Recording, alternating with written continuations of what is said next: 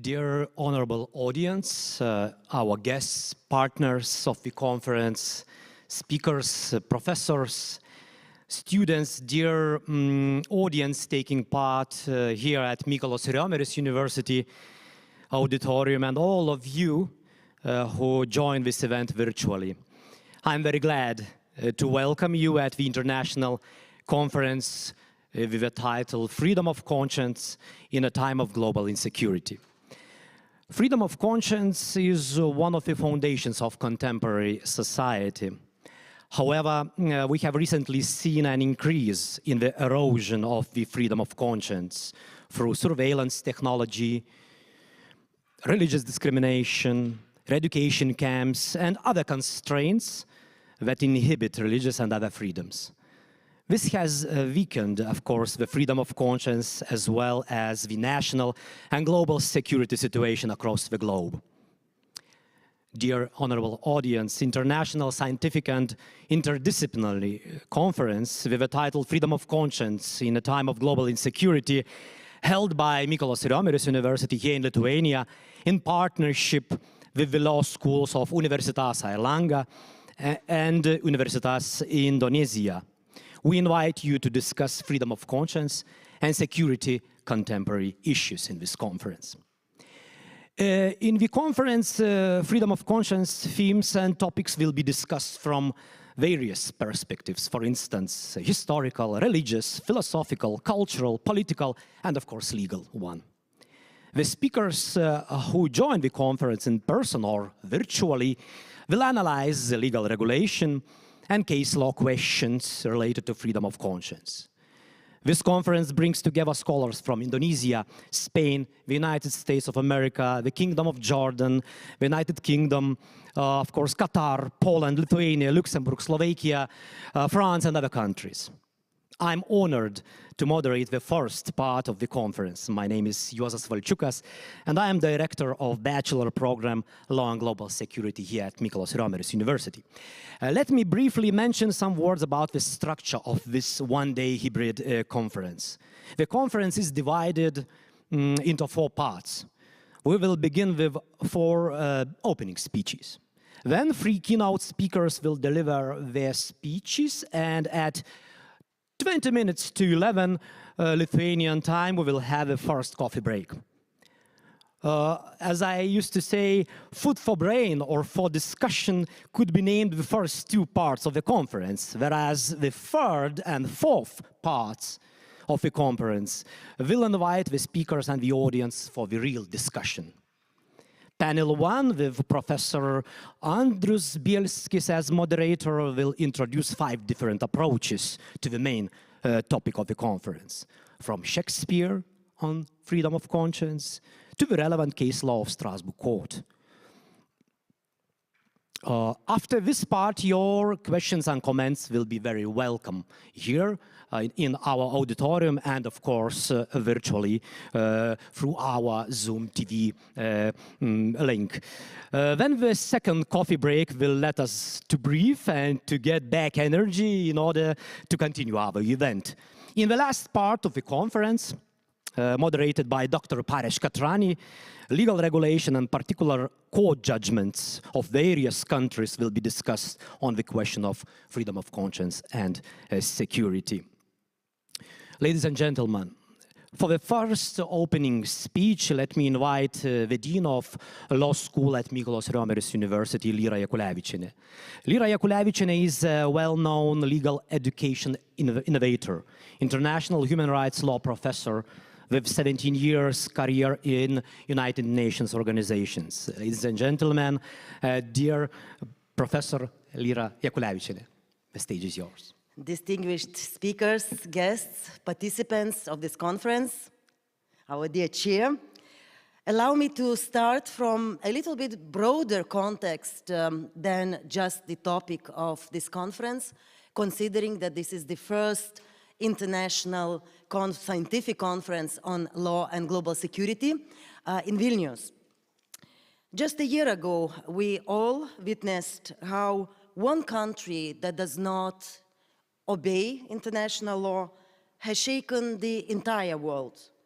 leading to problems with human, state, regional security, energy security, food security, migration, and many other negative outcomes. So when I hear somebody saying that, well, this is a failure of international law, I always have the same answer. Just imagine the world if there was no international law at all. The situation that we faced with aggression against Ukraine last year has also demonstrated how closely we are interlinked in the global world and how strongly we need to stand together to prevent and address such situations from happening. We in Lithuania know very well from our 50 years of lost history, of lost generations, deprived opportunities. Today's conference is devoted to one of the rights that lies at the core of our society, the freedom of conscience. If you would ask a Lithuanian what freedom means, Lithuanians would always connect it to independence. If you would ask, and please correct me if I'm wrong, I'm basing on certain research, if you ask Polish people, they will say that freedom is about freedom of nation. If you ask French people, correct me if I'm wrong, they will say freedom is freedom of conscience. So despite the fact that it is so dear to all of us, in reality, just think and remember all those difficult and horrible situations where opponents to official policies, not because they have different political opinion or any political opinion at all, but in some countries, people for thinking differently, for behaving differently, for expressing their religious beliefs differently, might still face capital punishment, long-term imprisonment. Around 40% of the world countries still have blasphemy laws, 11% apostasy laws, and so on. So think about all that intolerance that sometimes fights back against people thinking differently or behaving differently. Think of human rights defenders. But even if we leave, let's say, those extreme situations aside, there is a general issue, my dear colleagues, that I would like also to raise today as an observation. Because paradoxically, those security concerns that we are facing in contemporary world have led to emergence, proliferation, I would even say, of numerous restrictions even in democratic countries, where justification of protecting ourselves has sometimes actually turned against ourselves. So something that was intended to protect us is sometimes depriving us of our own liberties. And the main problem that I consider here is, with regard to those restrictions, is that we simply get used to that. And I think this imprisons us in our minds. Many restrictions are no longer questioned. Many restrictions passed unnoticed because they're justified. And this is something that really bothers me and something that I think we also need to discuss. Now, from Mykolas Romeris University perspective, the broader context is that we, of course, understand that in nowadays contemporary world with all contemporary security issues, the need for balance between security issues and human rights, including the freedom of conscience, there is a need of people who would think differently, who would stand for the freedoms, at the same time would have good solutions to address those security issues, to prevent them. So last year we have started a new, a completely unique Bachelor in Law program, Law and Global Security. It is an interdisciplinary program. This is also a unique feature about it. And with this, we also want to contribute, and we need to engage young people in deliberating those new solutions, develop new thinking, because otherwise, my dear young people, you will not have future if those issues are not addressed. This conference is an excellent opportunity for the young people, for the other colleagues, to learn about one of the freedoms, about different constraints, and most importantly, most important, how to address those concerns that are so key in our societies. Now, I would like to end, and of course, this is not the least important part, maybe this is the most important part. In Lithuania, we have a saying that if you are alone in the field, you are not a warrior. You cannot be a warrior if you are alone and win something. But my dear colleagues, this conference is unbelievable, but it is an effort of exactly one person, my very dear colleague, Juozas Valčiukas. And I would like to heartily thank Juozas for his dedication, for his commitment to this field, to the program, and also to all of us here. At the same time, I'm very grateful to our partners from Indonesia. I'm very much looking forward again to come back to visit your universities. And I'm also very grateful to all distinguished speakers who put the content on the program that we are going to see and hear today. So success to your discussions, and I hope that by the end of the day, we will all leave with some new ideas, maybe new questions, but also with that human connection that we can establish here in the room, and also hopefully with our participants online. So best of success to the conference.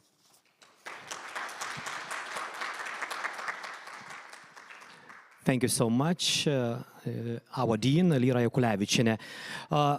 Now I kindly invite to give an opening speech Professor Nazila Ganea, who will join us virtually. Nazila Ganea holds a position as United Nations Special Rapporteur on freedom of religion or belief. She's also professor of international human rights law at the University of Oxford. Dear Nazila Ganea, the stage is yours. Good evening, and it's a pleasure to be with you all in this conference.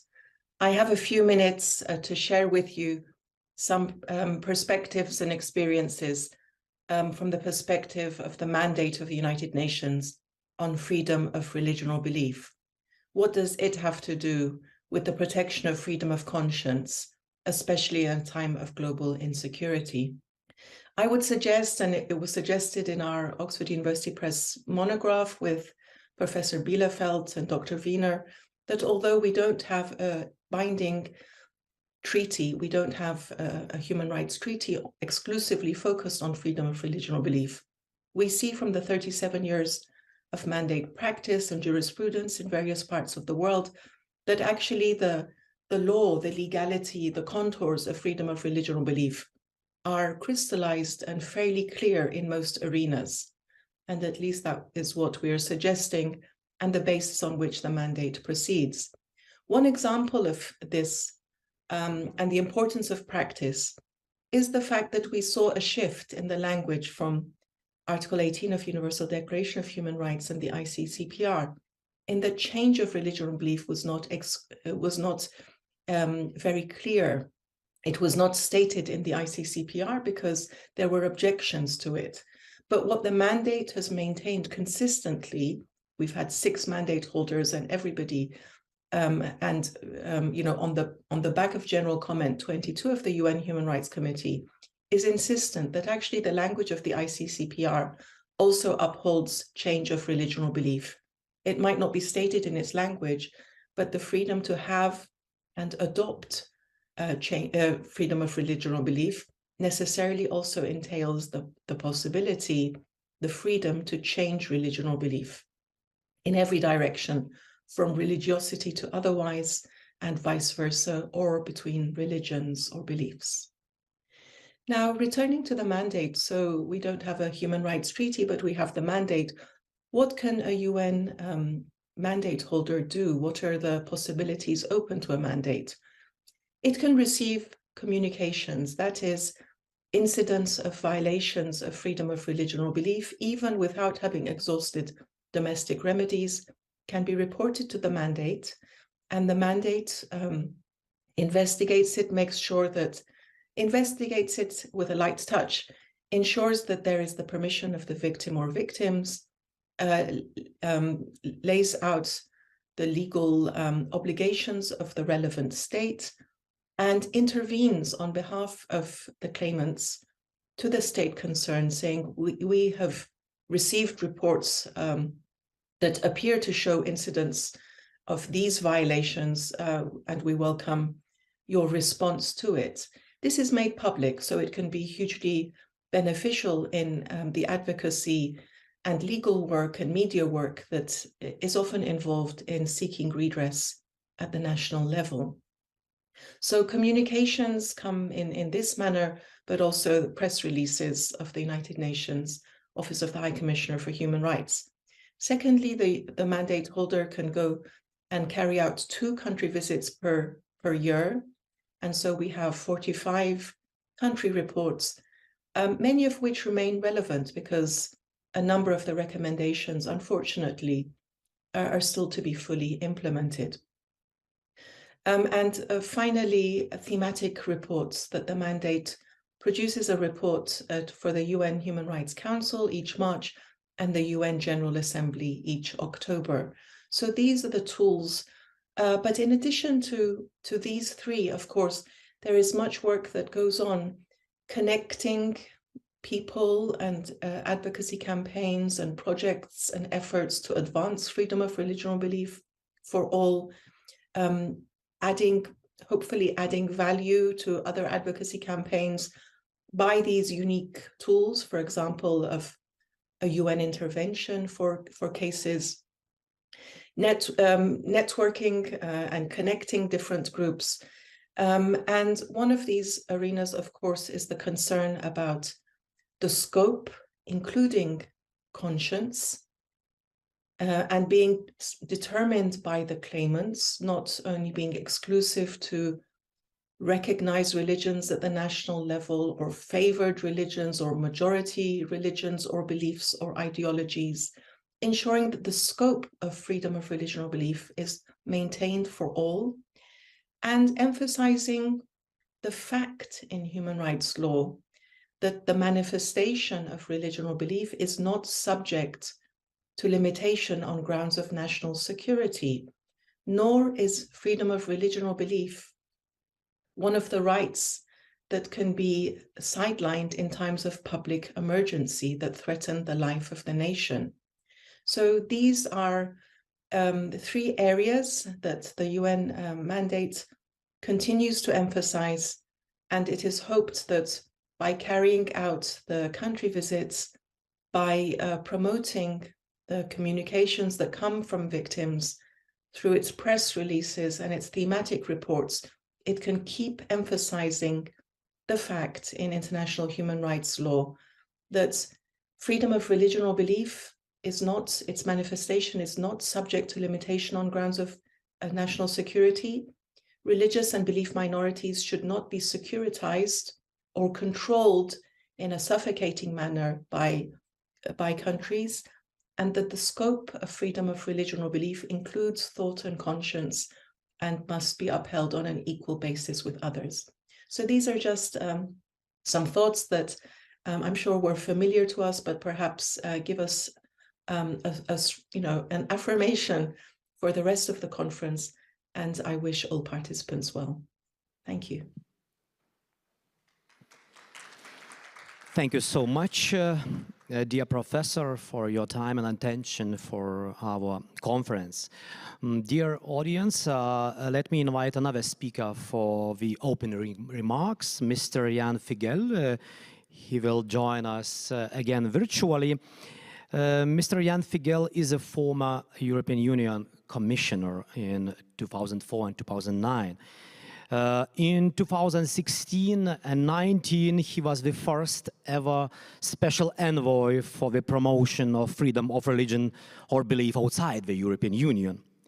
This role was followed by several European Union countries that established similar diplomatic positions since 2016. Mr. Figel has got strongly involved in freedom of religion or belief advocacy, promotion of interreligious dialogue. He was active also in release of freedom of religion and belief prisoners in Cuba, Iran, Pakistan, and Sudan. Dear Mr. Jan Figel, the floor is yours. Distinguished speakers and participants of the important and timely conference at the Mykolas Romeris University, ladies and gentlemen. At the beginning, I would like to express my gratitude to the organizers from Lithuania and Indonesia of this in-person gathering in Vilnius and for online communication globally. Special thanks goes to Associate Professor Juozas Valčiukas for his kind invitation. I was asked to speak as the first ever special envoy for promotion of freedom of religion or belief outside the European Union. Therefore, I'd like to stick to this unprecedented mandate and role in recent years.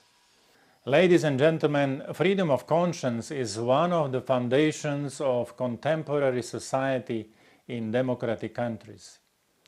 European Union at the turn of millennium defined its DNA through four main values: human dignity, freedom, equality, and solidarity. As the Universal Declaration of Human Rights states, I quote, "All human beings are born free and equal in dignity and rights. They are endowed with reason and conscience and should act towards one another in a spirit of brotherhood."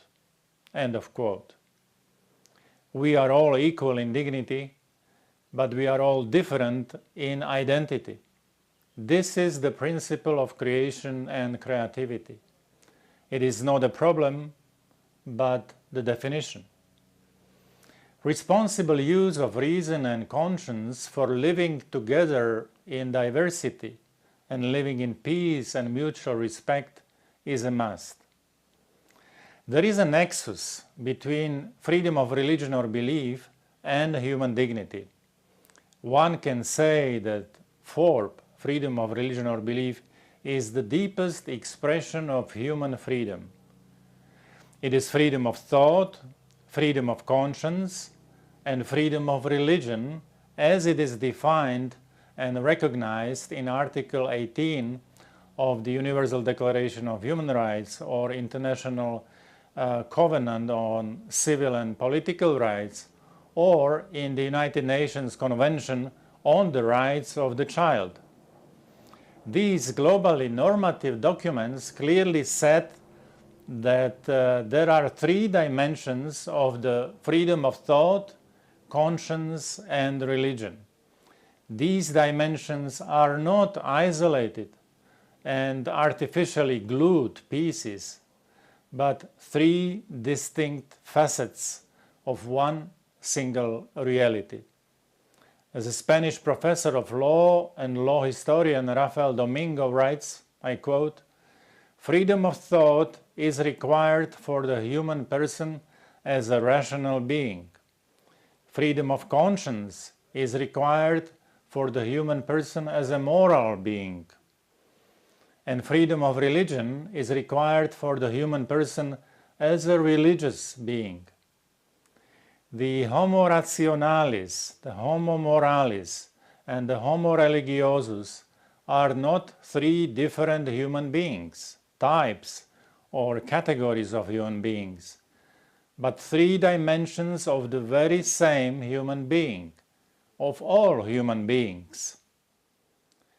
Human rationality, morality, and religiosity are intertwined. They represent forum internum and forum externum, intrapersonal and interpersonal relational dimension of human being. Human person must be therefore respected in these three dimensions of freedom. Because if these deepest dimensions of human dignity are not respected, then subsequent freedoms like freedom of opinion, expression, assembly, freedom of association are surely not respected by state power either. It all starts with human dignity, which has triple meaning. It is a departure point of public policies in truly humane society, an objective of public policies, and a criterion of these measures. European Union, through its Charter of Fundamental Rights, gives freedom of religion or belief and conscience unquestionable importance and interdependence in Article 10. It is called freedom of thought, conscience, and religion.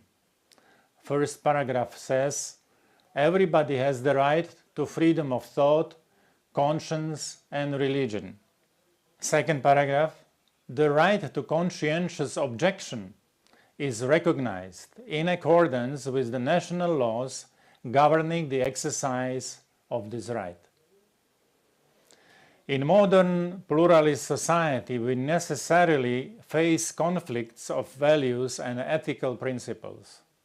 As Abraham Lincoln has rightly said, democracy is the government of the people, by the people, and for the people. Democratic constitution and legislation must create space for respect and for accommodation of minorities or dissenters. Therefore, functioning laws on conscientious objection help society to coexist in pluralist secularity, in so-called covenantal pluralism. Fair secular society is a blessing for freedom of conscience and freedom of religion. But unfair, intolerant, or oppressive secular regimes replace pluralism by a secularism as its ideology. And thirdly, my recommendation how to accommodate growing misunderstandings or conflicts in societies over freedom of thought, conscience, and religion. We should realize that life in freedom is in accordance with principle of human dignity of all. Freedom is a beautiful but a fragile daughter of a brave and wise mother called truth. We all know that truth liberates us, sets us free. Without truth, we live in lies, propaganda, or demagogy. And people are not free under such conditions. As ancient philosopher puts it, there is no happiness without freedom, and there is no freedom without the bravery. Our 21st century coexistence may become more humane and more peaceful when we get back to most ancient ethical principles, silver and golden ones. They represent pillars of culture of dignity for all. Silver ethical principle requests, don't do unto others what you don't want others to do unto you. This principle relates specially to values of freedom and equality. And the golden ethical principle says, do unto others what you want others to do unto you. It is a base of a solidarity and human love. Formation of human conscience and its respect according to said principles are therefore important objectives of education, ethics, law, politics, and religion. Conscientious objection in essential issues of life is a tool to accommodate position stemming from an individual conviction or belief. Science and reason reason, belief, and faith should seek truth, justice, and common good for all people. Ladies and gentlemen, I wish you a successful conference and thank you for your attention. Thank you so much, dear Jan Figel. Dear audience, let me invite now Professor Emeritus at Emory University Law School, Abdullahi Ahmed An-Naim, who will join us virtually. Professor Abdullahi Ahmed An-Naim is an internationally recognized scholar of Islam and human rights in cross-cultural perspectives. His research interests includes constitutionalism in Islamic and African countries, secularism and Islam and politics. Professor is the author of books including Islam and the Secular State, Negotiating the Future of Sharia, Muslims and Global Justice. Ladies and gentlemen, Professor Abdullahi An-Naim. Peace to you all. Assalamu alaikum wa rahmatullahi ta'ala wa barakatuh. This is my traditional Muslim greeting, as I'm sure many of you know that. And it is very appropriate for this meeting because of the content and the idea of peace to all. What I would like to suggest here is that I have a way of trying to break down the problematic of human rights discourse so that we can take it one by one and to look for ways to improve and to take it forward. I speak about what I call 3 C's. The C of content, that is the first letter in content, concept, and context. Actually, the order should be concept, content, context. By this, I mean that the concept of human rights is universality. If one is not speaking of universal human rights, then it is not human rights that we're talking about, which is fine. I mean, for all humanity, all throughout history, we had concepts of rights and ideas of civil rights in particular, which came to be closest to what we now call human rights throughout our history. And there are those who may object to the concept or the idea of creating a universal concept. And there is a paradox in it, as I will mention in a minute. But let us be clear that my point is simply that we should not speak of human rights when we do not mean universal human rights.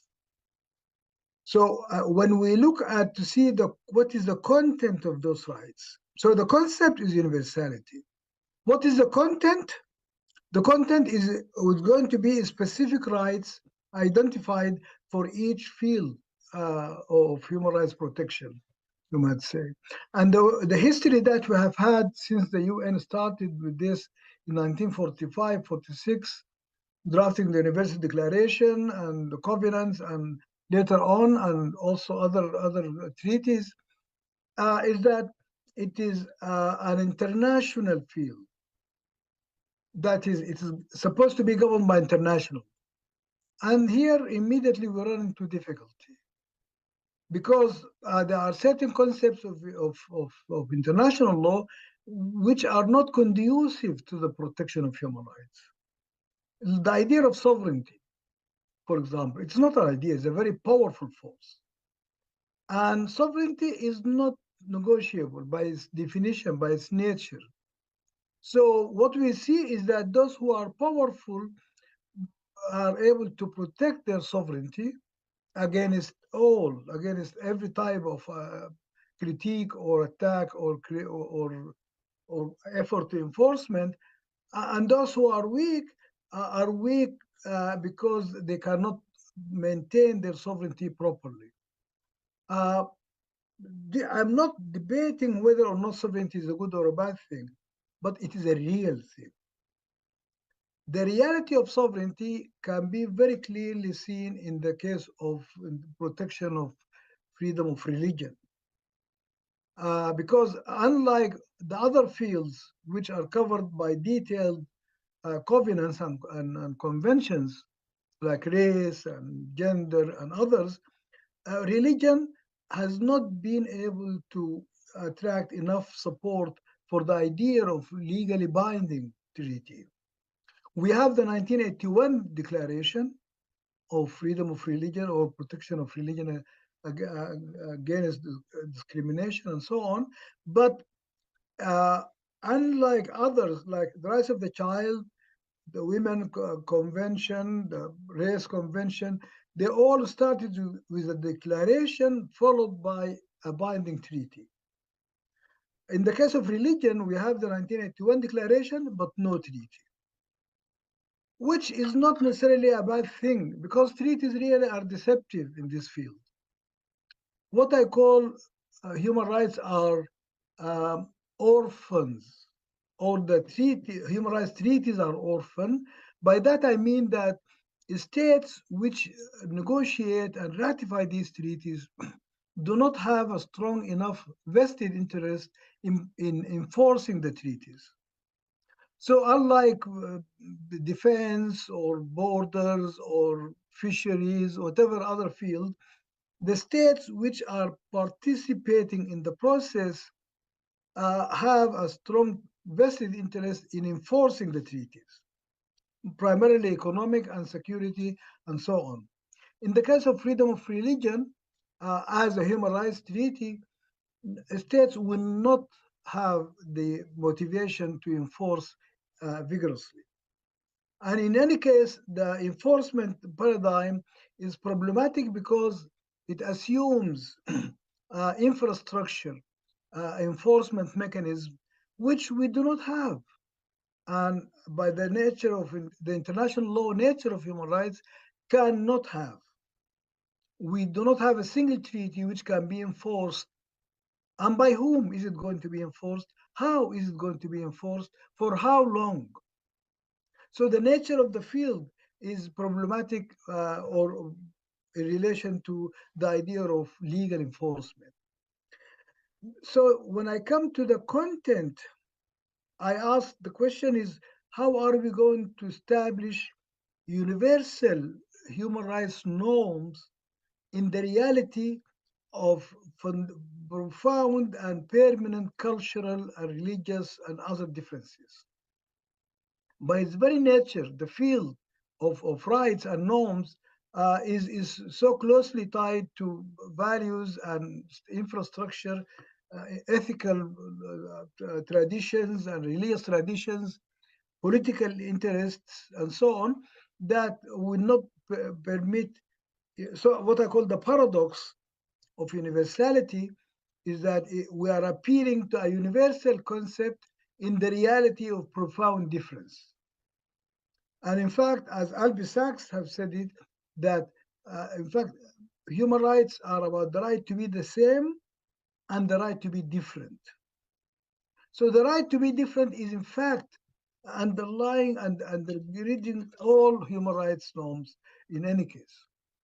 And then I move on to ask the question about context also.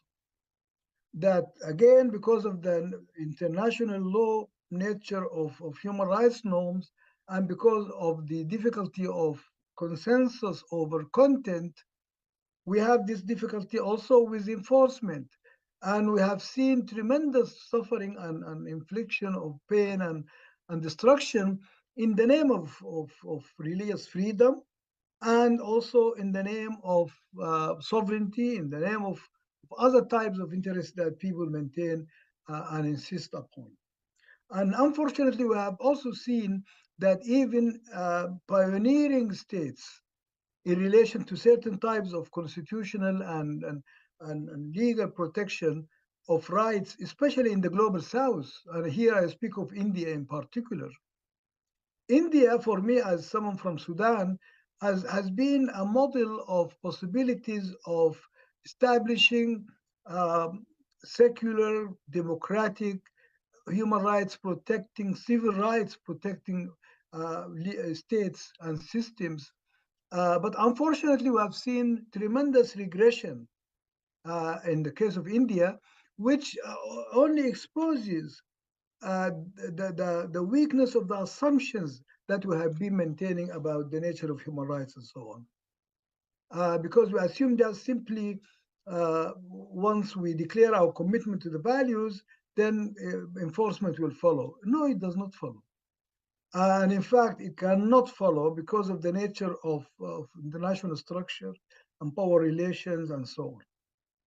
And finally, the context, the third C, the context is the same point, which is that what is the context in which human rights are raised as a challenge, as a demand, as an expectation, is very much different according to recent history and ancient history.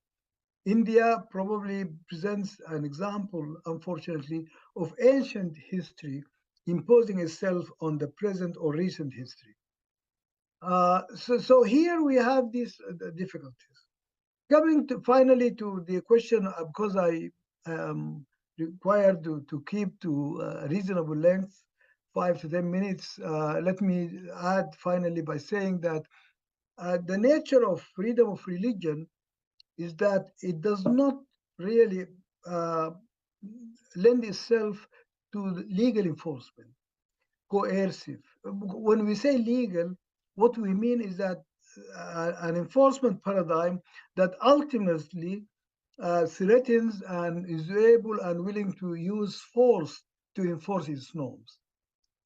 That is not true, unfortunately, for human rights, and especially freedom of religion, because of its nature being deeply rooted in local culture and practice. And by the way, the concept of religion itself needs to be considered critically, because what we have seen in relation to how rights are identified in relation to freedom of religion and so on is primarily a matter of Western European ideas of nation state and of sovereignty and of legal protection case by case, sort of almost like you take as if you are, it is shifting or superimposing the constitutional paradigm onto so-called universal human rights paradigm, whereby individuals will wait until their own rights have been violated so that they have the right to go to court. And then once they go to court, it's going to take a long time to litigate the case, and it will require tremendous resources. It will require infrastructure, judicial independence, and so on, ultimately in order to come to a determination in relation to a single individual person. So whereas the nature of events and things go fast, that it is large numbers of people who would have already been displaced or forced into international flight in order to avoid freedom of the discrimination on grounds of religion or persecution on grounds of religion. And so the nature of it is too slow, it is piecemeal, it is reactive, it is only after the fact that it can be invoked, and it is case by case. Whereas the reality is that we have massive violations and so on. So my challenge, actually, if I may, to this conference is to think more sort of originally and I would use the word radically, in fact, about the protection of freedom of religion. If we are still waiting for the current international legal, so-called legal protection system to work, it is not going to work. So either we give up on freedom of religion as a human rights value, or we are willing to think in terms of more fundamentally, infrastructurally ways of protecting this right. And this is what I would close with, which is the call for what I call cultural transformation and political mobilization. That is to protect the freedom of religion, we should not rely on legal protection, but we should rely on and seek to realize transformation of cultural values, so that it is not to eliminate difference, but it is to celebrate and to accept, not only tolerate, difference as inherent to the human condition. That is the key. The key is how can we persuade each other and our own communities to accept transforming values and ancient practices that are no longer tenable in the globalized, integrated world of today.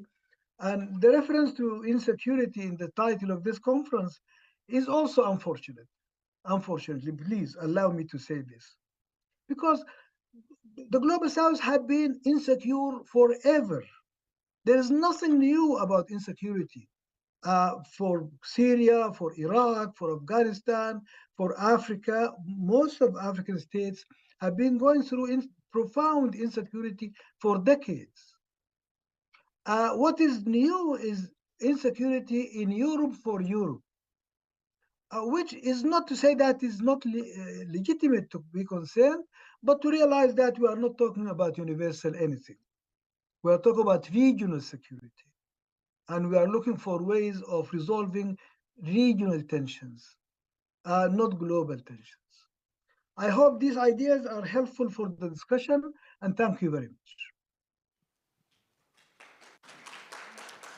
Dear Professor, thank you so much. Thank you for your very timely ideas.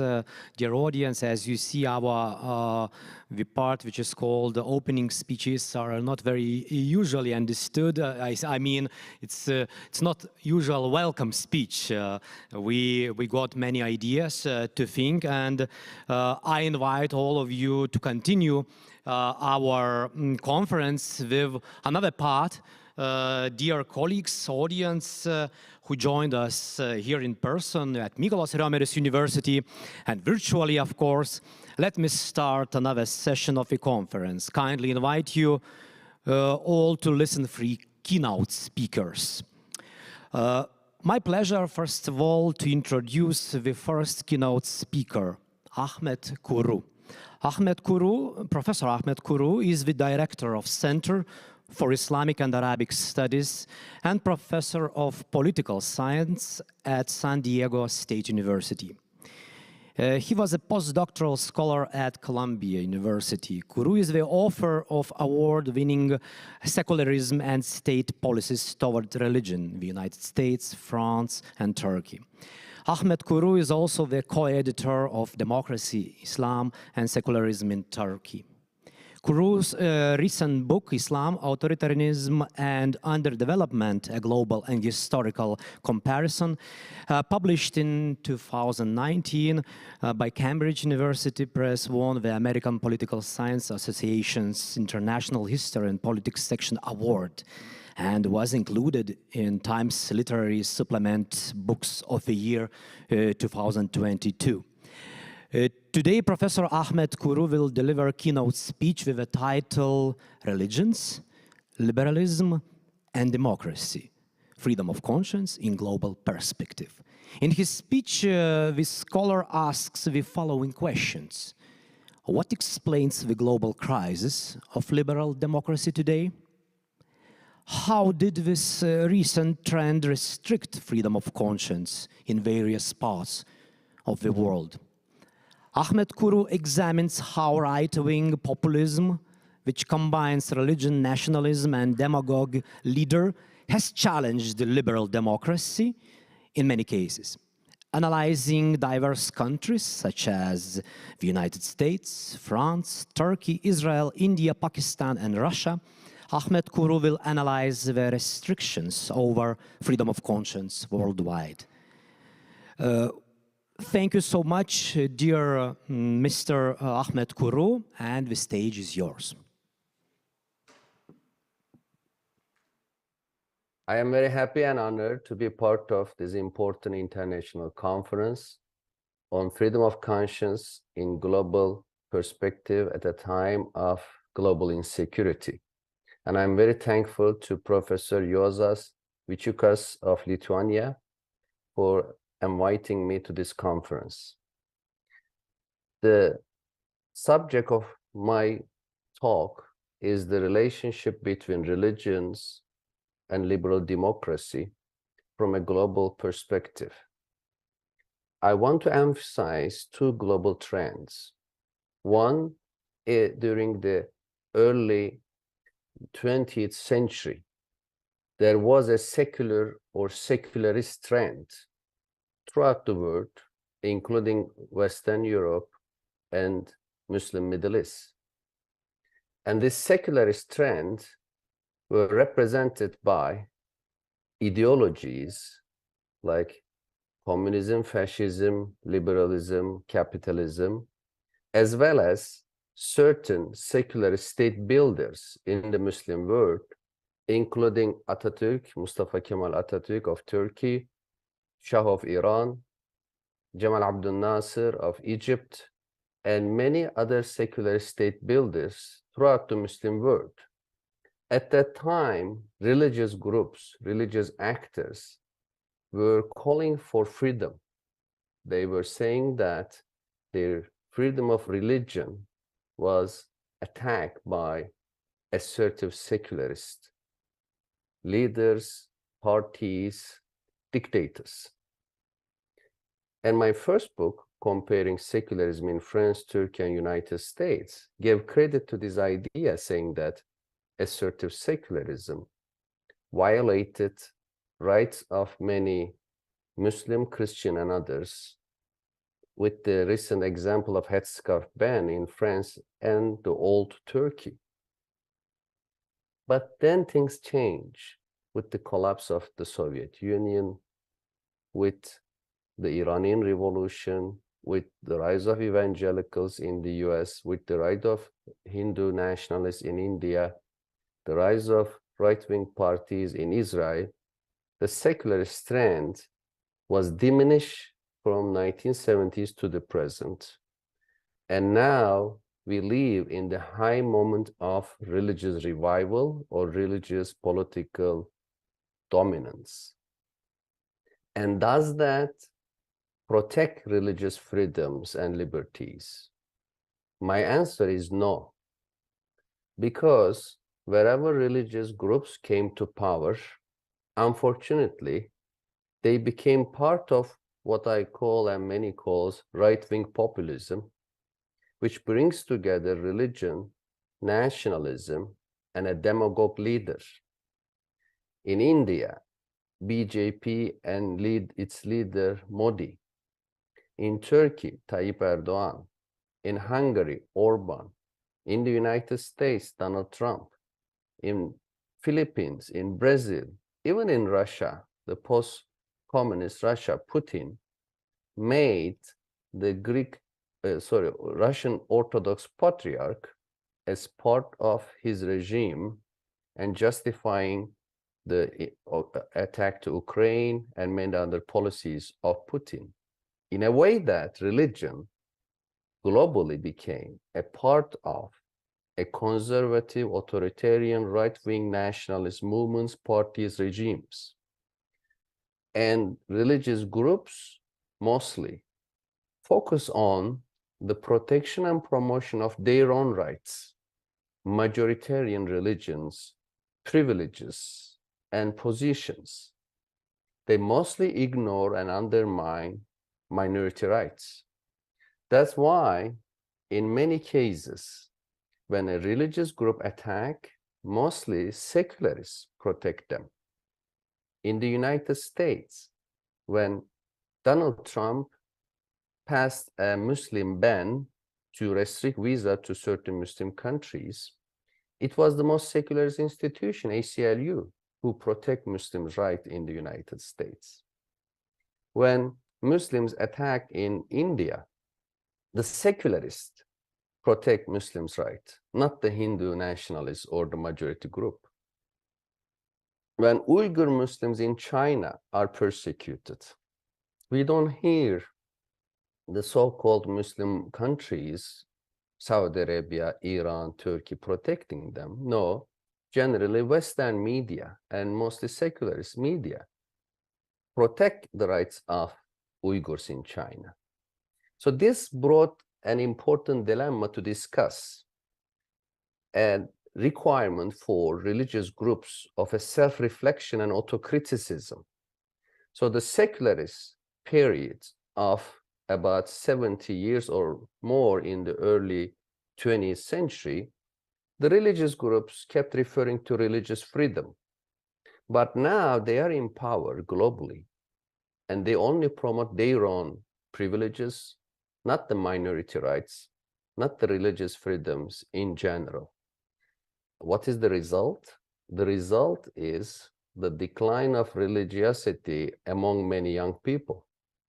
In the United States, in the last 20 years, the percentage of unaffiliated people jumped from 15% to 25%. In Iran, according to a recent survey published by The Conversation, about half of Iranians say they are no longer Muslim. In Turkey, even the religious institutions admit that there is a rise of deism and atheism among the young people. Why? Because the young people globally react to the combination of religion with conservatism and nationalism and authoritarian regimes. And religions, therefore, should address this issue, asking the question, why are we so politicized, and politicized in a way of promoting authoritarianism and restricting religious freedom of speech, freedom of assembly? Because religious freedom itself is good but incomplete. That's why we expand the term as freedom of conscience, because people should be free to believe or not believe, and that's the right choice of this conference, as emphasizing freedom of conscience. But freedom of conscience itself is not enough. That's why the First Amendment of the US Constitution first said that Congress shall make no law with regard to establishment of a religion or the prohibition thereof, and then add to that freedom of speech, freedom of assembly, freedom of protest. These are all necessary for a liberal democracy. And if religious groups are sincere about being Democrat, it's not enough to have a leader, generally a man, elected by a majority. It's not a democracy unless we protect freedom of speech, freedom of assembly, freedom of press. And these are necessary for both religious and non-religious people to coexist in a liberal democracy. So how can we do that? A major problem today is right-wing populism. As I emphasize, in Israel, in Turkey, in India, in Russia, in the United States, right-wing populism attacks liberal democracy, and many religious people support that, despite the fact that the diminishing of liberal democracy will eventually mean a risk to their freedom of conscience. In order to protect my freedom of conscience, I need to protect others' freedom of conscience and their freedom of speech. So what are my practical solutions? Let me conclude by that. First of all religious groups should avoid extreme politicization and being part of right-wing populism. In the Muslim world, the idea of clergy-state alliance, or what I call in my recent book, ulama-state alliance, has a deep historical roots. From the 7th to 11th centuries, Muslims had a golden age of science and economy. They produced cutting-edge philosophers. But after the 11th century, when eminent scholars call philosophers apostates and philosophy punishable by that, these really marginalized intellectuals, and this prevented innovation, creativity. That's why we have a scientific stagnation in the Muslim world today. The limitation of freedom of speech, the limitation of them by blasphemy laws and apostasy laws.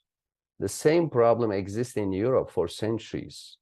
But finally, Europeans established democracies and liberal values, and they either removed blasphemy laws or kept them in law books as dead letters with no practical impact. Today in the Muslim world, unfortunately, there's a very risky and problematic trend. On behalf of protecting religion, they are passing blasphemy laws. Even in Indonesia, a Muslim majority democracy, we see this debate going on. This is a wrong way. Freedom of speech guarantee freedom of expressions and practice for Muslim, Christian, and all religions, as well as non-religious people. Blasphemy laws are tools for authoritarian regimes to punish those who are dissenting of the hegemony of the ulama and the state in the Muslim world. And beyond the Muslim world, everywhere in the US, in Israel, and other cases, we have to focus on liberal democracy, promoting the idea of equal citizenship. Arab and Israeli Jew should enjoy the equal citizenship in order Israel to be a democracy. Every race and ethnic group should enjoy freedom of speech and citizenship in order US to remain as a liberal democracy. And in the Muslim world, the Sunni Shia sectarianism should be avoided to establish equal citizenship and a liberal democracy. And globally, we need to promote protection of property rights for economic freedoms and freedom of conscience, freedom of speech, freedom of press, in order to promote democracy and liberal values.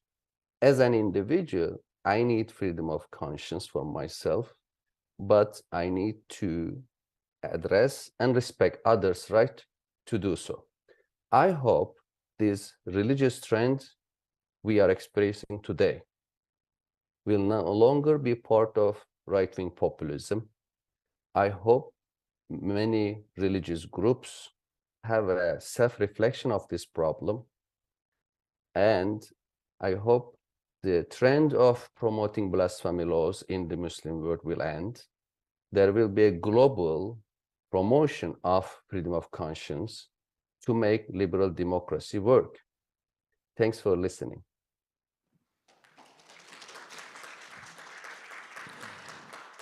Thank you so much, dear professor. What made me even more interesting to listen to this speech, dear audience, is that the presentation is based on the speaker's new book project on religion, liberal democracy, and right-wing populism. Again, thank you so much, dear Mr. Ahmed Kuru, for joining the conference and sharing the newest ideas from your research. I'm sure the upcoming book will reach the audience across the globe.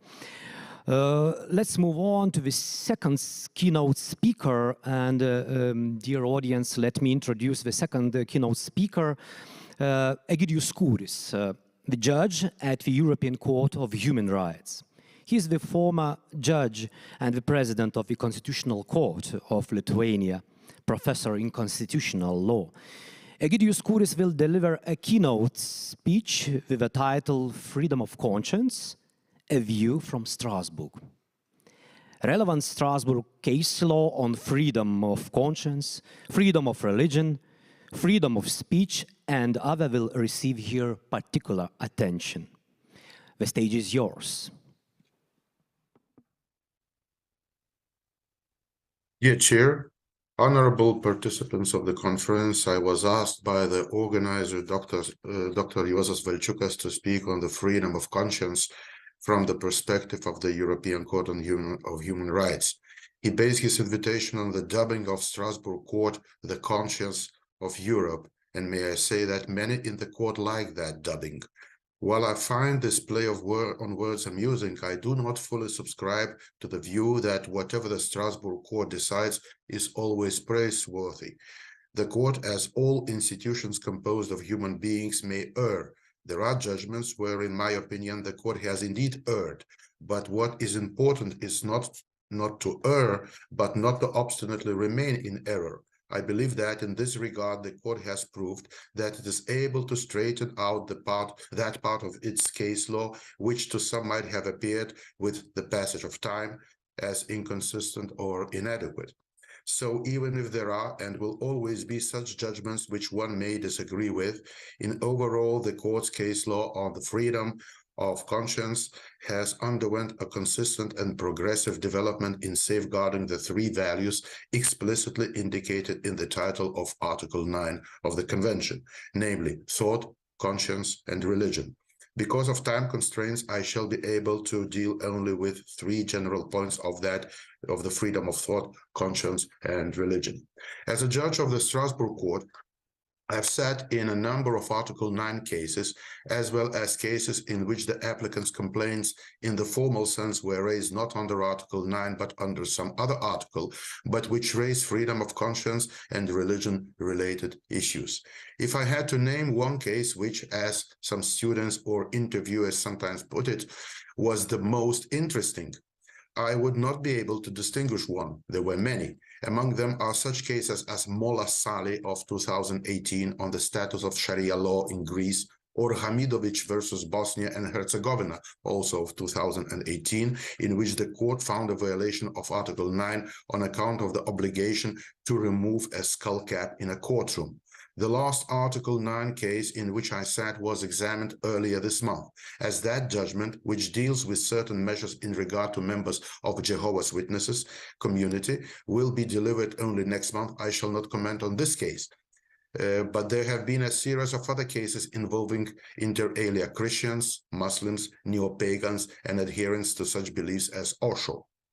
Some of these cases were against Lithuania. Truth to say, although the court's case law on Article 9 is rich, there have been only very few Article 9 cases against Lithuania, only 4 in almost 3 decades.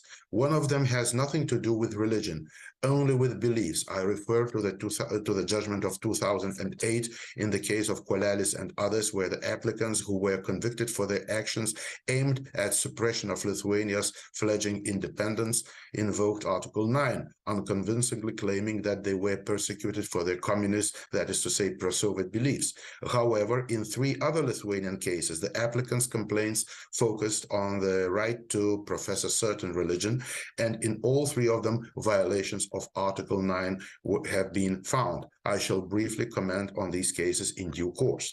I mentioned the 3 values indicated in the title of Article 9, thought, conscience, and religion. This brings me to my first general point. It may be seen as terminological, but it is much more than that. By canons of legal interpretation, the use of different terms in a legal text suggests that they signify different matters.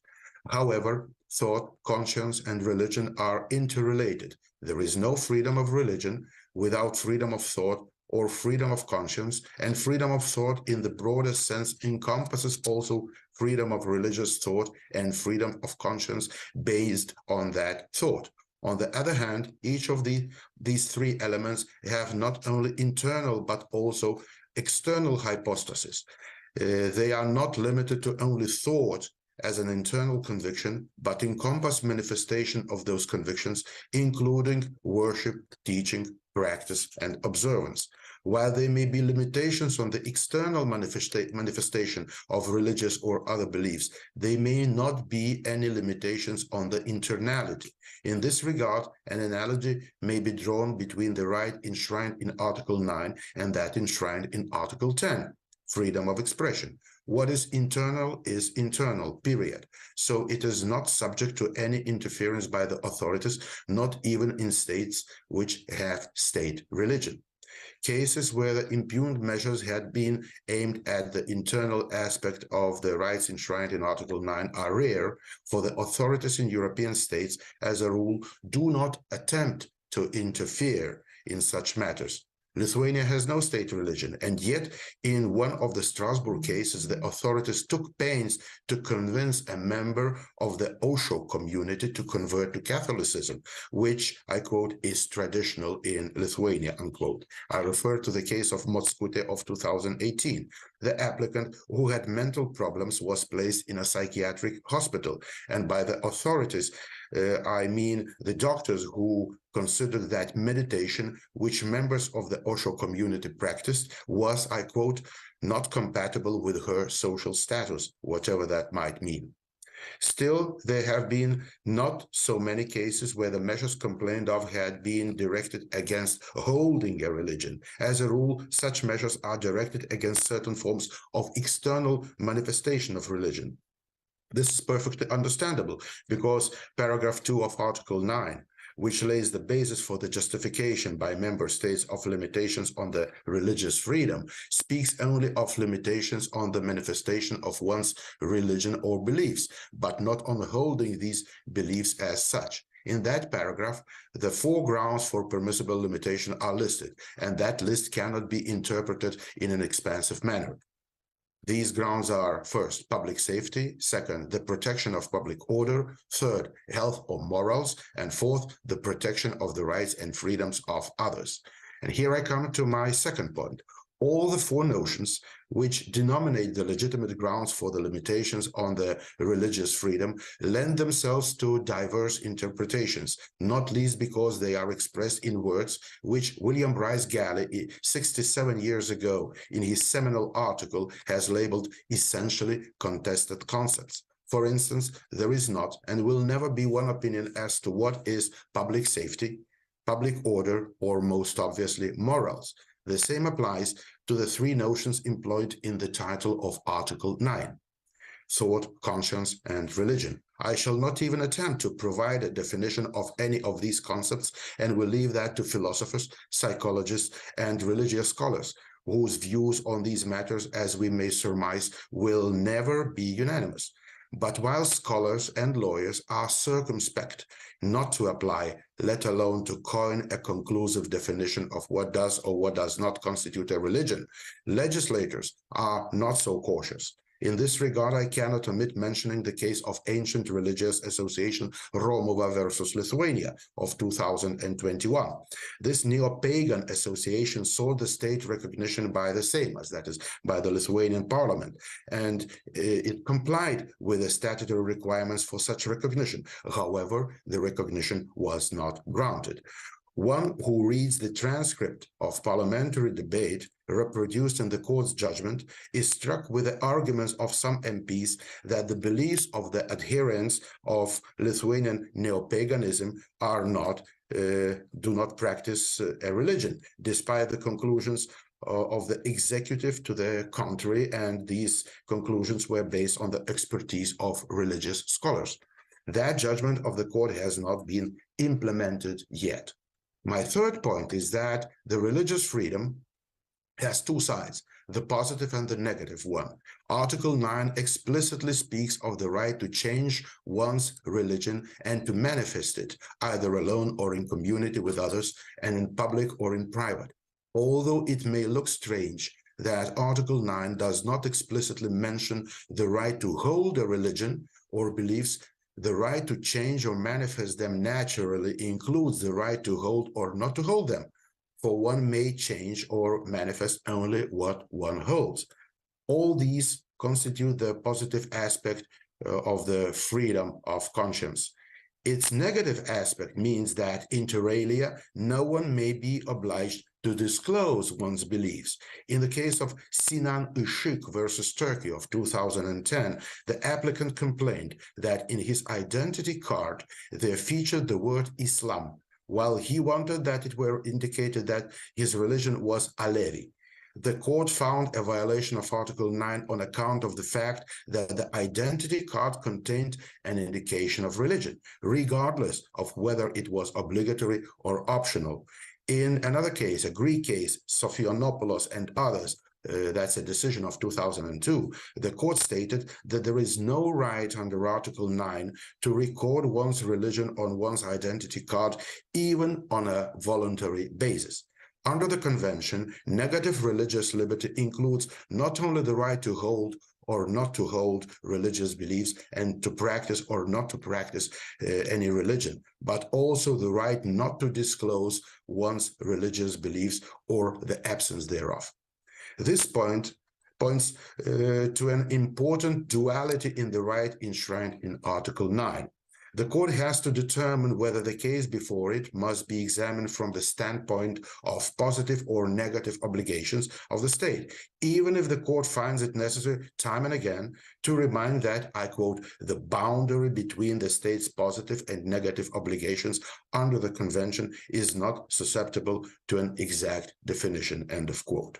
This duality broadly reflects the so-called two concepts of liberty, namely positive and negative liberty, as expounded by Isaiah Berlin in 1969 in his seminal article. Berlin's positive freedom translates itself in the negative obligations of the state and negative freedom into positive obligations. In this regard, the freedom of conscience, including religious freedom, is not unique, as the distinction between negative and positive obligations is characteristic of most convention rights. For instance, perhaps every school kid knows the notion of the freedom of speech, which means that the state has a negative obligation not to interfere in one's expression. But there is also an individual's freedom from speech, which exemplifies itself in cases where the applicants complained of hate speech or incitement to violence. In other words, of the violation of their freedom from abusive speech. In these instances, the state must take measures directed against the speech of others, which may harm that individual. This is the state's positive obligation. Such positive obligations also encompass the state's obligation to take measures protecting the legitimate expression. Regarding the state's negative obligations in the field of religious freedom, several types of cases seem to be outstanding. One category includes the cases where violations of Article 9 were found on account that the applicants were compelled by the state to act contrary to their conscience. For instance, the state cannot require a person to conduct an act which might reasonably be seen as swearing allegiance to a certain religion. In this vein, in the case of Buscarini and others versus San Marino of 1999, the court found a violation of Article 9 where the applicant was obliged to take the oath on the Gospels on pain of forfeiting his seat of Member of Parliament. Authorities are also not free to ask individuals about their religious beliefs or force them to express those beliefs. And I refer to several Greek cases, in particular Alexandridis of 2008, Dimitras and others of 2010, and Stavropoulos and others of 2020. The already mentioned case of Sinan Işık versus Turkey falls in this category. But the need for an employee to inform his employer in advance of requirements dictated by his religion on which that employee wishes to rely in order to request a privilege, for example, to be absent from work on Fridays in order to attend a mosque, is not considered to be an obligation to reveal one's religious beliefs. And here I refer to yet a commission's decision, not even a court's judgment, but a commission's decision of 1981 in the case of X versus the United Kingdom. This negative obligation of state vis-à-vis an individual is mirrored by its, so to say, collective counterpart, which boils down to the principle of respect of the autonomy of religious organizations. For instance, the state cannot oblige a religious community to admit new members or exclude existing members. And I refer here to Sviato-Mikhailivska Parafia versus Ukraine, the case of 2007. In the court case law, the state's negative obligations in the field of religious freedom are often assessed from the standpoint of prohibition of discrimination, as enshrined in Article 14 of the Convention. For example, such combined violation was found in the case where the court had to assess the absence of the alternative course in ethics in schools. So if the pupil had been dispensed from courses in religion, all his school reports and his school diploma had a dash in the space reserved for religion/ethics. I refer to the case of 2010, Grzelak versus Poland. And in a Greek case, Stavropoulos and others, which I already mentioned, such violation was found on account that in the birth certificate there was the entry, choice of name, which implied that the bearer had not been christened, but that his name had been chosen by civil act. A great number of cases on positive religious freedom and consequently the state's negative obligations in this field focus on the conscientious objection.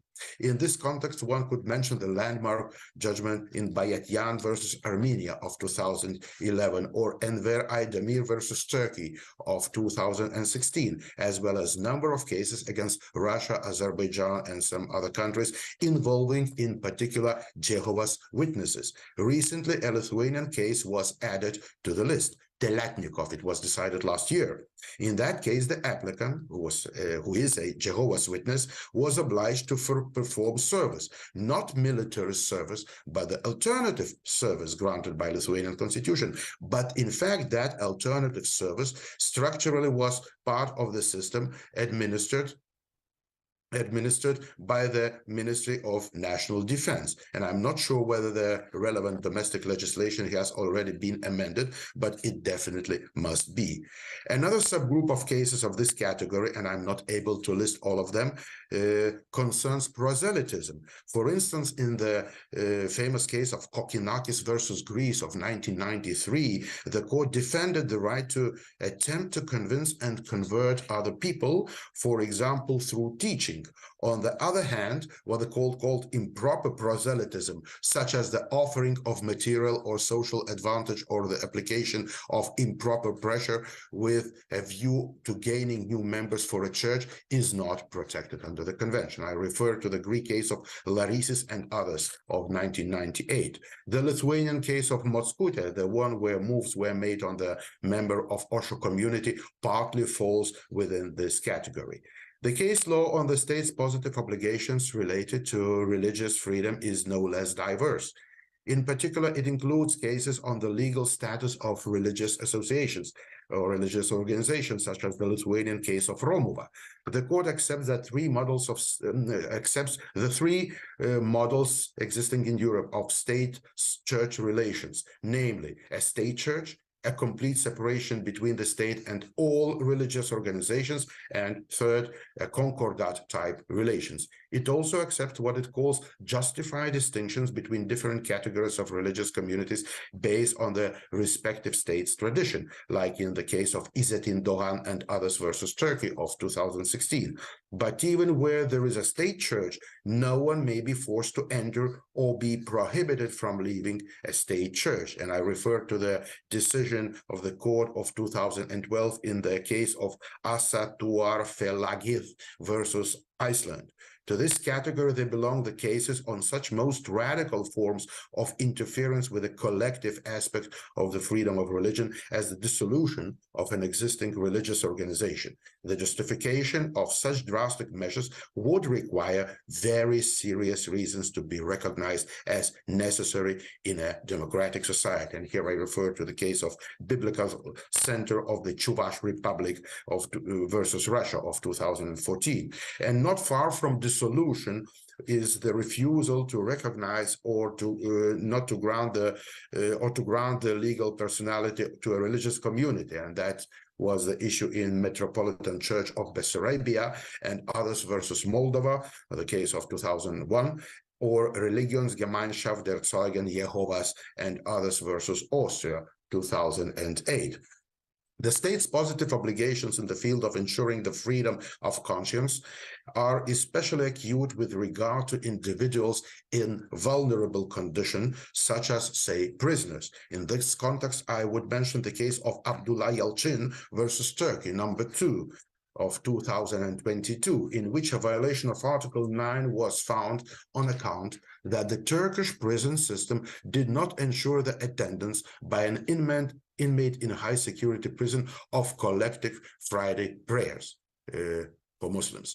However, in Süveges versus Hungary, a case of 2016, no violation of Article 9 was found. In that case, the applicant alleged that the refusal of the judicial authority to grant him leave from house arrest to attend mass had infringed his right to manifest his religion freely, but no violation was found.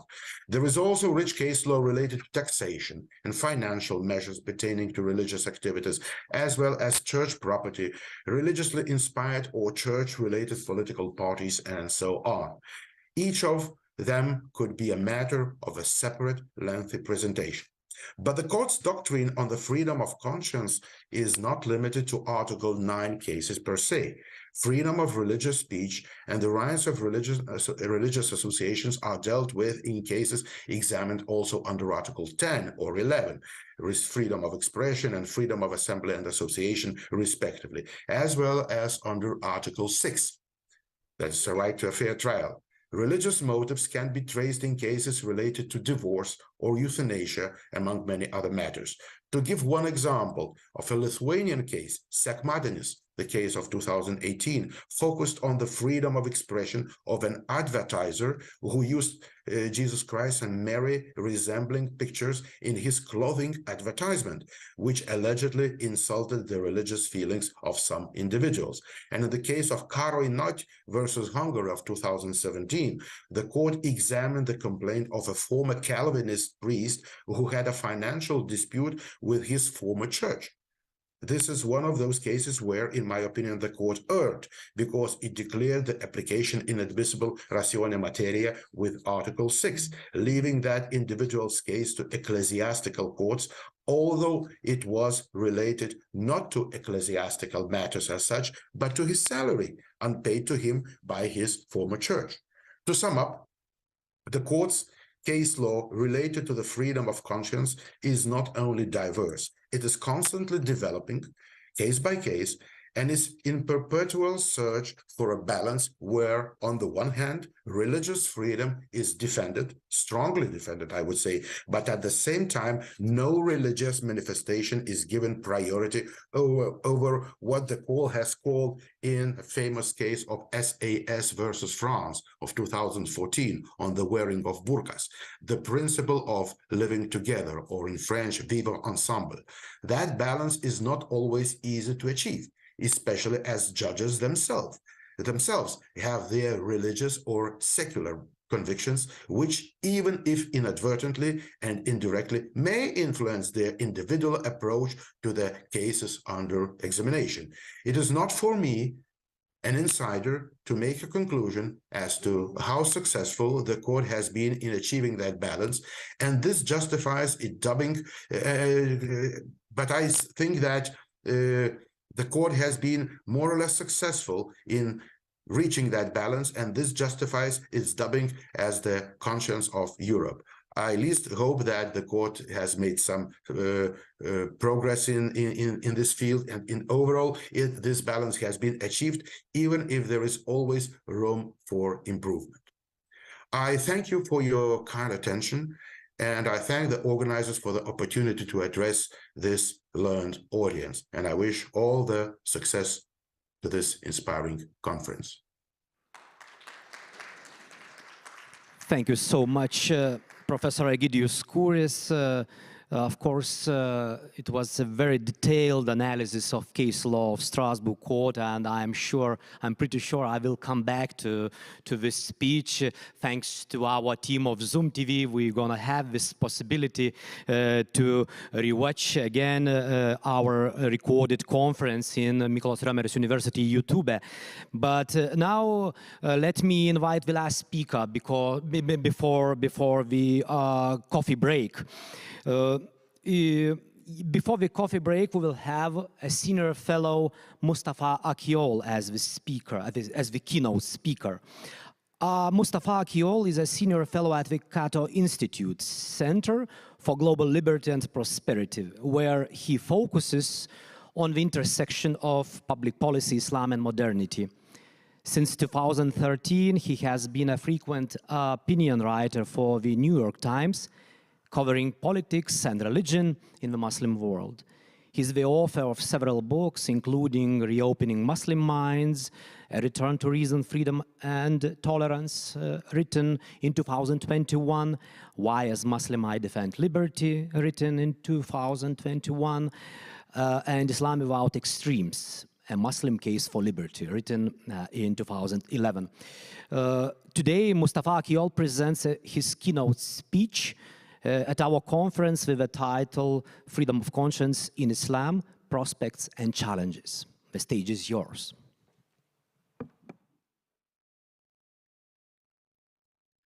Well, greetings from Washington, D.C. My name is Mustafa Akyol, and I'm really happy to join this very important conference. I'm privileged to join. I wish I could join physically by being in Lithuania, but we couldn't arrange it this time, but inshallah, in the future, as we say in the Islamic tradition. I'll say a few things about freedom of conscience. It's a very important topic, of course, a value, and also its place in the Islamic tradition from the perspective of the Quran, especially. But just a reminder, I think it's fair to say freedom of conscience became a emphasized value, a much talked issue in the Enlightenment, in the historical transformation in Europe we call the Enlightenment. And it's not an accident that this period we call the Enlightenment came after long battles in Europe between different sects, between different interpretations of Christianity, a lot of persecution, bloodshed, terrible history of violence, really, that really tore apart Christendom, especially in the 16th and 17th centuries. And Christian thinkers who saw this and wanted to get out of this violence and persecution began thinking anew about their religious tradition. And freedom of conscience was a value that was really much emphasized, especially at this point. And there was a conceptual shift about it before people began to think of freedom of conscience, before they valued it. There was a strong emphasis on somebody's value, worth of a person being measured according to the religion or sect that a person believed in. In other words, if you were from believer of the true religion or the true sect, you were a valuable person. But if you had the wrong beliefs, if you were a heretic, if you were an infidel, that certainly decreased your rights. Maybe that could lead you to execution, persecution, being burned at stake. Terrible violence. At this time, Enlightenment thinkers began, and again, there's a diversity there. I'm not espousing every aspect in the Enlightenment, especially the anti-religious strain in it. But some of them, rightly so, I think, began to emphasize the value of sincerity in religion, in religious convictions. One of them was Lessing, the very important German philosopher from the 18th century. He has a very interesting quote, and he says, not the truth which someone possesses or believes he possesses, but the honest effort he has made to get at the truth constitutes a human being's worth. In other words, we value human beings not because they believe in the true religion, but they honestly strive for truth, and that might lead that person to different interpretations of the same faith or different faiths, but still his sincerity is something that we should morally honor.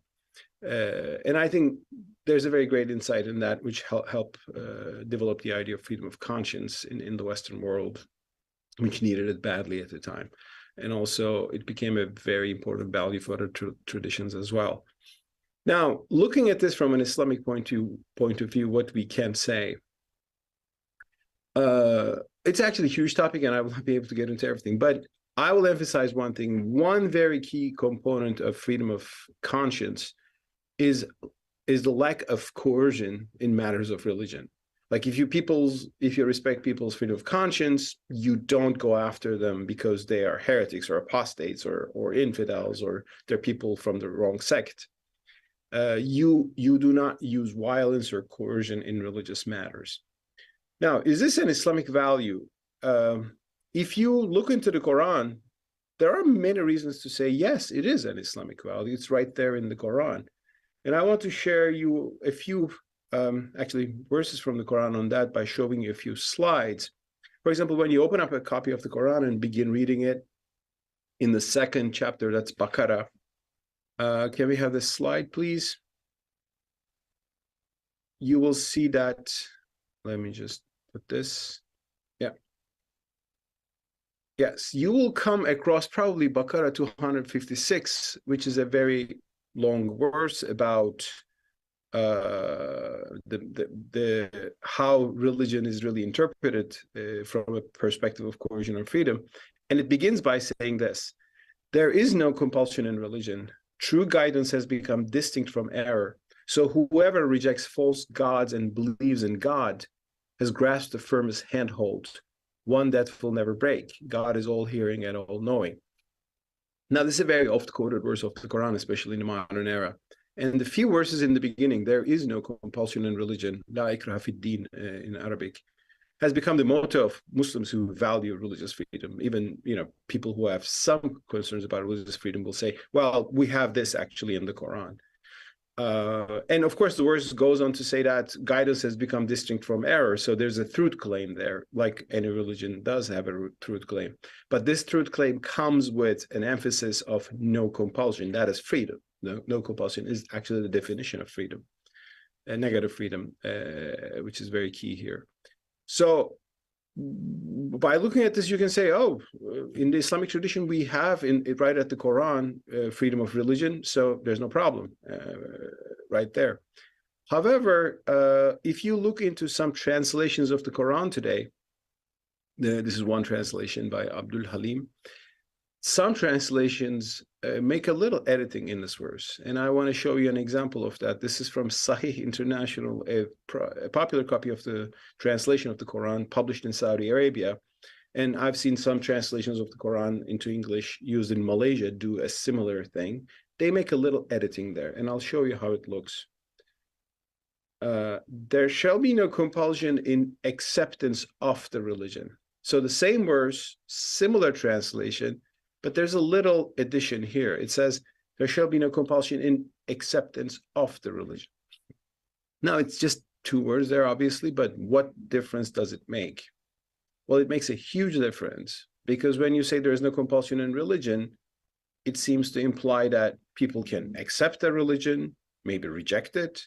People can practice it in the way they believe it. It's up to them. It's their freedom. But if you say there is no compulsion only in accepting the religion, it means you're free to accept it or not.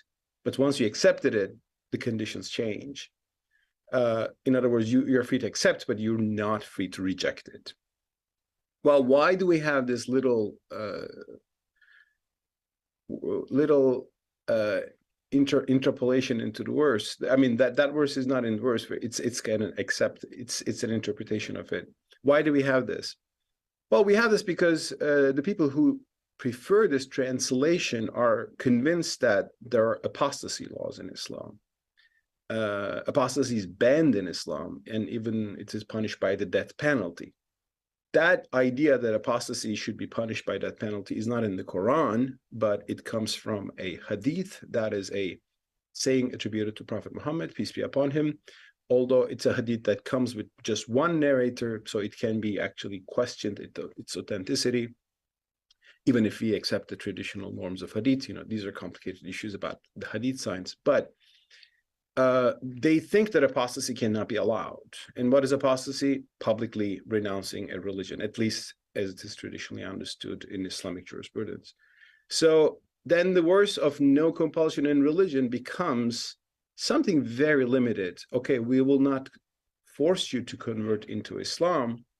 You can stay as a Jew or Christian, and that has been historically allowed by Muslims, tolerated by Muslims, and actually that was a very generous condition in the Islamic civilization. That's why Jews repeatedly fled from Europe, Christian Europe, where they were forced to convert into Christianity. They came to the lands of Islam.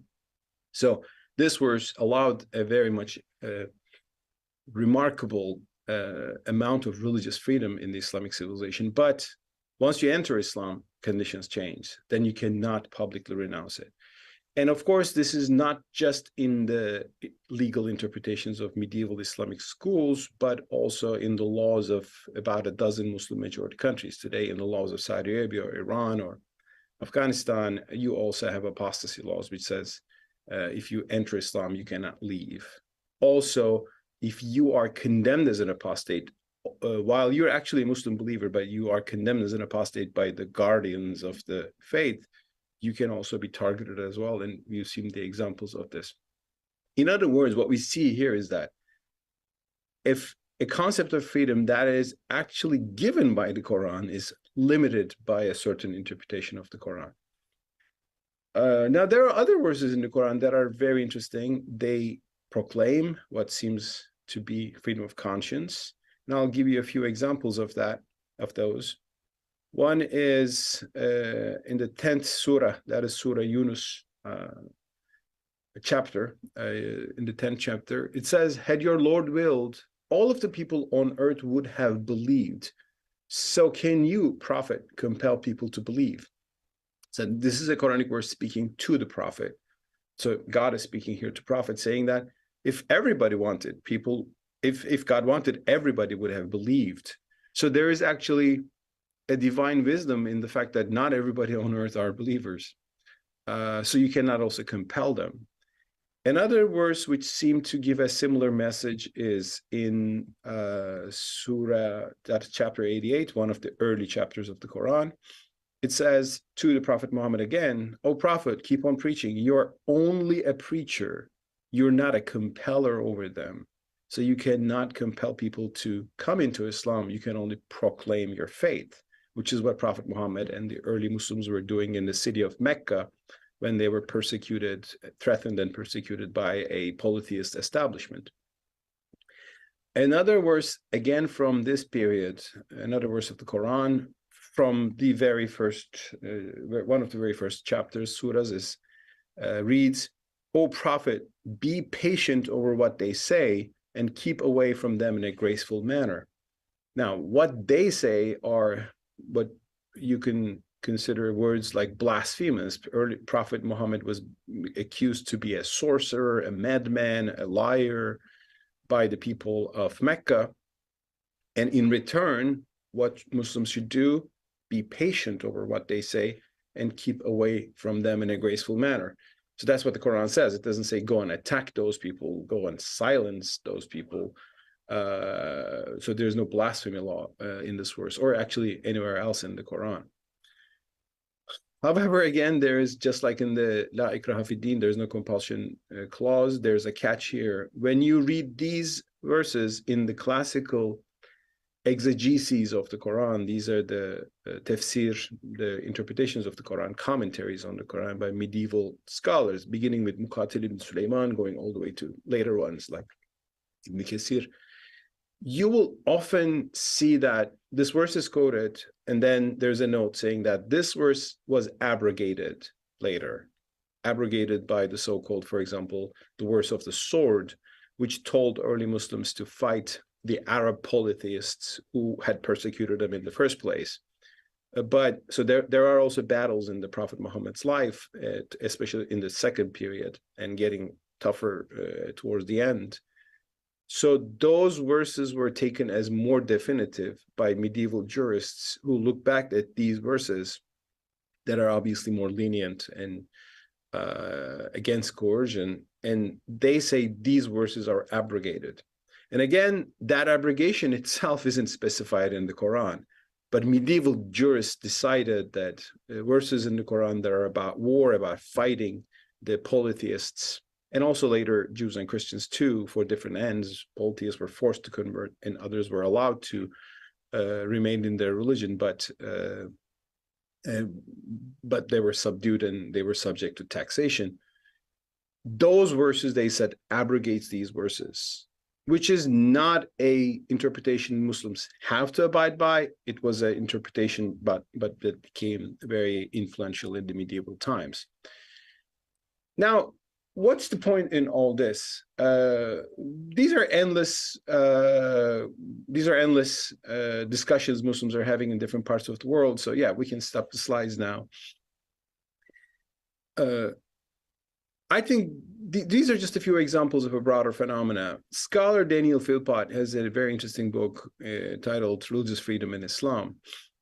He's a professor at Notre Dame, and he says fairly, there are remarkable seeds of freedom in Islam, just like the verses I quoted, or just like the constitution that Prophet Muhammad signed with the Jewish tribes in Medina when he migrated to the city with his famous historic hijrah, that's migration. But those seeds have not been grown into maturity, that those seeds have not become, have not been grown up to the level of religious freedom and freedom of conscience as we understand these values in the modern world today. And that is why I believe we are at a period in Islamic history where these seeds have to be taken more seriously, and they should be taken out of the medieval context, which actually didn't allow them to grow, and they should be understood anew, which is exactly what happened at the age of enlightenment in the writings of, for example, intellectuals, philosophers like John Locke. In his famous book, famous work, A Letter Concerning Toleration, John Locke criticized the Christians of his day who believed in religious coercion and argued against them with Christian references, that there's no justification for creating a Christian state. Christianity is a matter of conscience and heart, so it should be left to the individuals and churches, voluntary churches, and the state should only protect people's natural rights, and people should be able to follow their religious ways. And he also said coercion doesn't actually achieve anything, because with coercion you cannot create real faiths, you can only create hypocrisy. You can also lead to the contempt of his divine majesty. In other words, you can even make people be contemptful of religion. You can create that counterproductive result. I think these are the discussions that are already going on in the Muslim world today and should go on more. As I always say, I believe we are in a John Locke moment in Islam where we should seriously think the issue of coercion in religion. And historically, we can say Islam is proud, actually, can be proud to have had better standards of religious freedom as it's rooted in the Quran. It was Muslims who gave Jews to practice their religion when they didn't have that in Christianity. Muslims often make that point. But the standards of freedom have changed dramatically in the past few centuries, and freedom of conscience flourished in liberal democracies today, especially in the West. And that's why Muslims sometimes go away from their own countries and come to liberal democracies of non-Muslim majority societies where they find peace and freedom and freedom of conscience to practice and their faith and express their views. In other words, I believe it's time to grow the seeds of freedom in Islam into full maturity and to understand that not everything in the Islamic tradition is integral to Islam as a historic religion. And these discussions are going on. And I think people who look at it from the outside should recall that Christianity had the same discussions. Christianity had a bigger problem back then in the medieval times. And it changed dramatically towards accepting more freedom of conscience. The same change certainly can happen in Islam today, and we are already seeing the signs of that. I'll stop there. Thanks again for hosting me in this conference. And inshallah, I'll hope to join in person in other events and visit beautiful Lithuania. Thank you so much again for the organizers. Thank you so much, dear Mustafa Akyol. I'm very thankful for all the speakers who delivered their speeches, opening speeches and keynote speeches. Now I would like to invite the audience for the coffee break of half an hour. Before that, just want to remind that panel 1 will start, let's look into the clock, at 11:20, 20 minutes after 11 Lithuanian time. So in half an hour, I invite the audience here at Mykolas Romeris University and virtually, please return and let's continue our discussions. Panel 1 will be moderated by Professor Andrius Bielskis. We see you here. Nice to see you, my pleasure. Professor is a well-known public figure in Lithuania, leading philosopher in Lithuania. In scholarly community, Professor Andrius Bielskis is a director of the Center for Aristotelian Studies and Critical Theory at Mykolas Romeris University. proud to say that he is the author of many books, including Towards a Postmodern Understanding of the Political, The Unholy Sacrament, On the Meaning of Philosophy and Art, Existence, Meaning and Excellence, written in 2017. Dear Professor Andris Bielskis, I will give you the stage after the coffee break, and I will be proud to be moderated by you. Of course, those two panels that we're going to have soon will be more dynamic, be full of discussion. But now, let's enjoy our coffee break. Thank you so much.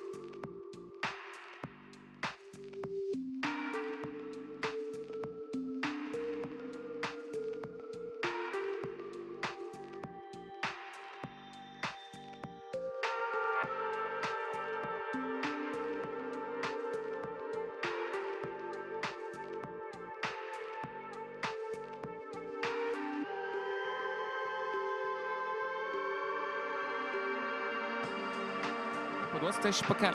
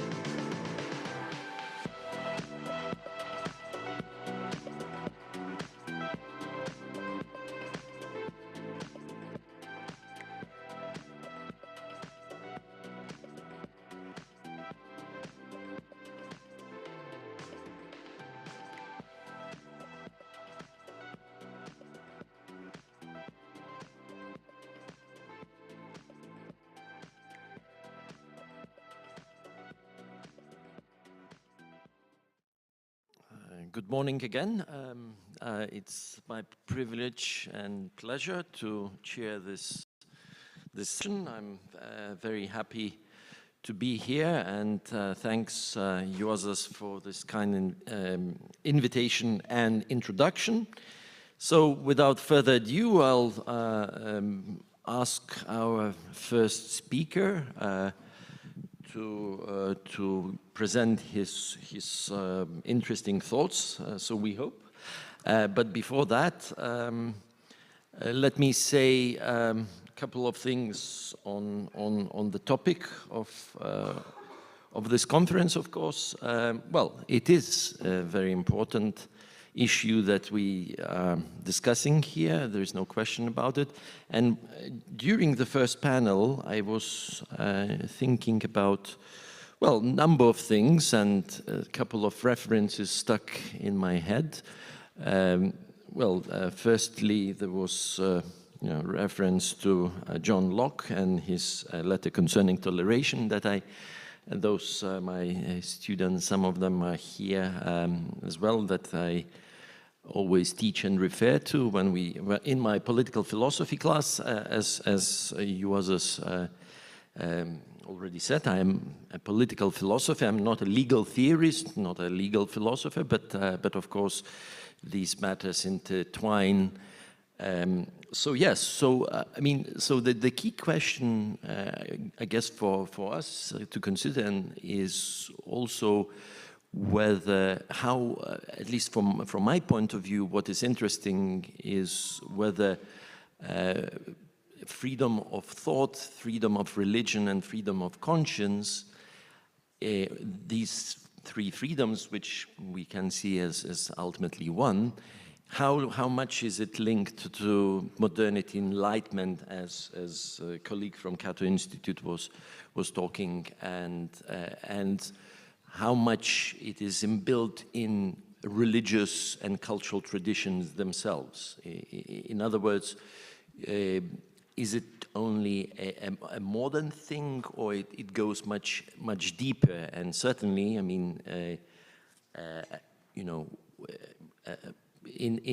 John Locke obviously talks about letter concerning in the letter of concerning toleration that, as already mentioned, that there are fundamental resources within religion to find for freedom of religion.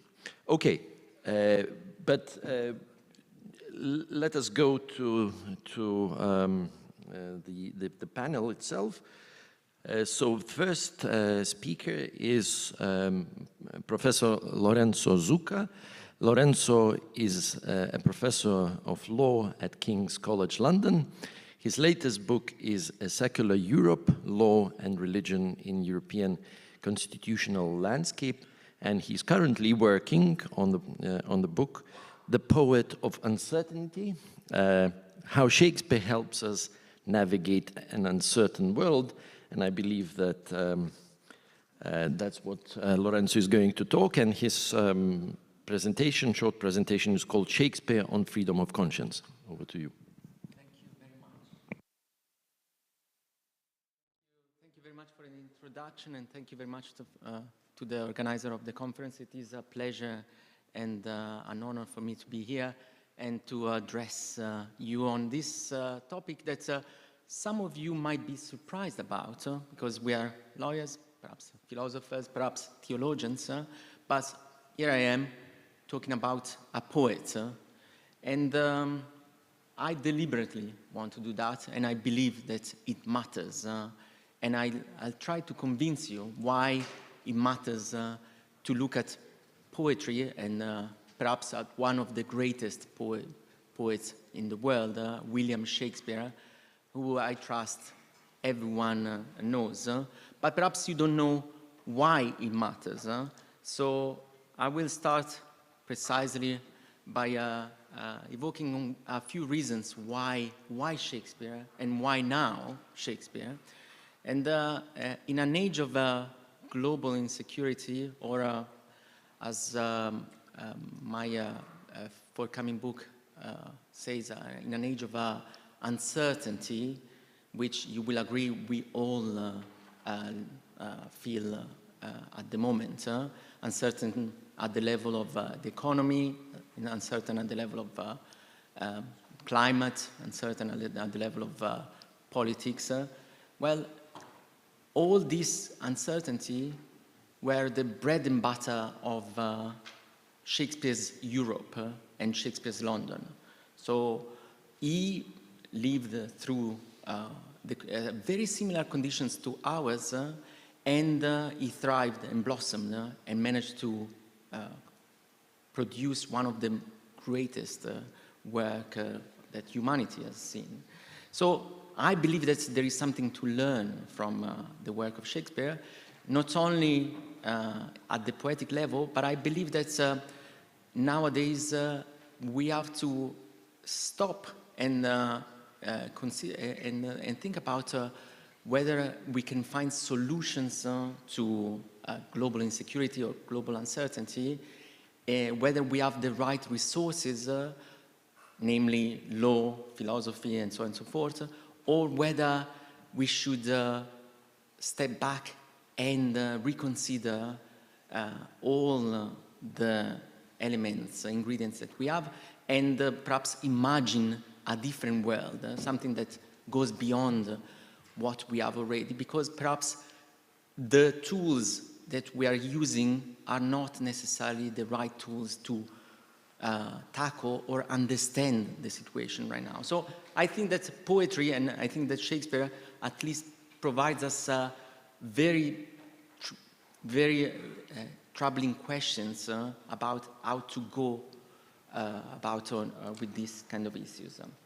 So as far as freedom of conscience is concerned, one of the most important questions that Europe raised back then was, well, can conscience, an individual conscience, provide certain knowledge on our beliefs, and can it be a true guide of our actions? This issue of conscience became relevant at that moment in time, and I'll come to it in a second, but I think that Shakespeare put this question, the question of conscience, at the very center of his works.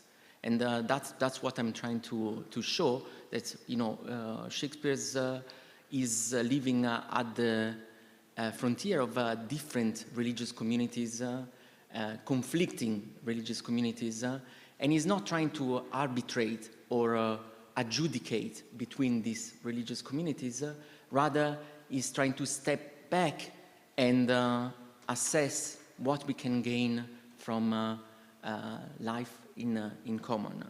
And as a second point that I want to underline is that Shakespeare writes at a moment in time where back in Europe it was impossible not to believe. So we were all, I mean, Europeans were united in one Christian belief. You know, the majority was very clear, and it was impossible not to believe, so there was no space for a secular kind of thought at that moment.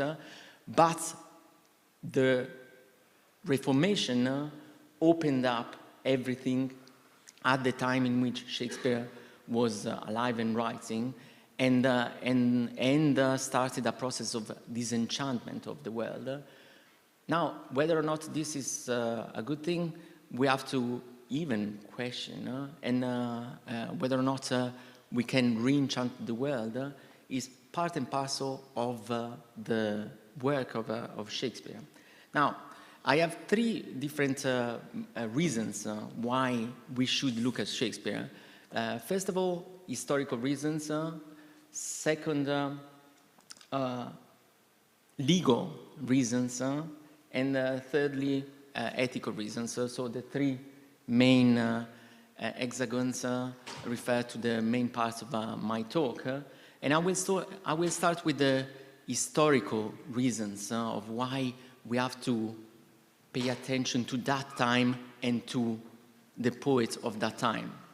So as I said, in 1517, more or less exactly 506 years ago, Martin Luther was a professor of theology and philosophy at Wittenberg University, and that's where he appended his 95 thesis criticizing the Catholic Church for its practice of indulgences, namely the fact that you could pay for the process of speeding up the life in purgatory of your own beloved ones. But that unraveled, as you know, the process of Reformation, and that created the conflict and wars in Europe between the Protestant Europe and Catholic Europe. Now, these were conflicts essentially about conscience, because if there is one central kernel of Luther's thinking, is precisely the idea that we do not need the Catholic Church to tell us what to believe and what to do. We can find this, and we can find the resource on how to interpret Scripture in our own conscience. And Luther was harking back to St. Paul's writings in particular. And by the way, it's very interesting to go back to St. Paul to see the role of conscience in St. Paul. Back then, it was already a political tool. So St. Paul was using conscience as a political tool to mitigate or bring back peace in a split, divided community of Corinthians. They were divided between the sort of old Jewish Corinthians converted to Christianity and new Christians, and they would have a big conflict. And what St. Paul said to them is, you don't have to conflict. It's true that the Jews have the law, namely the Torah, the written law, but you are all Christians, and you don't need a written law because God gave you conscience, and conscience is a witness of the natural law that God gives you. So, but St. Paul used this as a political tool to solve a conflict, a political conflict between different tribes in Corinth. Now, so the background, so we are in Europe in the 16th century, as we said before, and there is a reformation and global insecurity following the Martin Luther's thesis, and it's only then that freedom of conscience became an issue. It wasn't an issue before, nobody claimed, I want to have a free conscience in a uniform and harmonious kind of, religiously harmonious kind of Europe.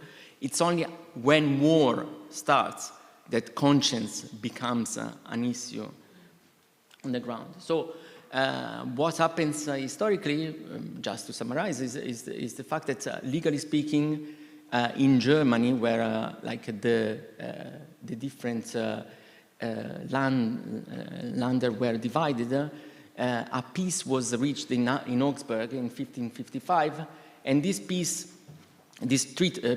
treaty of Augsburg set the principle of eius regius cuius religius, namely, okay, let's divide the territory into discrete power units, and each power unit would be uniform, homogeneous in its power domain.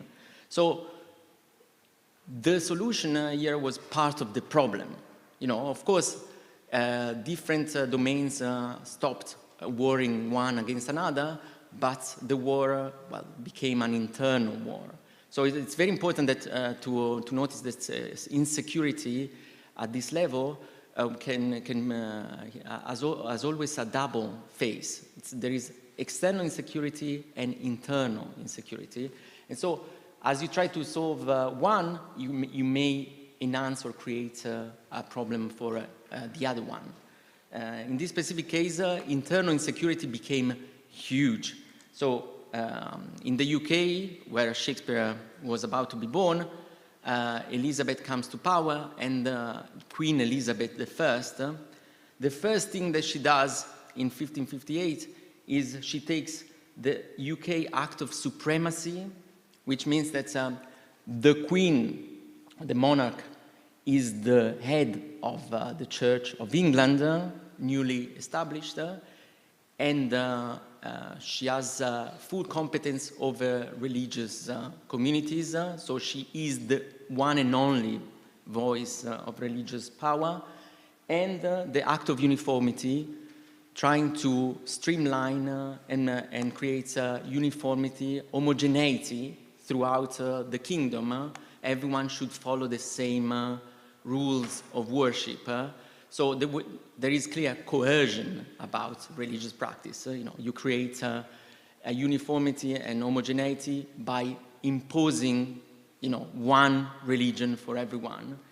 Of course, this was a huge problem for Shakespeare because he came from a Catholic background.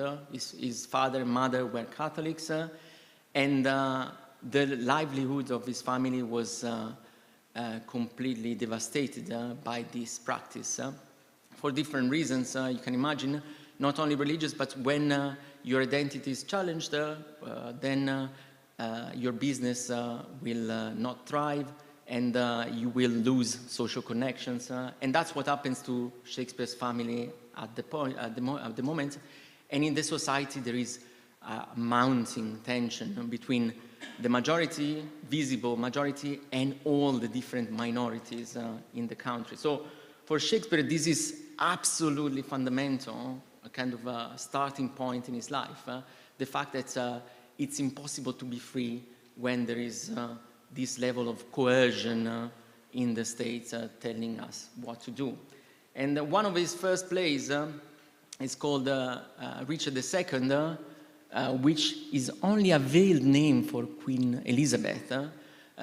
But Queen Elizabeth famously said, well, this is me, watching the play at court.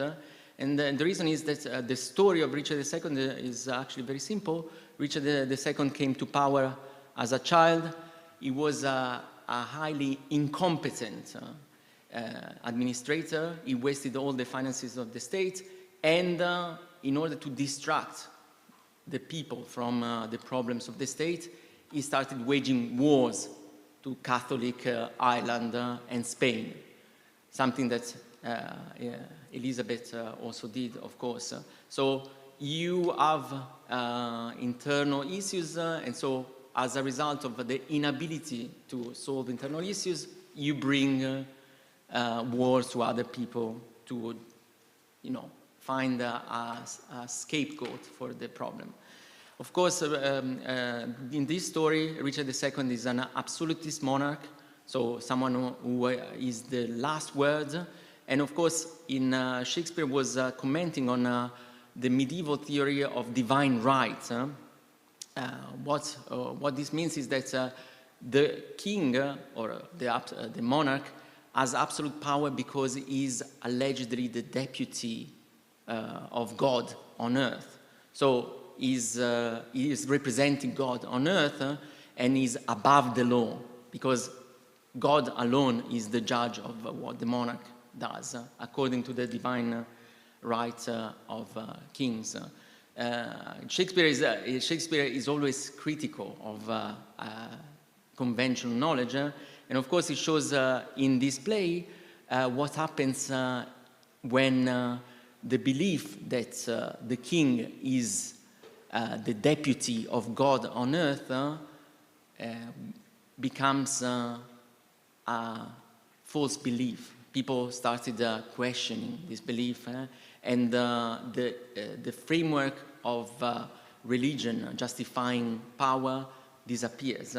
So at this point, Richard II notices very painfully that he's been mistaken all this while. is not the deputy of God, is just a man like everyone else. And with this realization comes his deposition. So his cousin Henry Bolingbroke, Henry IV of England, organizes an army and challenges the king and deposes him.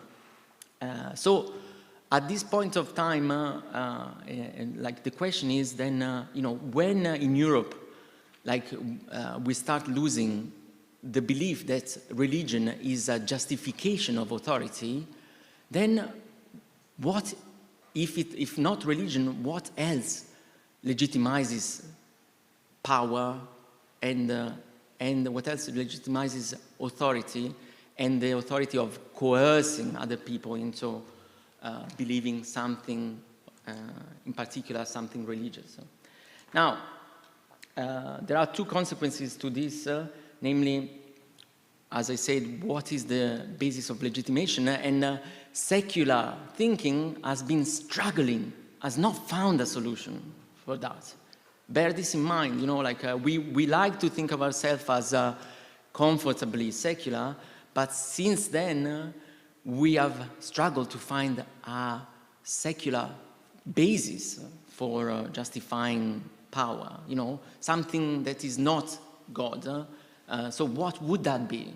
Ask yourself this question: what would be the legitimation?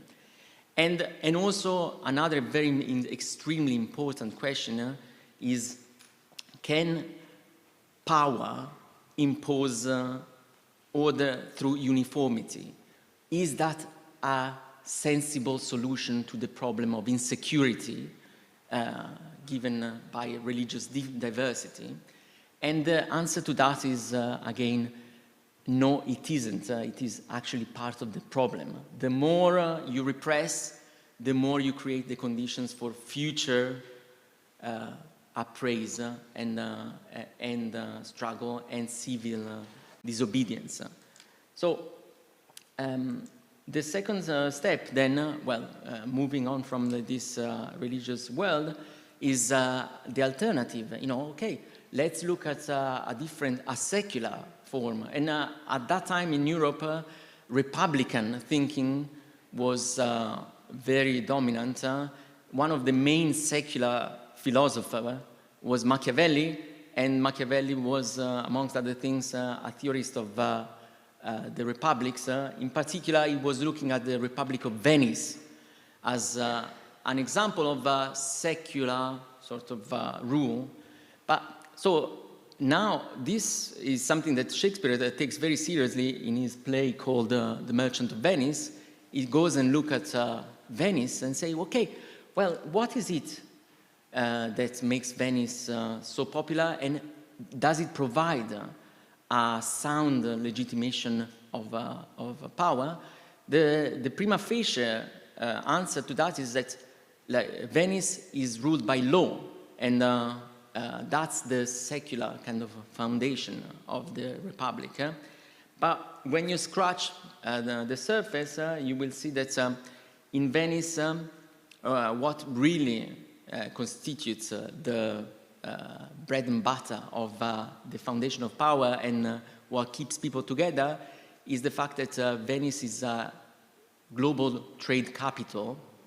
Think of today a city like Dubai or Hong Kong or Singapore, but Venice was that kind of city, the global city trade. And money had become the godhead of the society. So God was no longer the foundation, but money was. So whatever was in favor of money, whatever promoted money, would also promote the wealth and the well-being of Venice. And that, in turn, was the justification for having a strict law that would protect all the commercial endeavors of Venetians around the town. Now, so law was not the basis of the legitimation of power. It was the common denominator was money, and that is what attracted all sorts of minorities, in particular Jewish minorities, to Venice, and in Venice we see the conflict between the Jewish moneylender, his name is Shylock, and Christian businessman, in particular Antonio. Like the display shows the conflict between the world of Judaism and the world of Christianity, and it shows it in a way that puts law in the middle, because Judaism is considered, as I told you before, as the religion of the written law. God has given to Moses the law, and Jews think they have the written law on their side. And this is something that Shakespeare brings to court in the most famous trial scene you've ever witnessed, the scene of the trial of Shylock and Antonio.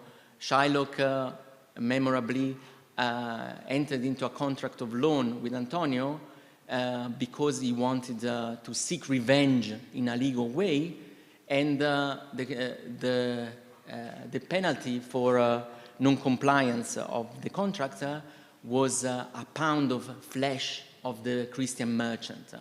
Now, this came all the way to the Christian court, and instead of respecting the law, the black letter of the law, as the contract was notarized and sealed in the most official kind of way, the Christian court finally shows its true colors, says, well, you are but an alien, so if you come here bringing money, we like you, but if you come here to challenge our own cultural, religious homogeneity, we will punish you.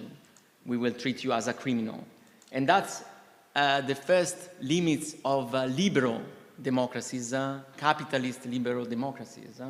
That's, you know, it's very well and good to defend liberal democracies, but, you know, well, we have to dig a little bit deeper and see that, well, they rely on resources that might be somehow less than neutral, money, and somehow behind that facade there are still some critical, undiscussed cultural differences. So, and when push comes to shove, when there is a conflict, then cultural and religious diversity will reappear, will explode into a racist and discriminatory kind of position. Now, the last point I would like to make, so has to do with philosophy or ethics.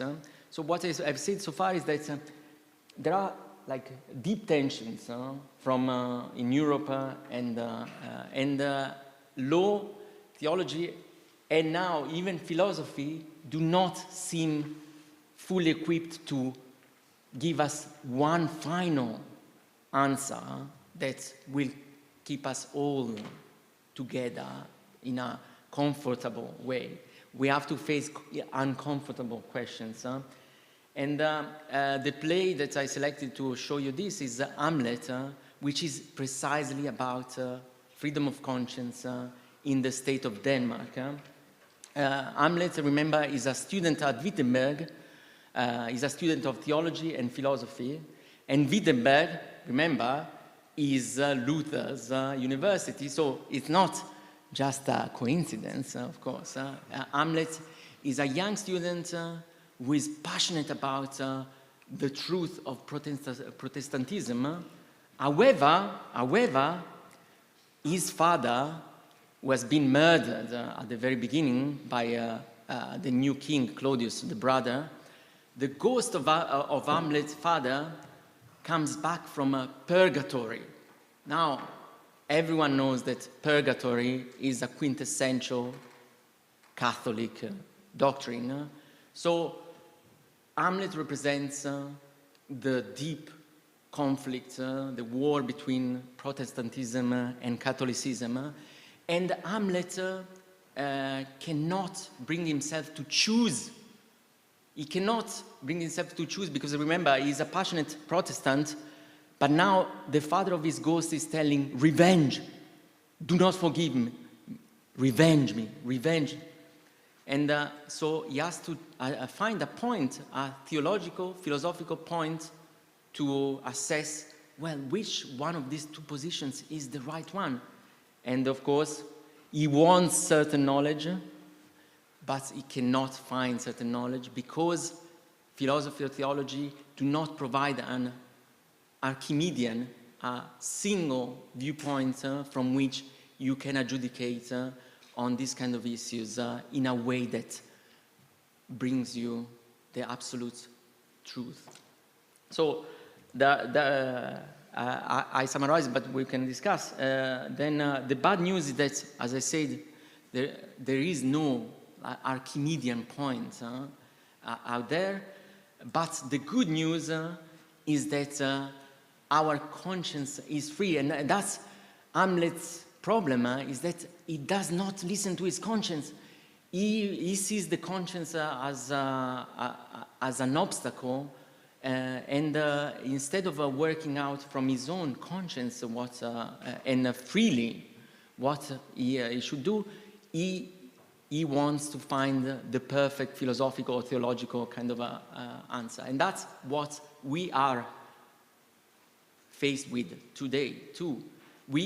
It's part of our human nature to always have a quest of certain knowledge, but we do not realize that we do not have in a world where we have to negotiate between Islam and Christianity and many other religions, there will not be one perfect Archimedean secular point that gives us a solution to that.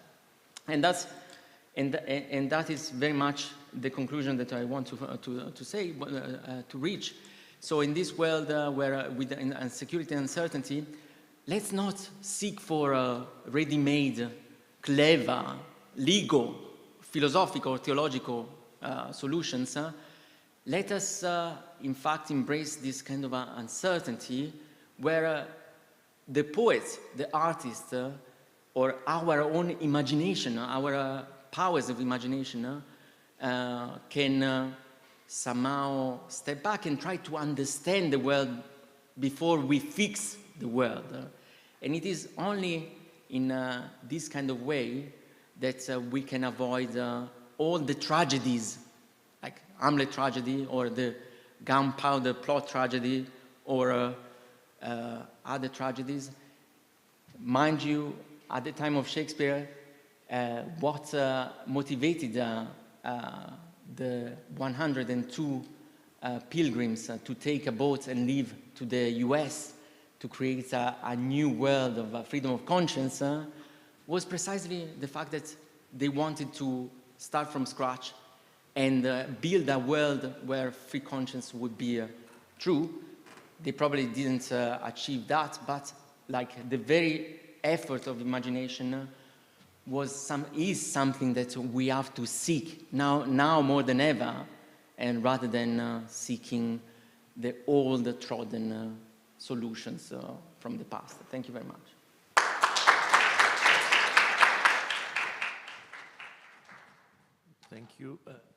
Thank you, Lorenzo. Now we move to another presentation that is by Dr. Laith Nazarvin. Sorry for my pronunciation. She's a professor in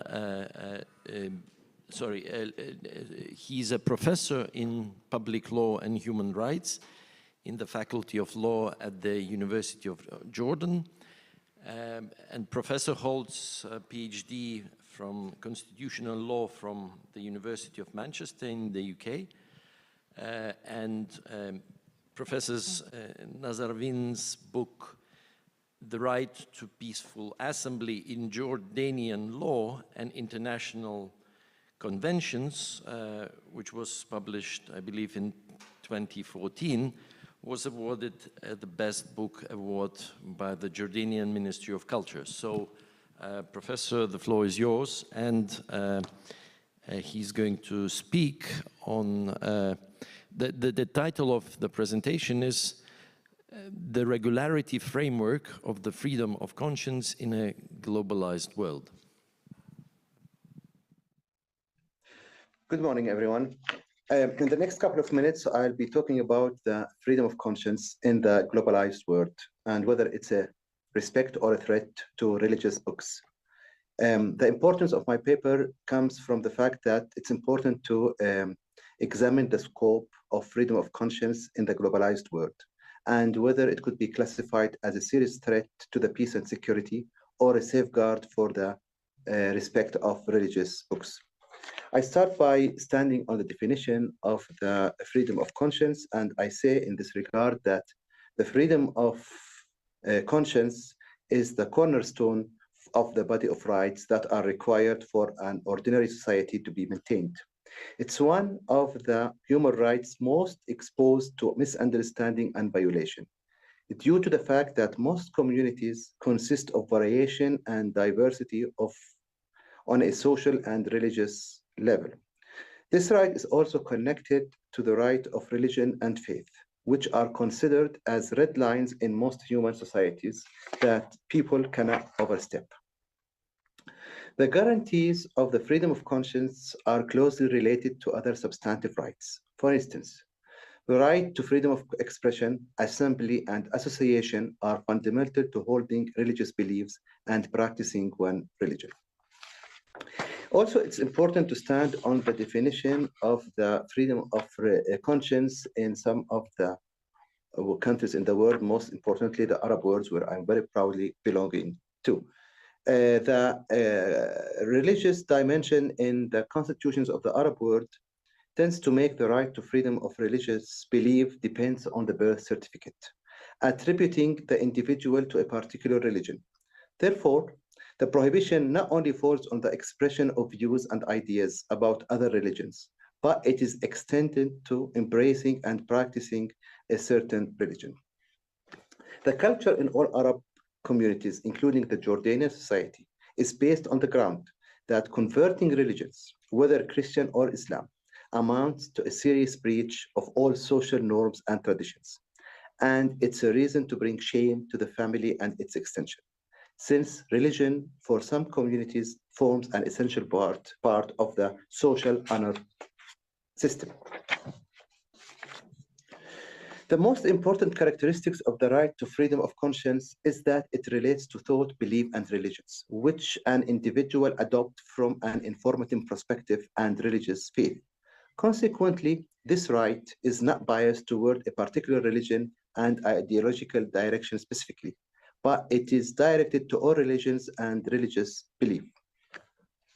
Also, the advantage of the right to freedom of conscience is based on the idea that conscience is individually specific to each person who cannot be controlled, and that every attempt to control it will lead one way or another to increase or to cause violence with that person.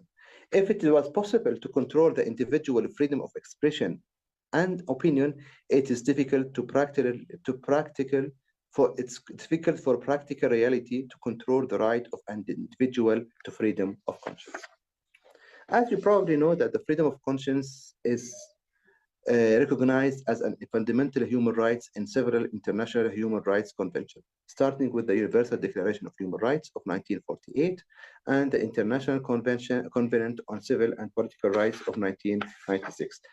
However, although we may make a specific or very clear definition between the two instruments in a way that the Universal Declaration has clearly stated the right to change one's religion, while the International Covenant is somewhat vague about changing religions. Also, we can find an international base for the freedom of conscience in other international instruments, such as the Declaration on the Elimination of All Forms of Intolerance and the Discrimination Based on Religion or Belief of 1981. Also, there is a clear mentioning for the freedom of conscience in the Convention on the Prevention of Discrimination in Education 1960 and the Convention on the Right of Child of 1989, which demands state parties to respect the right of the child to freedom of thought, conscience, and religion. Also, in Europe, the freedom of conscience was recognized by the European Convention of Human Rights, which states in Article 6 that everyone has the right to freedom of thought, conscience, and religion, and that this right includes freedom to change his religion or belief, and freedom either alone or in a community with others, and in public or private.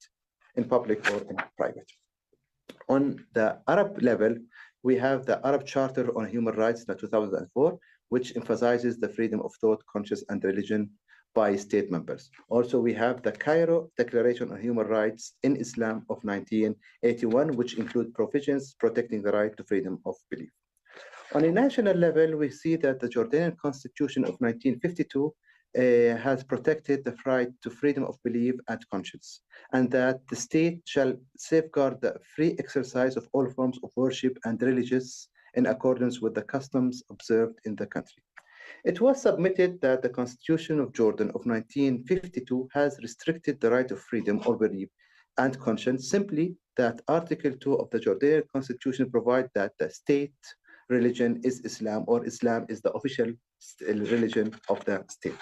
In this regard, it's very important to mention that the Human Rights Committee, in its commentary on Article 18 of the International Covenant on Political and Civil Rights in 1993, has confirmed that the right of freedom of belief and conscience is not inconsistent with the existence of an official religion of the state, so long as the state allows other religions, and that the official religion does not exercise direct or indirect coercion to pressure individuals to join the official religion of the state. Therefore, Article 2 of the Jordanian Constitution, which provides that the religion of the state is Islam, does not contradict with the freedom of conscience in Jordan. Now I move on to answer the most important question with my related to my paper, which regard to the asking a question: is freedom of conscience a problem in a globalized world? Freedom of conscience itself is not a problem. On the contrary, it's a fundamental human right that allows individuals to express their own beliefs and values without any sort of fear of persecution.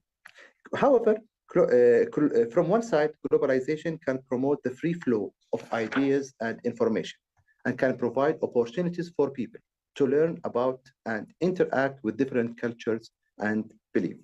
This for sure leads to greater tolerance and respect for diverse perspectives and lifestyles. On the other hand, globalization can expose individuals to conflicting values and beliefs, which can create tensions and challenges for those who wish to hold and express their own opinions and beliefs. For example, an individual conscience may be challenged when they encounter cultural practice or values that conflict with their own. In addition, globalization can also create economic and political pressures that can limit freedom of conscience. For example, economic globalization can lead to exploitation and the denial of workers' rights, which can impact an individual's ability to express their belief or act according to their conscience. Another problem for globalization is that the increased exposure to diverse cultures and beliefs may lead to clashes between different groups, resulting in intolerance and discrimination.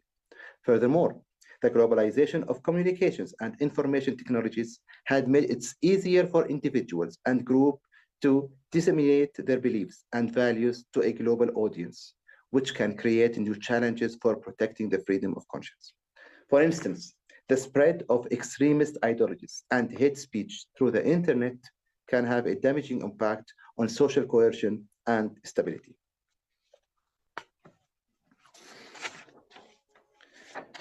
In a globalized world, freedom of conscience takes on a new dimension as individuals from diverse cultures and religions come into contact with each other.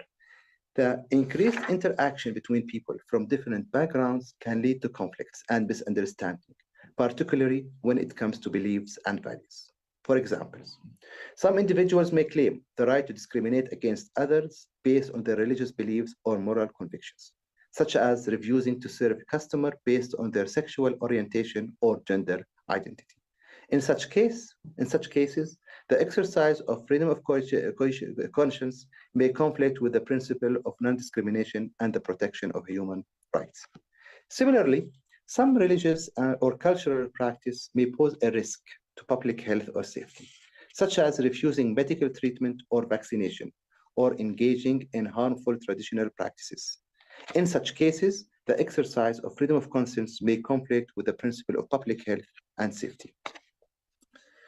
Therefore, it's important to balance the exercise of freedom of conscience with other values, such as respect for human rights, non-discriminations, and the promotion of social harmony and peace. This requires a willingness to engage in dialogue, to listen to different perspectives, and to find common grounds based on shared values and aspirations. The second question in my research paper relates to whether the freedom of conscience provides a respect to religious books for believers or not. One of the most important dimensions of the freedom of conscience is to show respect to religious books and not to allow those who do not follow certain religion or faith to take offensive acts against those books. Religious books such as Bible, Quran, Torah, and others are considered very important texts and sacred texts by many people around the world, as they contain the beliefs and values of particular religious traditions and are seen by those who follow certain religion as a source of guidance and aspiration. As such, and while exercising freedom of conscience, it is important that individuals are mindful of the feelings and beliefs of others, particularly when it comes to religious books.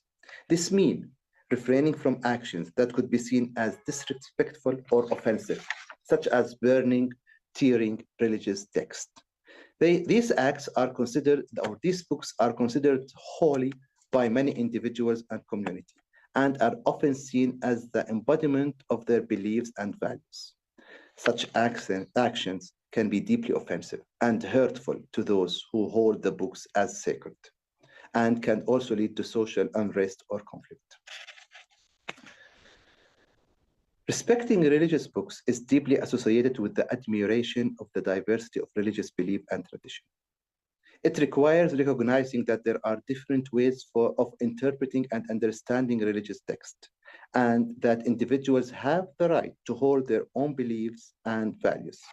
Moreover, respecting religious books is not only a matter of courtesy or sensitivity, but also a matter of upholding human rights and promoting social harmony. Freedom of conscience includes the right to hold and express one's belief and values, but it also requires respect for the beliefs and values of others, as well for the human dignity and rights of all individuals. What we have been seeing recently in Western countries of acts by people who call themselves activists in human rights, burning copies of Quran, should never be seen as an exercise of freedom of conscience or the expression of a personal belief or opinion. Such act is highly offensive and disrespectful to those who hold the Quran as a sacred text. It can only be interpreted as an attack on the beliefs and values of a particular community, which can lead to the feeling of anger, fear, and resentment.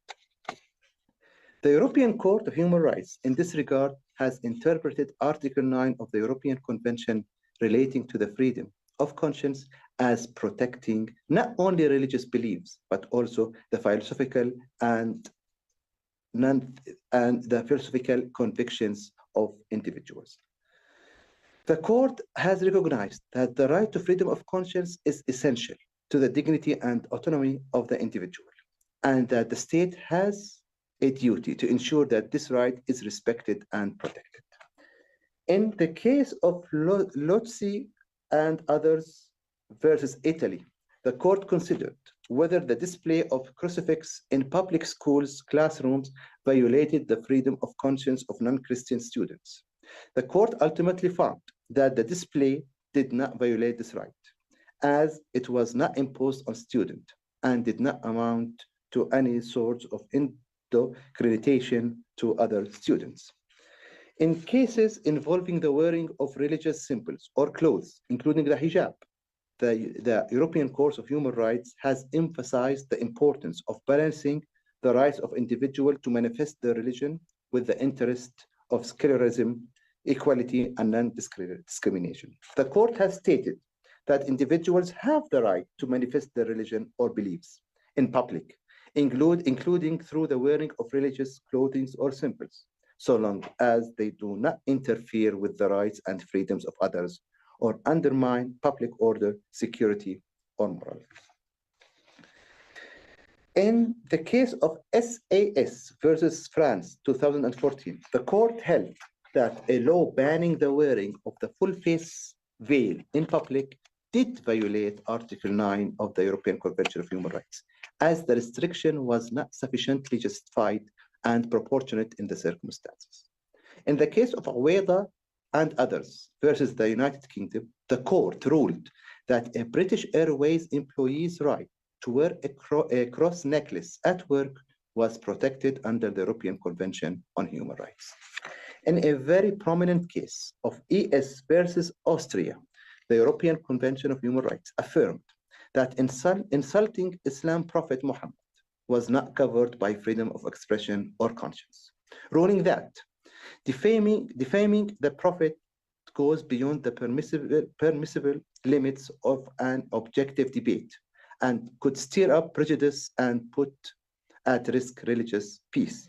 The court also affirmed that the applicant's statement against the Prophet could not be covered by the freedom of expression, and that they had been likely to arouse justified indignation in Muslims and amounted to generalization without factual basis. Therefore, exercising freedom of conscience with respect to religious books require a willingness to engage in dialogue, to listen to different perspectives, and to find common ground based on a shared values and aspiration. It also requires a recognition that while individuals have the right to express their belief and opinion, this right must be balanced with the respect for the values and beliefs of others. Therefore, it's important that national criminal laws are amended to the effect that any act seen as disrespectful or offensive to religious text should be penalized and prosecuted as a hate crime. It is therefore important that national criminal laws are amended to the effect that any act seen as disrespectful or offensive to religious text should be penalized and prosecuted as a hate crime or an incitement to violence. The interest beyond this penalization is that disrespecting religious books can lead to social disharmony and violence, particularly in societies where religion is a highly sensitive and emotionally charged issue. In general, freedom of conscience includes the right to read and study religious texts, such as the Bible, Quran, and the Torah, without interference or censorship from the government or other authorities. Individuals have the right to interpret and practice their religion according to their own conscience, and to share their beliefs and practices with others who share their beliefs or who are interested in learning about them, so long as they do not hinder or interfere with the public interest and the social and the national security. Finally, respecting religious books is an important aspect of exercising freedom of conscience. It requires mindfulness of the beliefs and feelings of others, recognition of the diversity of religious traditions, and a commitment to promoting tolerance and peaceful coexistence in a pluralistic society. Thank you so much.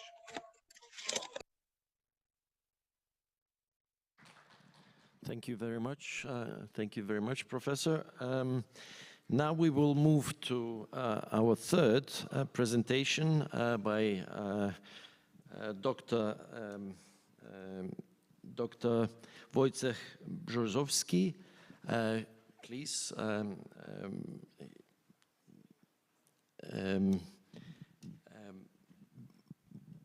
Dr. Wojciech Brzozowski is an associate professor at the Faculty of Law and Administration, University of Warsaw. He serves as the chair in Law and Religion at the University of Warsaw. He currently serves as a vice president of the Polish Association of Law and Religion.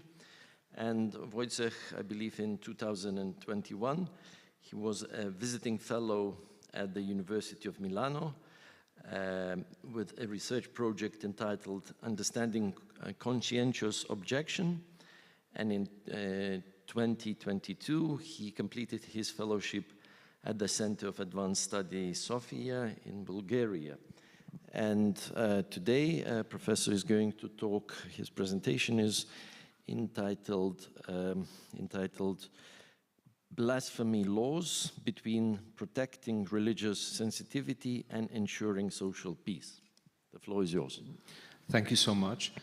Well, now I see that this session has been well composed, because what I'm going to say can be an unintentional response to the previous speaker, especially as far as the case of ES versus Austria is concerned.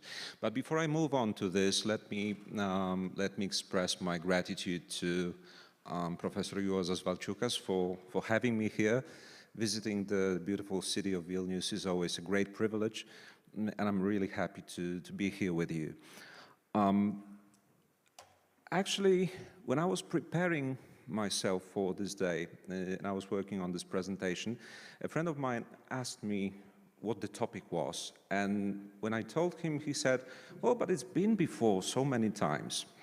It might have been before many times, but still there are many recent developments which need to be addressed and properly commented.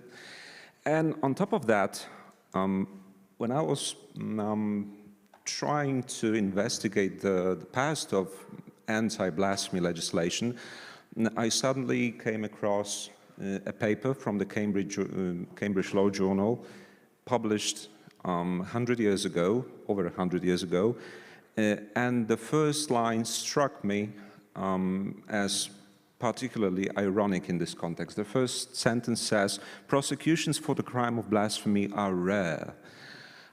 And I thought to myself, well, and here we are in 2023 with the same problem all over again.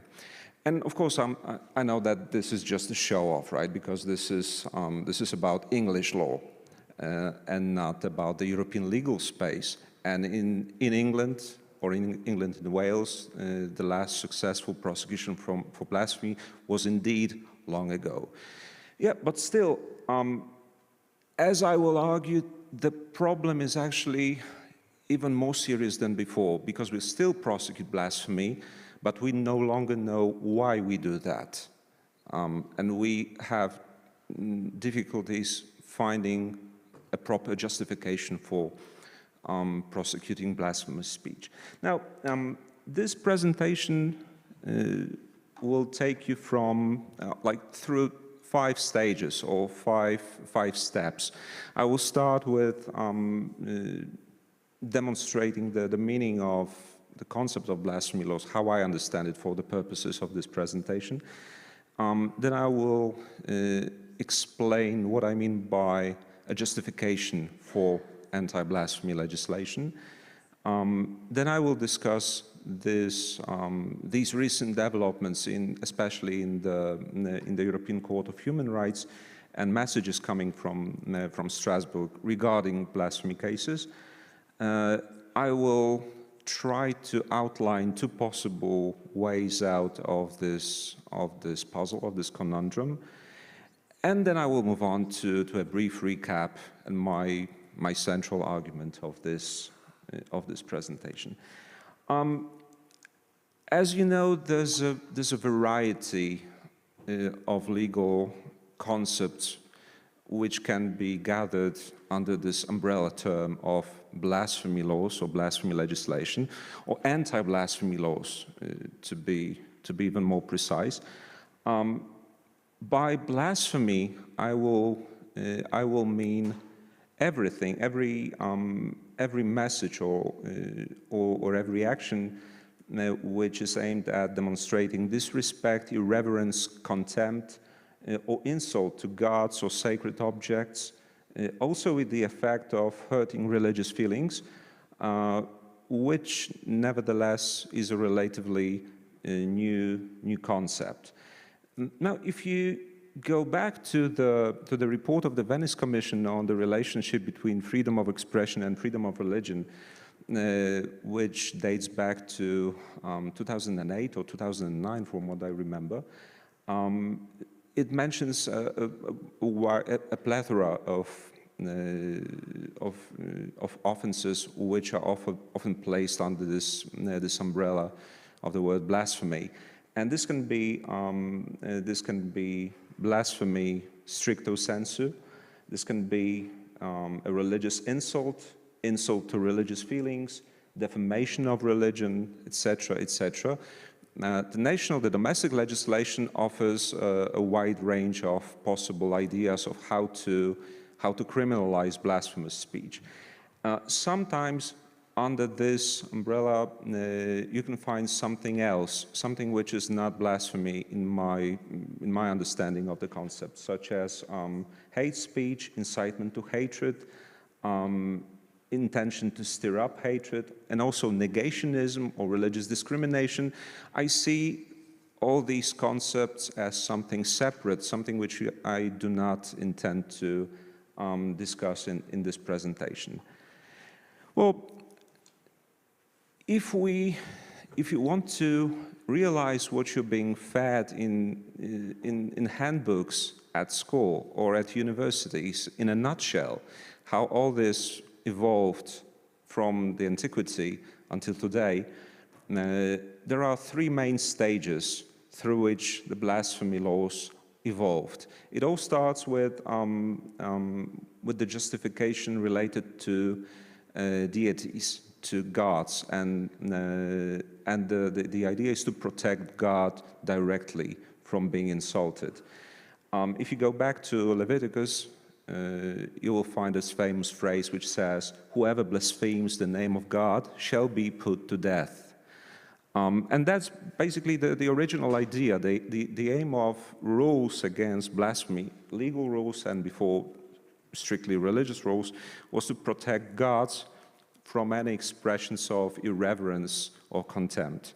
So the actual object of protection was God as God.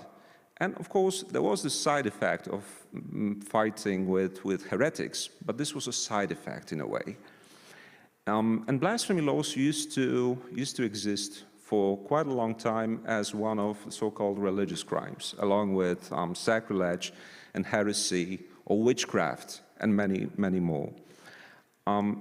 Then, and I'm moving on very swiftly to modern times, in the Enlightenment era, when liberal reforms were brought to criminal law became increasingly secular. This is, of course, a simplification because we do know that the biggest names of the period of Enlightenment were not necessarily anti-religious, as we tend to think sometimes today.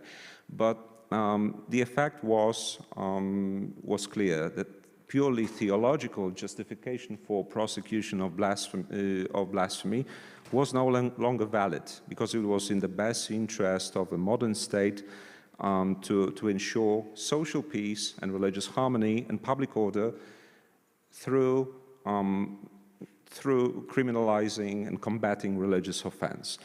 And individual feelings at this stage still remain irrelevant, but it is essential to prevent the community from conflicts involving religions, from religion-based conflicts, especially that we know, and also this is something that you highlighted in your presentation at some point, how devastating these conflicts used to be. Now, if we move to today, the emergence of international human rights law has put the idea of rights and freedoms in the spotlight. So blasphemy was then seen as an infringement of an individual right of a believer in the first place.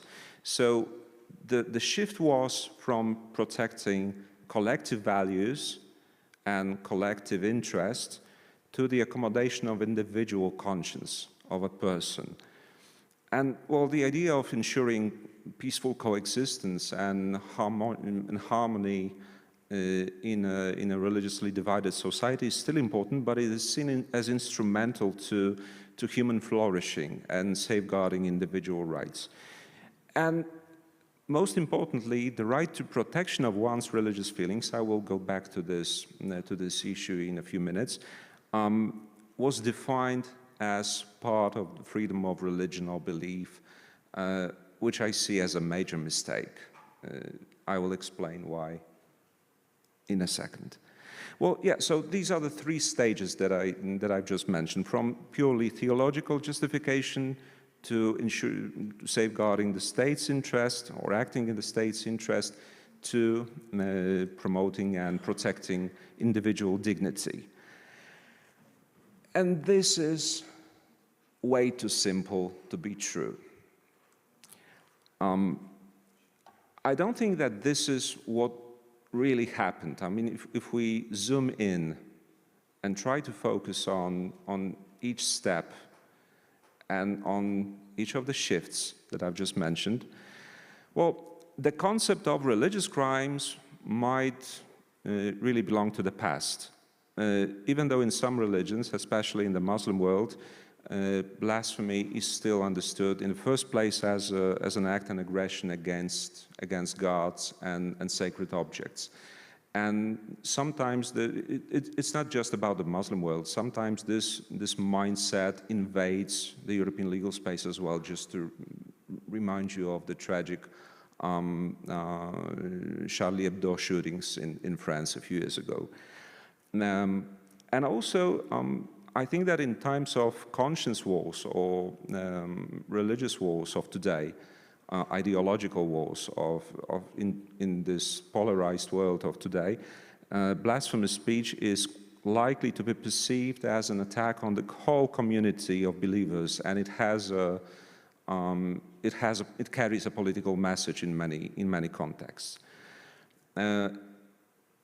But still, most importantly, in legal terms, if we read the European Convention on Human Rights, you will soon find that the limitation clause, which can be found in Article 10 of the European Convention on Human Rights, that is Article 10, Paragraph 2 of the Convention, the grounds for limitation also extend to not just to rights and freedoms of others, but also to public order and public morals.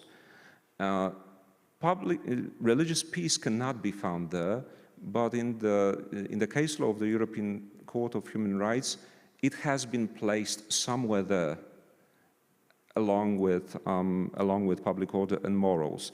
So it's not like we made this shift from protecting collective values to accommodating individual conscience. We actually have both. We might have abandoned the purely theological justification in legal terms, even though it still matters to many people, but we did not really make the second step. It's like one leg was left in the second stage, and the other leg is ahead, accommodating human dignity and individual rights. The idea of protecting feelings as a personal right, as an individual right, has many drawbacks and can provoke many doubts. Starting with the most serious one, why protect feelings in the first place? You will not find feelings anywhere in the convention. You will find some intangible values, such as social reputation of an individual. But why feelings, and why religious feelings of all the things in the world? I told you that I would go back to the idea of placing religious feelings and the protection of religious feelings as part of the protection under the freedom of religion or belief. The original sin happened in 1994 in the very well-known case of Otto Preminger Institute versus Austria. Austria happens to be the hero of this presentation on many levels. We'll go back to Austria with the case of ES versus Austria in a few minutes. But this is the first case, the first Strasbourg case, in which the court has openly declared that the protection of religious feelings is part of freedom of religion, the state's obligation under Article 9, that is freedom of religion or belief.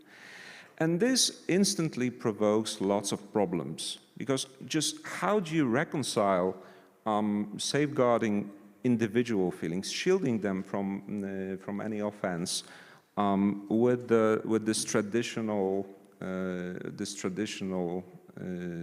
phrase which the court keeps repeating on and on, about protection being afforded to messages which shock, offend, or disturb. This is the famous phrase from the case of Handyside versus the United Kingdom, which is being paid lip service to in so many judgments, but I think without proper consideration. There are also some other problems which I do not have time to address, such as what measures do you apply to what measures do you apply to determine whether there has been a damage to one's religious feelings? What is an average sensitivity, and should you even reach for this average sensitivity, since the most offended will not be people of average sensitivity? Do you need to look for an average believer? What about the burden of proof? How do you demonstrate something so subjective before the court? And we still remember the lesson from the case of Lao Tzu a decade ago, and the problems experienced by the applicant who read about her own feelings in the body of the judgment, that the subjective perception of an applicant is in itself insufficient to establish a breach of Article 9 of the Convention. So how do you prove that your feelings have been hurt? Do you need to keep a diary? Do you need to submit a report from your psychiatrist or psychotherapist? We don't know that, and I don't think that the court knows that either. And most importantly, I think that the excessive reliance on individual sensitivities is likely to suppress freedom of expression and legitimate criticism of religion in times of the so-called victimhood culture. This is a concept which was made popular in a great book by Campbell and Manning. You might have heard about this or read it. Basically, the victimhood culture implies that that grievance can and should be publicized in your best interest, because claiming victim status is how you win a conflict today in a time of conscience wars. So from this perspective, it might be that the European Court of Human Rights incentivizes people to claim that their feelings have been hurt, because this is effectively how you win a conflict. Well, and I told you that there would be some reference to the most recent Strasbourg case law. I'm just mentioning. I will refer to 5 recent cases, obviously without describing the circumstances of each case. The first one should be widely known in Lithuania. You might even remember the advertisements of this advertising campaign involving characters which looked like Jesus and Mary, with interjections like "Holy Mary, what a dress," "Oh Jesus, what a pair of jeans," etc., etc. ES versus Austria, that's the Mohammed case, which was mentioned by the previous speaker.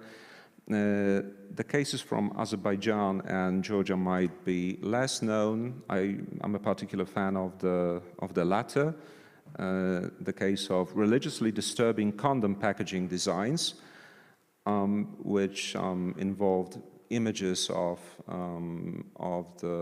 the Georgian queen from the Middle Ages, who was also a saint in the Georgian Orthodox Church, and whose face was used in what some people in Georgia thought was inappropriate, in an appropriate way.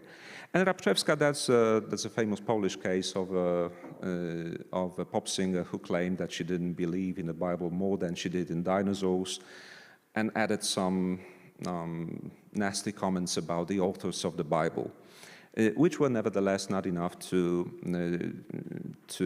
punish her according to the Strasbourg court. Now, The case law of the European Court of Human Rights has been heavily criticized in recent years, and I just mentioned a few lines which I have found over the last days, just to show you how much criticism the court has received. Well, I'm not that critical, actually. I'm particularly critical about one of the judgments that I've mentioned. This is the case against Austria. This is a case which effectively mixes almost all the justifications and adds some extra ones. As you see, some parts are highlighted by me. So basically, it mentions safeguarding religious peace, protecting religious feelings, inciting religious intolerance, and on top of that, inciting hatred based on tolerance. So it's like, you have it all in this judgment, and I don't like it. But I would say that in order to avoid criticism, like future criticism coming from the legal scholarship, the European Court of Human Rights has two possible ways out. The first one is the road already taken, or the path already taken by the court. This is what the court already does. And this is a slow evolution of standards regarding blasphemous speech in a changing world, and I like it. But I think that what the court should do is to abandon the idea of affording protection to religious feelings at all, to take back Otto Preminger at some point and focus on incitement to hatred. And this I would like even more. So very briefly, because I see that my time is coming to an end, I think that this silent shift that is happening in front of us in Strasbourg Court is a good thing. And I see the signs of this shift in, first of all, placing more emphasis on freedom of expression. And this Lithuanian case of Sekmadienis is a good example. It shows that even commercial speech can outweigh protection of religious feelings. And we know that traditionally the regulation of speech in commercial matters does not enjoy particularly heavy or strong protection, especially when compared to protection of political speech or academic speech. I also see a more relaxed approach to the use of religious symbol in a non-religious context, both in the case of Sekmadienis and Gace-Ciladze, the Georgian condom case. A condom case does not really sound proper, does it? Anyway, I also see that there's a procedural turn in what the Strasbourg Court does. That is the tendency to involve strict scrutiny of the argumentation advanced by the domestic authorities. Why was it even insulting? Why was it offensive to anyone's feelings? Was it justified? Was it explained by the court to the applicant? And was it explored at any point? And I also see it as a positive thing that the court now engages in independent evaluation and inquiry into the nature of offensiveness of the message which is being questioned before the court. So, well, again, I won't be reading all this because we don't have time for any of these cases to be explored in depth. But these are just some examples of how the court engages in the strict scrutiny of arguments advanced at the domestic level. And this is what I think that the court should do, and this will be even better than this silent shift. I'm very much in favor, not that much of the silent shift, but of a radical U-turn, of taking the case, well, back to the times when we focused on protecting social peace without talking about religious feelings. This idea has been suggested by two judges in the concurring opinion to the latest of the cases I mentioned in Rabczewska versus Poland. And they suggested that this might be the right time to reassess the Strasbourg case law and to focus on the legitimate aim of protecting public order and limit the court to this. So I say that, and of course this is not just the idea of these two judges. This is also very much in line with the recommendation of the Parliamentary Assembly of the Council of Europe of 2007 on blasphemy, religious insult, and hate speech against persons on grounds of their religion. So I'd say that it's a good idea to go back from accommodating religious sensitivities, which is always problematic, to safeguarding public order, meaning combating hate speech.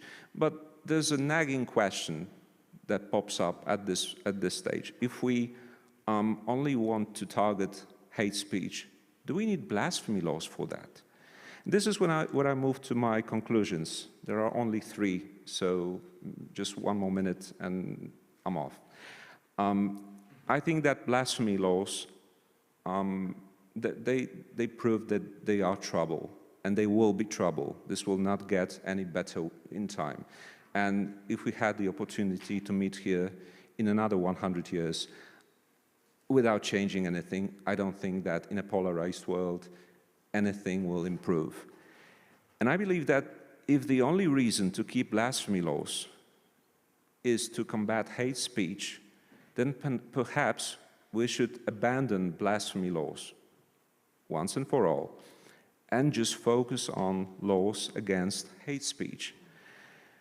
But the second best case scenario, in the absence of the one which I have just mentioned, would be to continue this procedural turn seen with blasphemy cases in Strasbourg. And I know that it's always tempting to criticize the European Court of Human Rights. In fact, most of the conference that I'm attending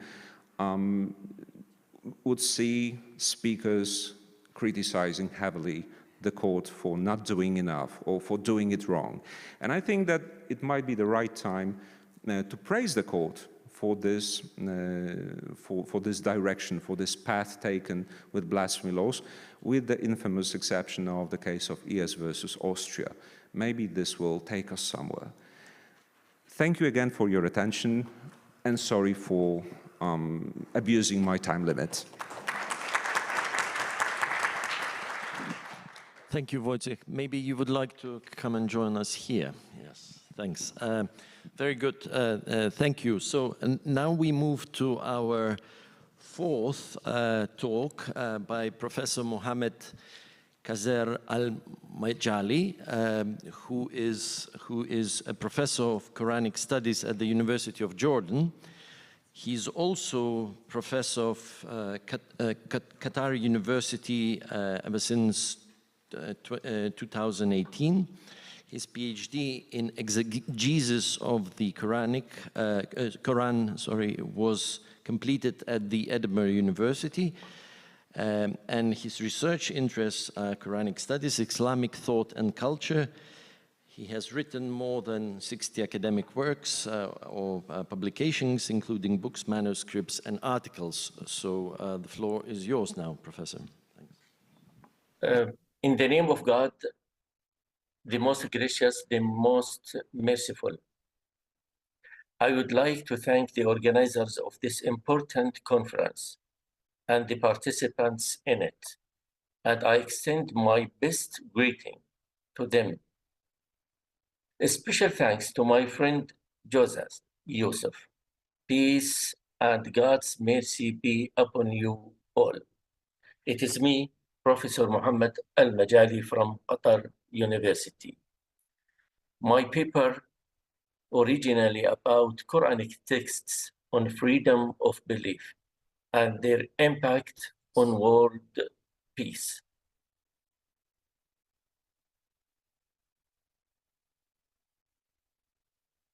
I wish humanity more understanding and positive dialogue, and to avoid double standards, and for the values of justice and equality to be a true motto applied, and to put forward principles, not interests.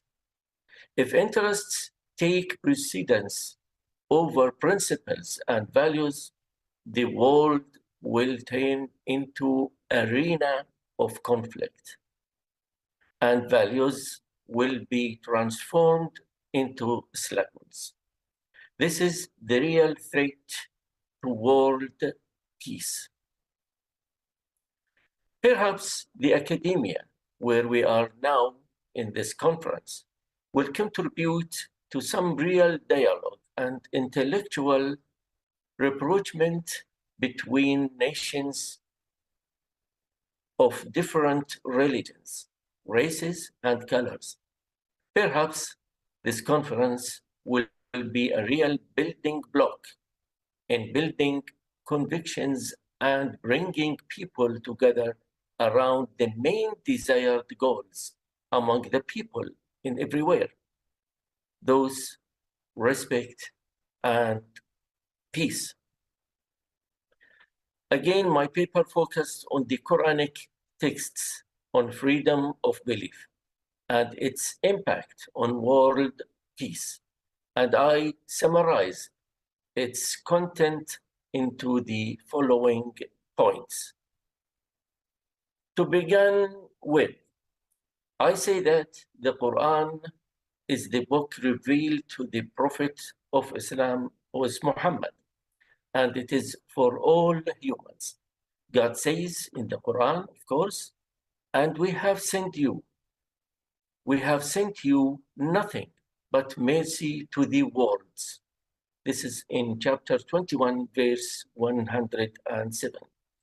And the Quran began with mercy, as I mentioned at the beginning, in the name of God, the most gracious, the most merciful. In Arabic, Bismillah ar-Rahman ar-Rahim. And the most gracious and the most merciful, ar-Rahman ar-Rahim, were repeated in the Quran more than 170 times, in addition to other names that are synonymous. The revelation of the Quran, just an idea about the Quran and its revelation, the revelation of the Quran into Messenger Muhammad was not like the rest of the heavenly books revealed to their messengers, peace be upon them all, as a whole. The books were revealed in a whole, but it was revealed separately in 23 years, the period of the mission of the Prophet, I mean the Quran. Both Meccan, which is Mecca, revealed to Mecca, before the migration of the Prophet and his companions to Medina, and the Medina, after the migration, sections of the Quran, I am talking about Mecca and Madani of the Quran, well known to specialists, affirm the fact of freedom of belief. And there are approximately 50 verses whose meaning revolves around freedom of belief. In Mecca, at the beginning of the message of Islam, and despite the persecution, torture, and coercion, the Quran assures the freedom of belief. Here I will mention some verses out of more than 50 of the verses of the Quran. God said, you have your religion, it is direct to the Prophet Muhammad sallallahu alaihi wasallam. You have your religion, and I, Muhammad, have mine. Lakum dinukum waliya din, Arabic. Another verse, you do not guide whom you love, but God guides whom He wills. إنك لا تهدي من أحببت ولكن الله يهدي من يشاء. And if your Lord has willed, all those on earth would have believed together. So do you force people until they are believers? أفأنت تكره الناس حتى يكونوا مؤمنين? Another verse, and say the truth is from your Lord. So whoever wills, let him believe, and whoever wills, let him disbelieve. فَمَنْ شَاءَ فَلْيُؤْمِنْ وَمَنْ شَاءَ فَلْيَكْفُرْ. Another one, so remind, you are only reminder, you are not in control over them. فذكر إنما أنت مذكر لست عليهم بمسيطر. In Al-Madinah, the most important verse came after the greatest verse in the Quran, which is Ayat al-Kursi, well known to Muslims. After it, directly, God says, there is no compulsion in religion. لا إكراه في الدين. And the reason for its revelation is that there was no coercion among the sons of the Ansar. Ansar, the residents of Medina before the Prophet Muhammad migrated to Al-Madinah. When the Jews left Medina, the Quran denies the principles of coercion and thus reinforce the value of responsible freedom. That when the Jews left Al-Madinah, some of Al-Ansar's sons were Jews with them. They intend to force them to stay at Medina. That's why this verse was revealed to the Prophet Muhammad. It is very clear that there is no compulsion in religion.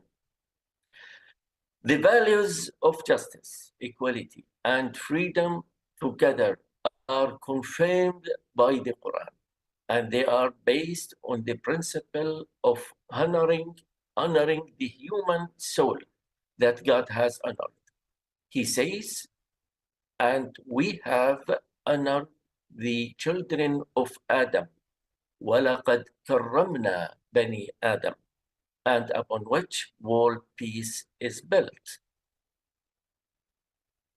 The denial of compulsion in religion means directly, by sense, the denial of compulsion in religion means freedom of belief. La ikraha fi din means it is okay for anyone to follow what he believes, any religion.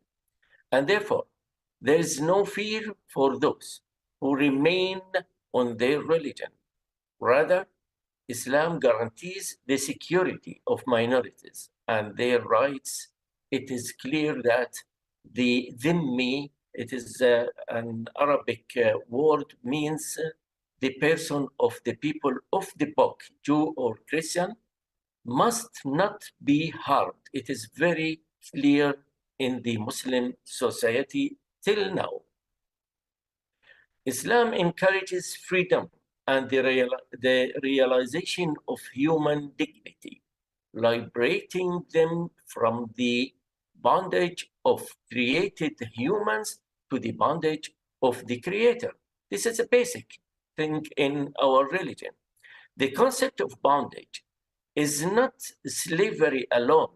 Rather, the most important thing is the enslavement of concepts and ideas that lead to their worship and glorification more than the glorification of God Himself. And Islam does not impose this, but rather guides. This is my task is to guide. Otherwise, the people are free to follow what they want. Despite the clear message of the Quran that there's no God but Allah in Arabic, La ilaha illallah, there's only one God, which takes people away from worshipping persons, idols, and ideas to worshipping God alone. This is the message of Islam, the unique creator, Allah, the unique creator. And with that, despite that fact, it gives mankind the freedom of their belief. We must remember that it is God's wisdom to make difference a norm among human beings. God says in the Quran, and if your Lord had so willed, He could surely have made mankind one nation or community, which means following one religion, but they will not cease to disagree. ولو شاء ربك لجعل الناس أمة واحدة ولا يزالون مختلفين. It is not possible to gather people on one opinion, and therefore it is difficult for people to agree on one religion, for each person has his own diligence and opinion.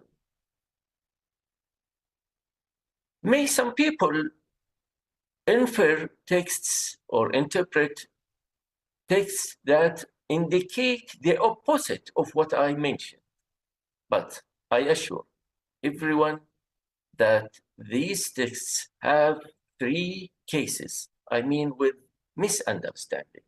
Why? We have three cases.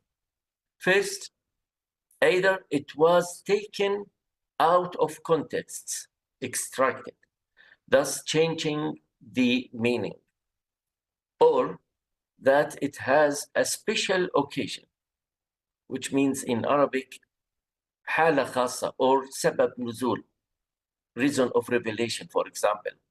And thus, it is not permissible to generalize the meaning, to put the meaning itself in the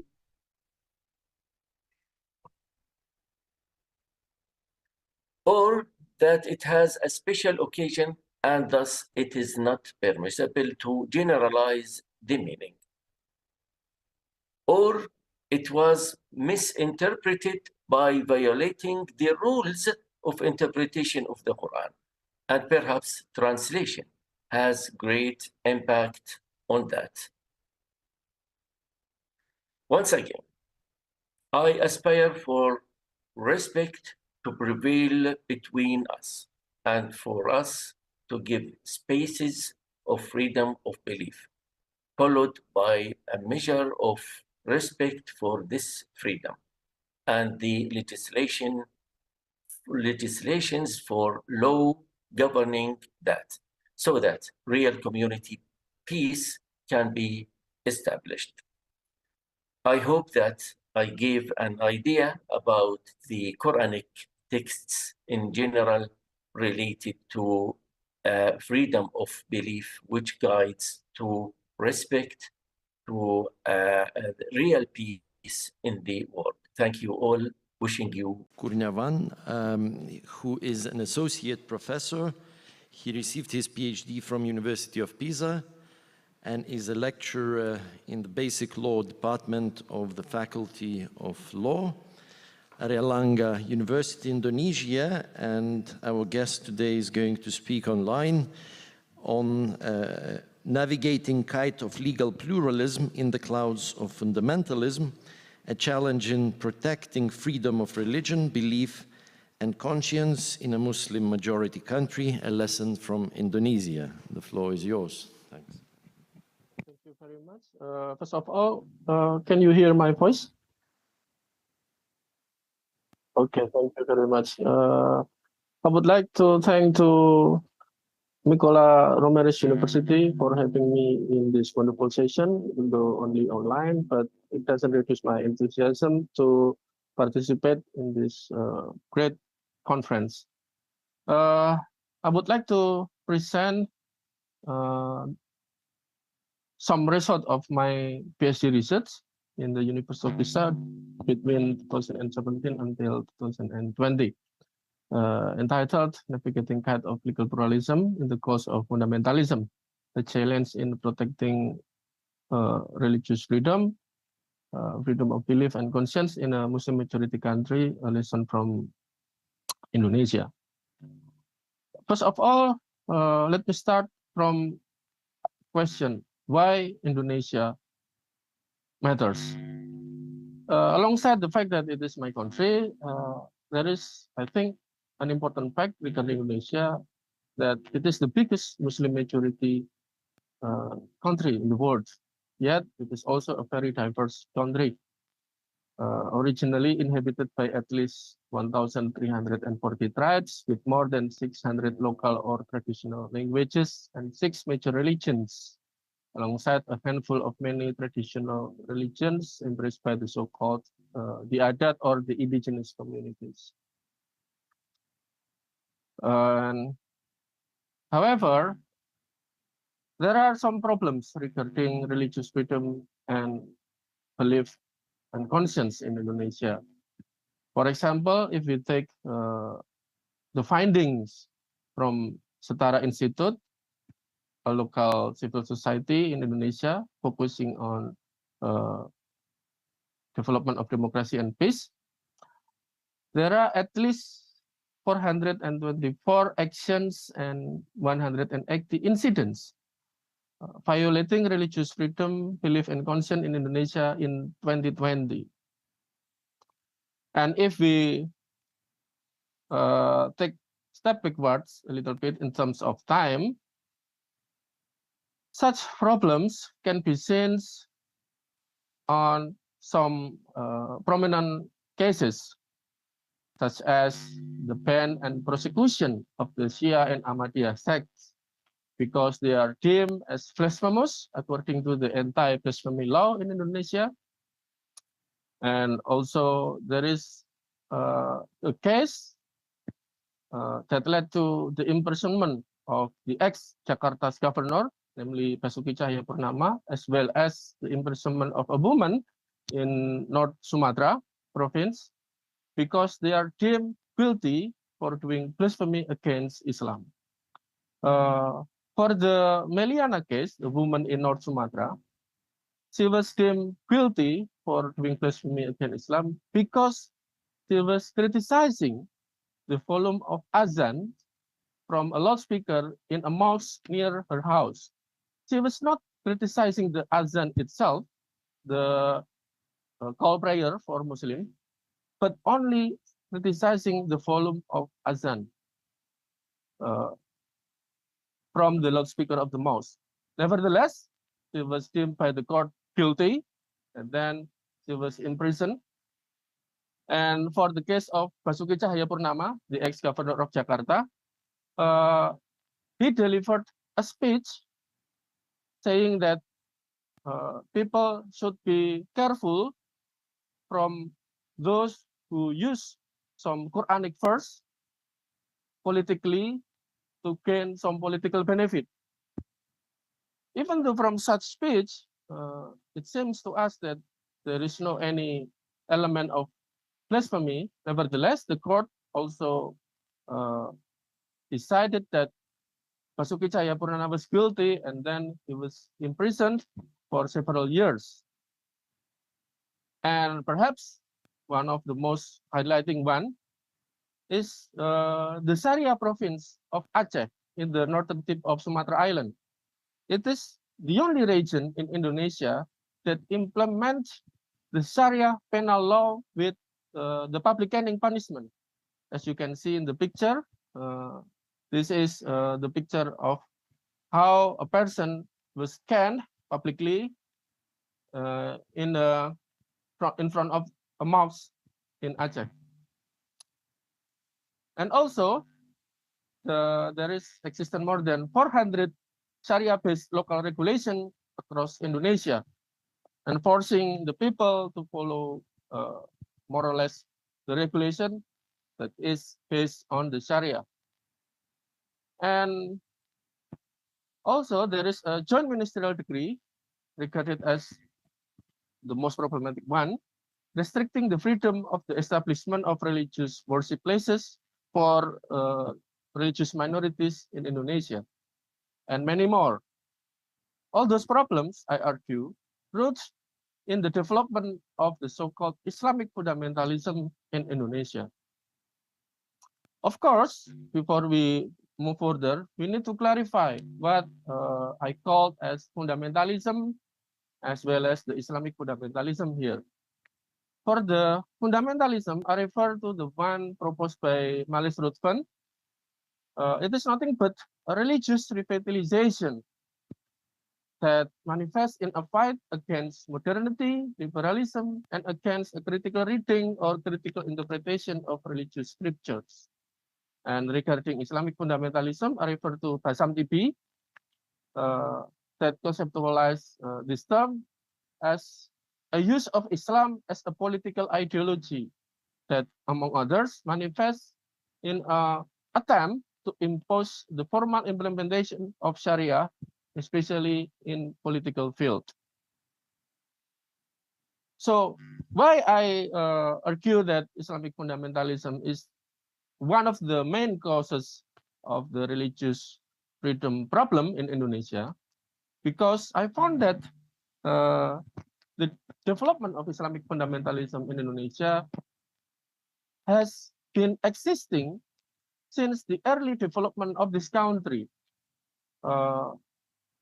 This narrative, this paradigm, has developed even in the moment when our constitution was being drafted.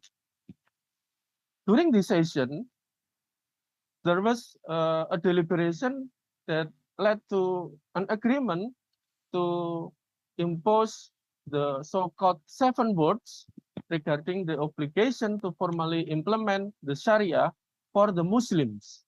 And the stipulation was put in the preamble of the Constitution as well as in the Article 29 of the Constitution. Also, in addition, there is an article, which is the Article 6, that require the president and the vice president of Indonesia must be Muslims. Eventually, all those agreements or those stipulations were revoked in the session when our constitution was officially enacted in August 18, 1945.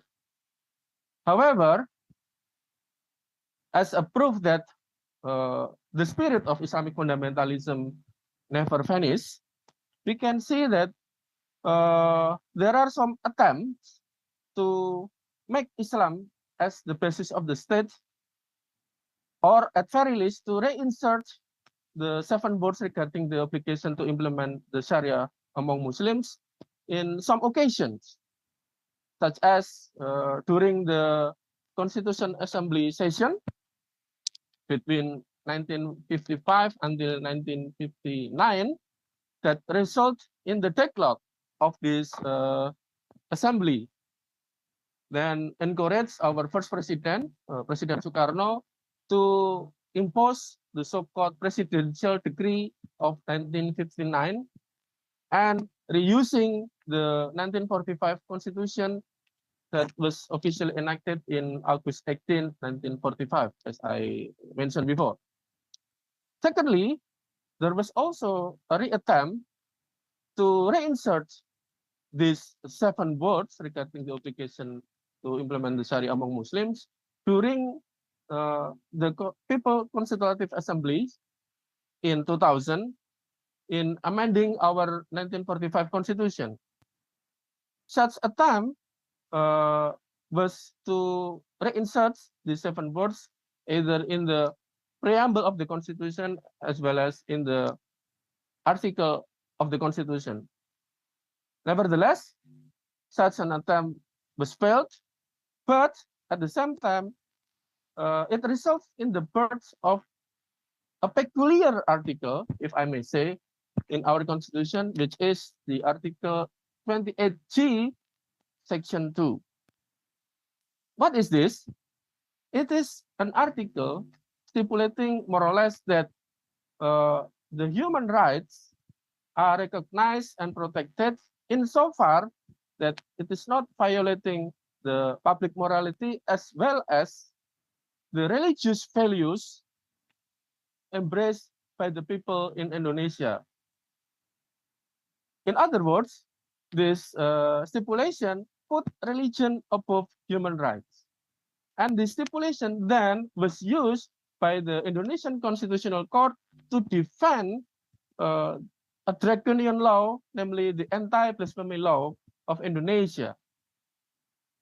During the deliberation of the constitutional judges, they argued that the anti-blasphemy law is not violating the principle enshrined by our constitution due to the existence of this article, which is the Article G, Section 2, putting religion above human rights. So the constitutional judges But the majority of the constitutional judges of Indonesia believe that limiting human rights is permissible if it is required by the religion, more or less like that. Also,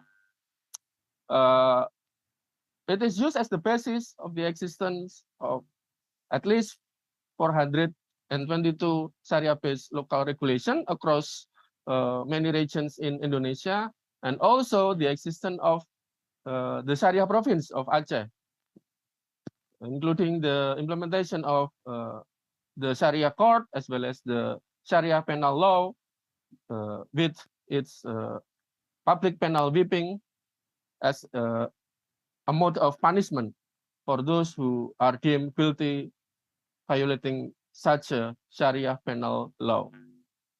So all those facts are existing in Indonesia due to the existing legal framework based on the Pancasila and the 1945 Constitution. So perhaps here I argue that the argument or an opinion saying that the Pancasila as well as the 1945 Indonesian Constitution is embracing the principle of religious freedom, belief, and conscience is simply, in my opinion, a myth, because it's not in line with the fact as well as with the judicial decisions, especially from Indonesian Constitutional Court. Then, in order to address such a problem as well as to advance diversities through law in Indonesia, I think that there are some important elements still missing in the Indonesian legal framework. That is one of the main causes of such a problem. Here I argue that the one that is still missing is the so-called the trinity of pluralism, which is the principle of liberalism, secularism, and the translation proviso. For the last one, I borrow it from Jürgen Habermas, and let me elaborate it further. I believe that Indonesian Constitution still miss the principle of a liberal state, because there should be a provision explicitly stipulating that the state guarantees the freedom of religion and belief for all people, and such a freedom of religion and belief should include the freedom for the people to change their religion as well as the freedom not to profess any religion or to be a religious and or unbeliever. This notion is still missing in our constitution until today. Also, the state should welcome any kind of religion and belief to exist and flourish insofar it is not violating the principle of individual freedom and fundamental human rights. This is also a notion that is still missing in our constitution. And most importantly, there should not be such an article like the article of 28G, section 2, putting religion above human rights.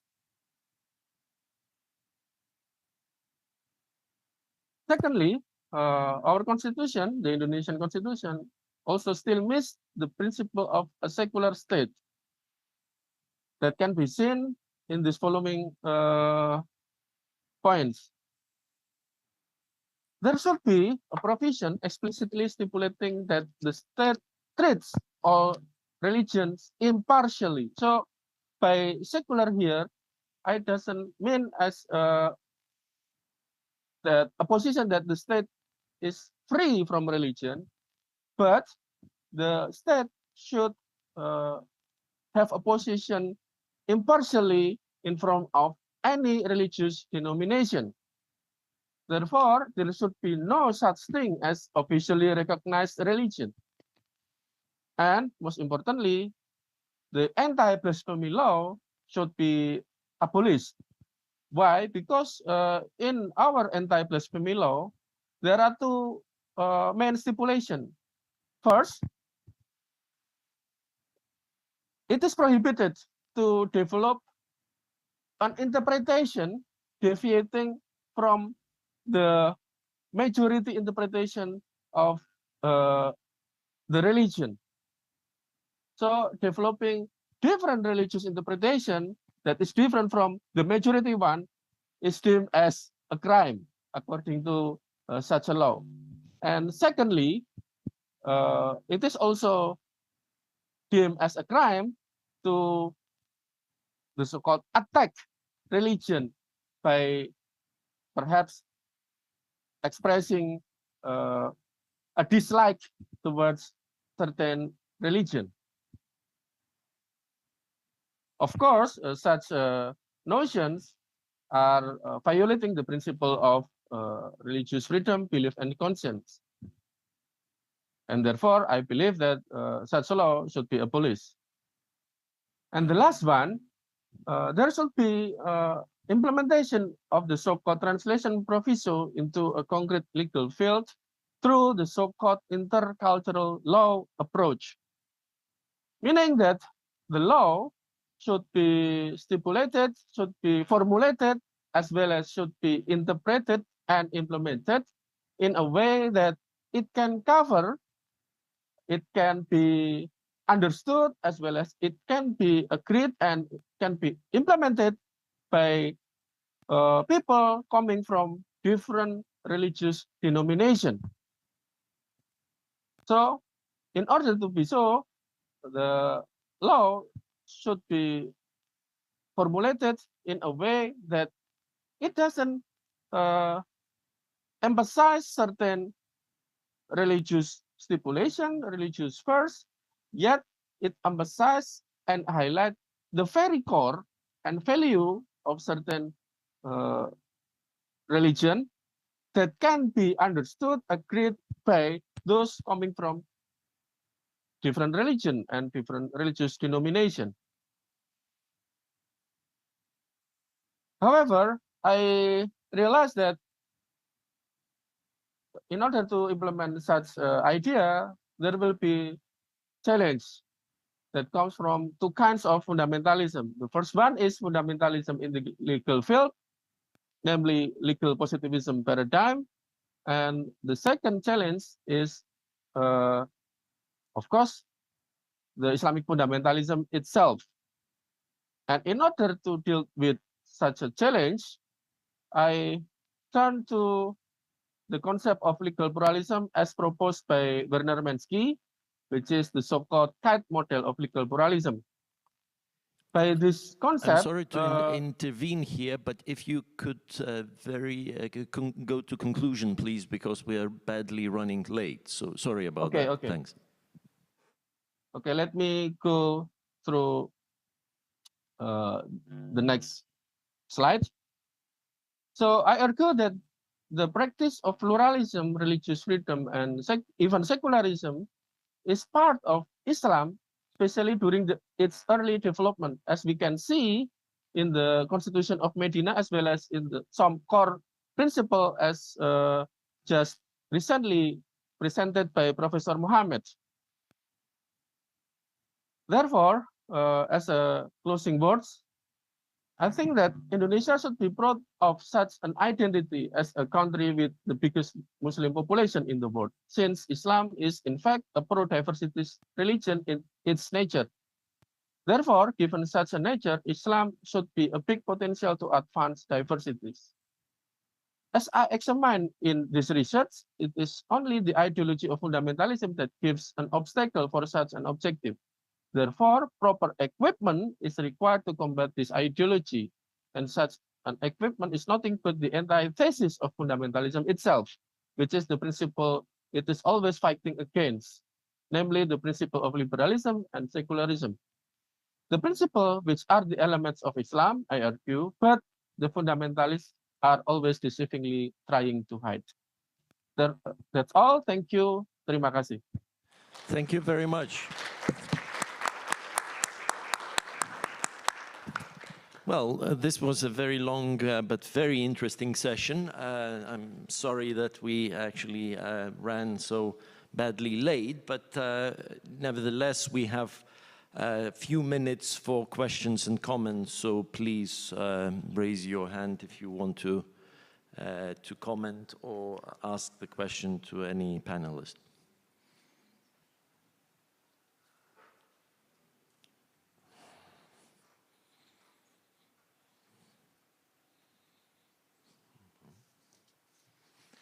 Please.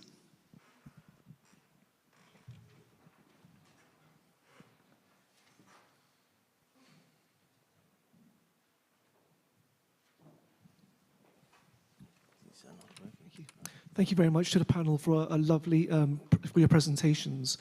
My question's for Lorenzo, and I'll keep it very brief in the interest of time. To what extent was Shakespeare an aesthetic rebel, and can he be compared to some of the graffiti artists and musicians of today who are similarly rebels, aesthetic rebels? Well, that's a very, very interesting question. And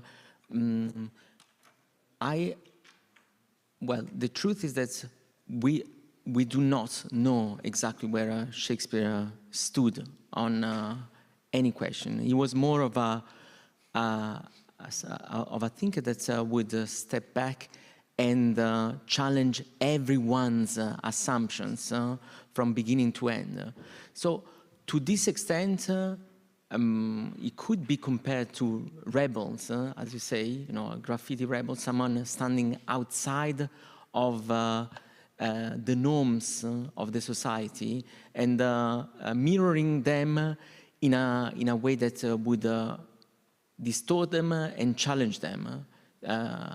To this extent, yes, you can say, well, you can think of Banksy, for example, you know, who works as a conscience of the society, you know, trying to challenge us into rethinking some of the fundamental assumptions when it comes to economy, law, or you know, treatment of diversity, and so on and so forth. So I like to see him as a force for the good, in the sense that every new generation should reopen the discussions about what are the fundamental rules that govern our social peace. And Shakespeare is still so fundamentally loved and appreciated all over the world, precisely because he allows this exercise to go on forever. Thank you, Lorenzo. Any further questions or comment? Please.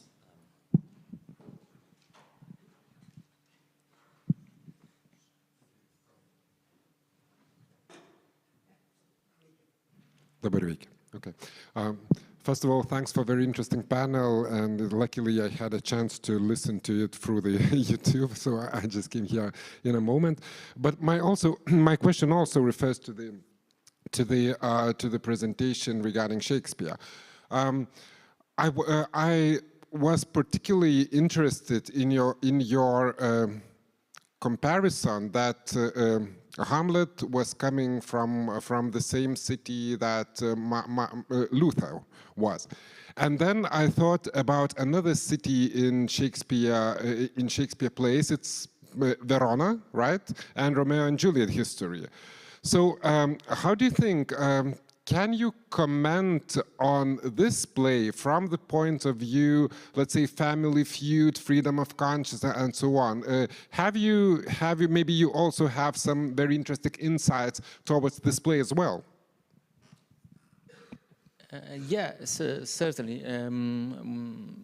Well, the reference of Verona specifically is part of a trend that's, Shakespeare is very much interested. He's interested in the sort of free city of Italy. There are at least 20 plays that takes place in Italian cities. Verona and Venice belong to the same kind of universe, the sort of the Venetian Empire.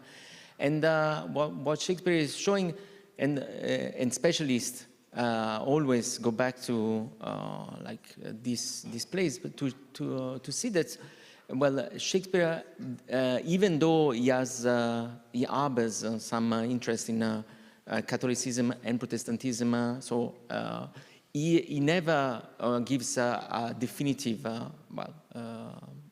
position as to one or the other.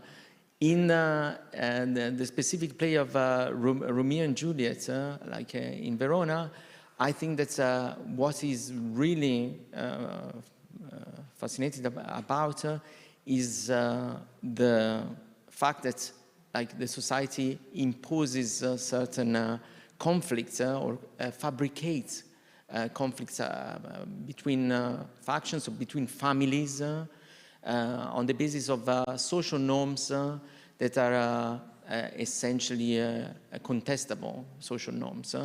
And in this specific case, he wants to stress the fact that if we side with social norms, then tragedy will strike. So if we are not reinterpreting social norms in a critical, open and free way, then the result will be tragedy. Tragedy in Romeo and Juliet, tragedy in Hamlet, and all the other tragedies stem from the fact that we are not critical enough with regard to the social norms of the established polity. Thank you. Okay, thank you. Any further comments?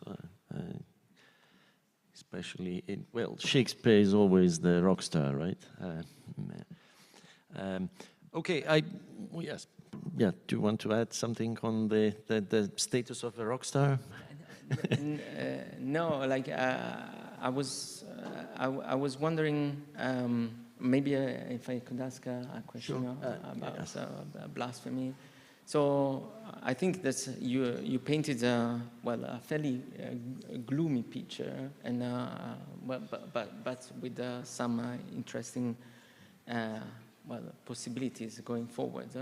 Although, do you believe that the European Court of Human Rights has the tools to move away from jurisprudence that is always trying to save the one side and the other? So the idea that is trying to balance the different interests that sometimes cannot be balanced. So do you think that the European Court of Human Rights is showing that ability to break away from a mediocre, will of balancing all kinds of concerns without taking clearer positions?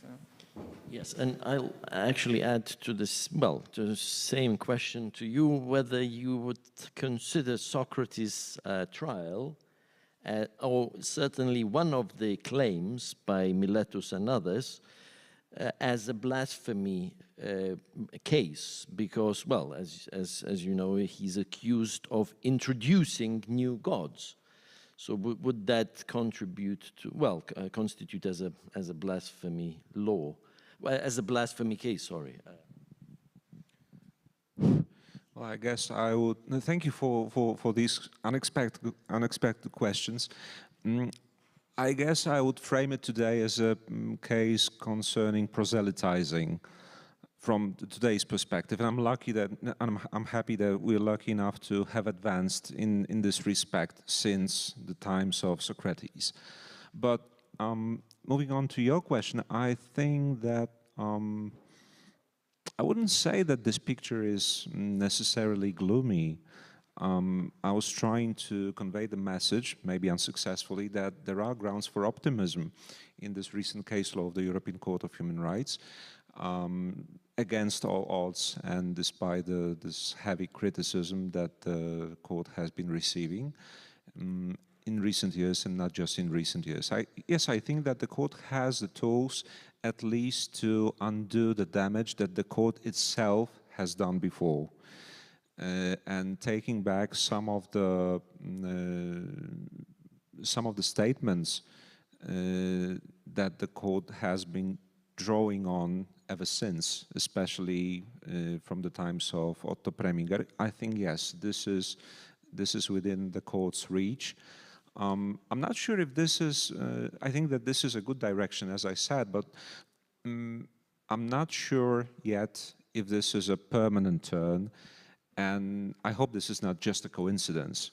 In a more realistic, on a more realistic level, I would say that everything depends on the bench, because my impression from the recent years concerning the Strasbourg court is that there's a lot of inconsistency in religious cases, and I think it depends largely on a chamber.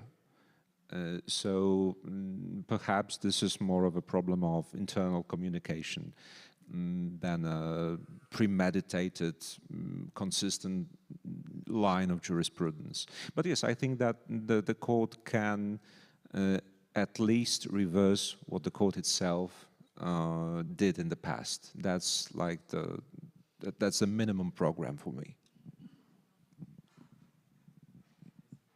Okay, please.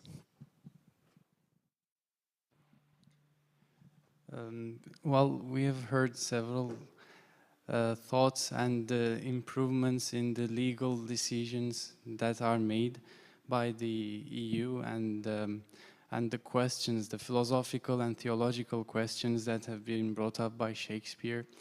How has the AI changed this thought process that humanity has had until today?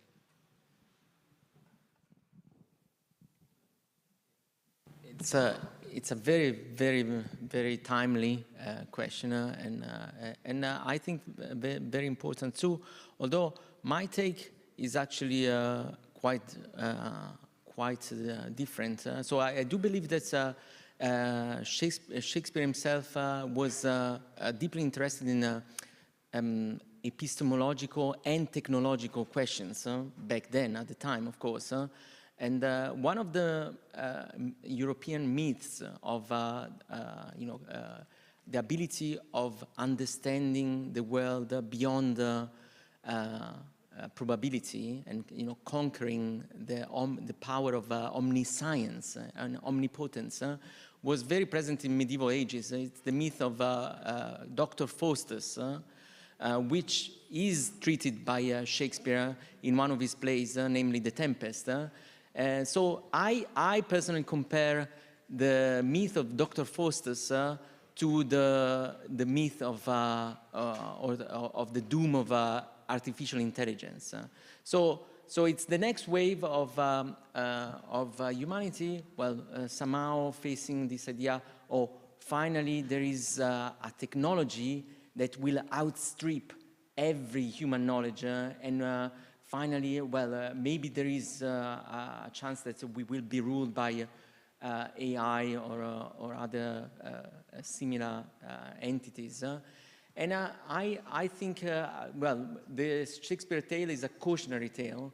It makes you think, well, this has been the case actually throughout history. We have always been worried about the possibility of being taken over, or the possibility of developing science that will outstrip all our knowledge. I'd say that it's cautionary in the sense that I don't think that from the human perspective there will ever be, something that is capable of omniscient, omnipotent knowledge, and that we have to remember ourselves, remind ourselves that we are structurally made in such a way that we cannot access omniscience, omnipower. And that should be a cautionary tale also as to the kind of limits that we design with technology, not to allow to do too much or to promise too much. Thank you. That was a very good answer. I think with that, we stop and break for lunch, very much overdue lunch, but we need, yes, food as well. Thank you. Thank you very much.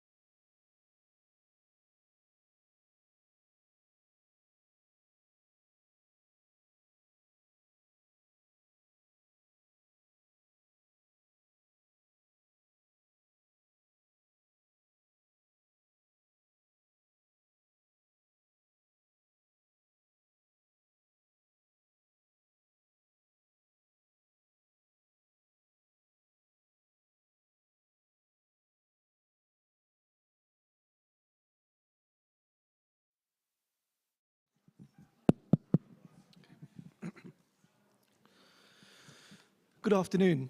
My name is Dr. Paresh Kafrani, and I work closely with the Mykolas Romeris University Law School as an academic consultant on a number of its innovative law programs, including its newly launched Bachelor's in Law and Global Security.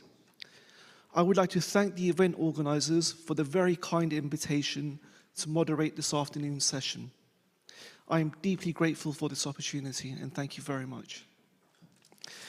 Global security in many of its different forms has unfortunately been in the media spotlight in recent years. International security in terms of physical security, food security, economic security, and climate security have all featured prominently, galvanizing states individually and collectively to take action in order to address these high areas of concern. However, the notion of security has a number of contours and dimensions. It can be segmented in many different ways, and the right to feel secure when it comes to manifesting our conscience and beliefs is an important one. Indeed, it's an essential part of what it means to be human. And as we heard this morning, that is why it's found in numerous legal human rights instruments that enshrine the freedom of thought, conscience, and religion. But what do those legal and other norms say, and how do they work in practice?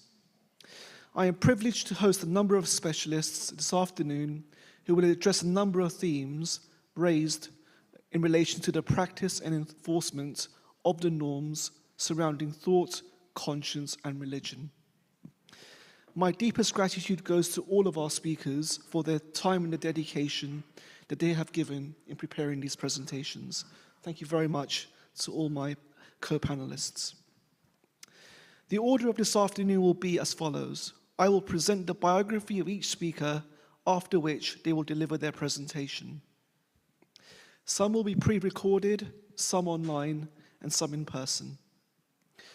After our speakers have finished delivering their presentations, I will then ask each one a question, a brief question, following which I will invite the audience to ask questions too.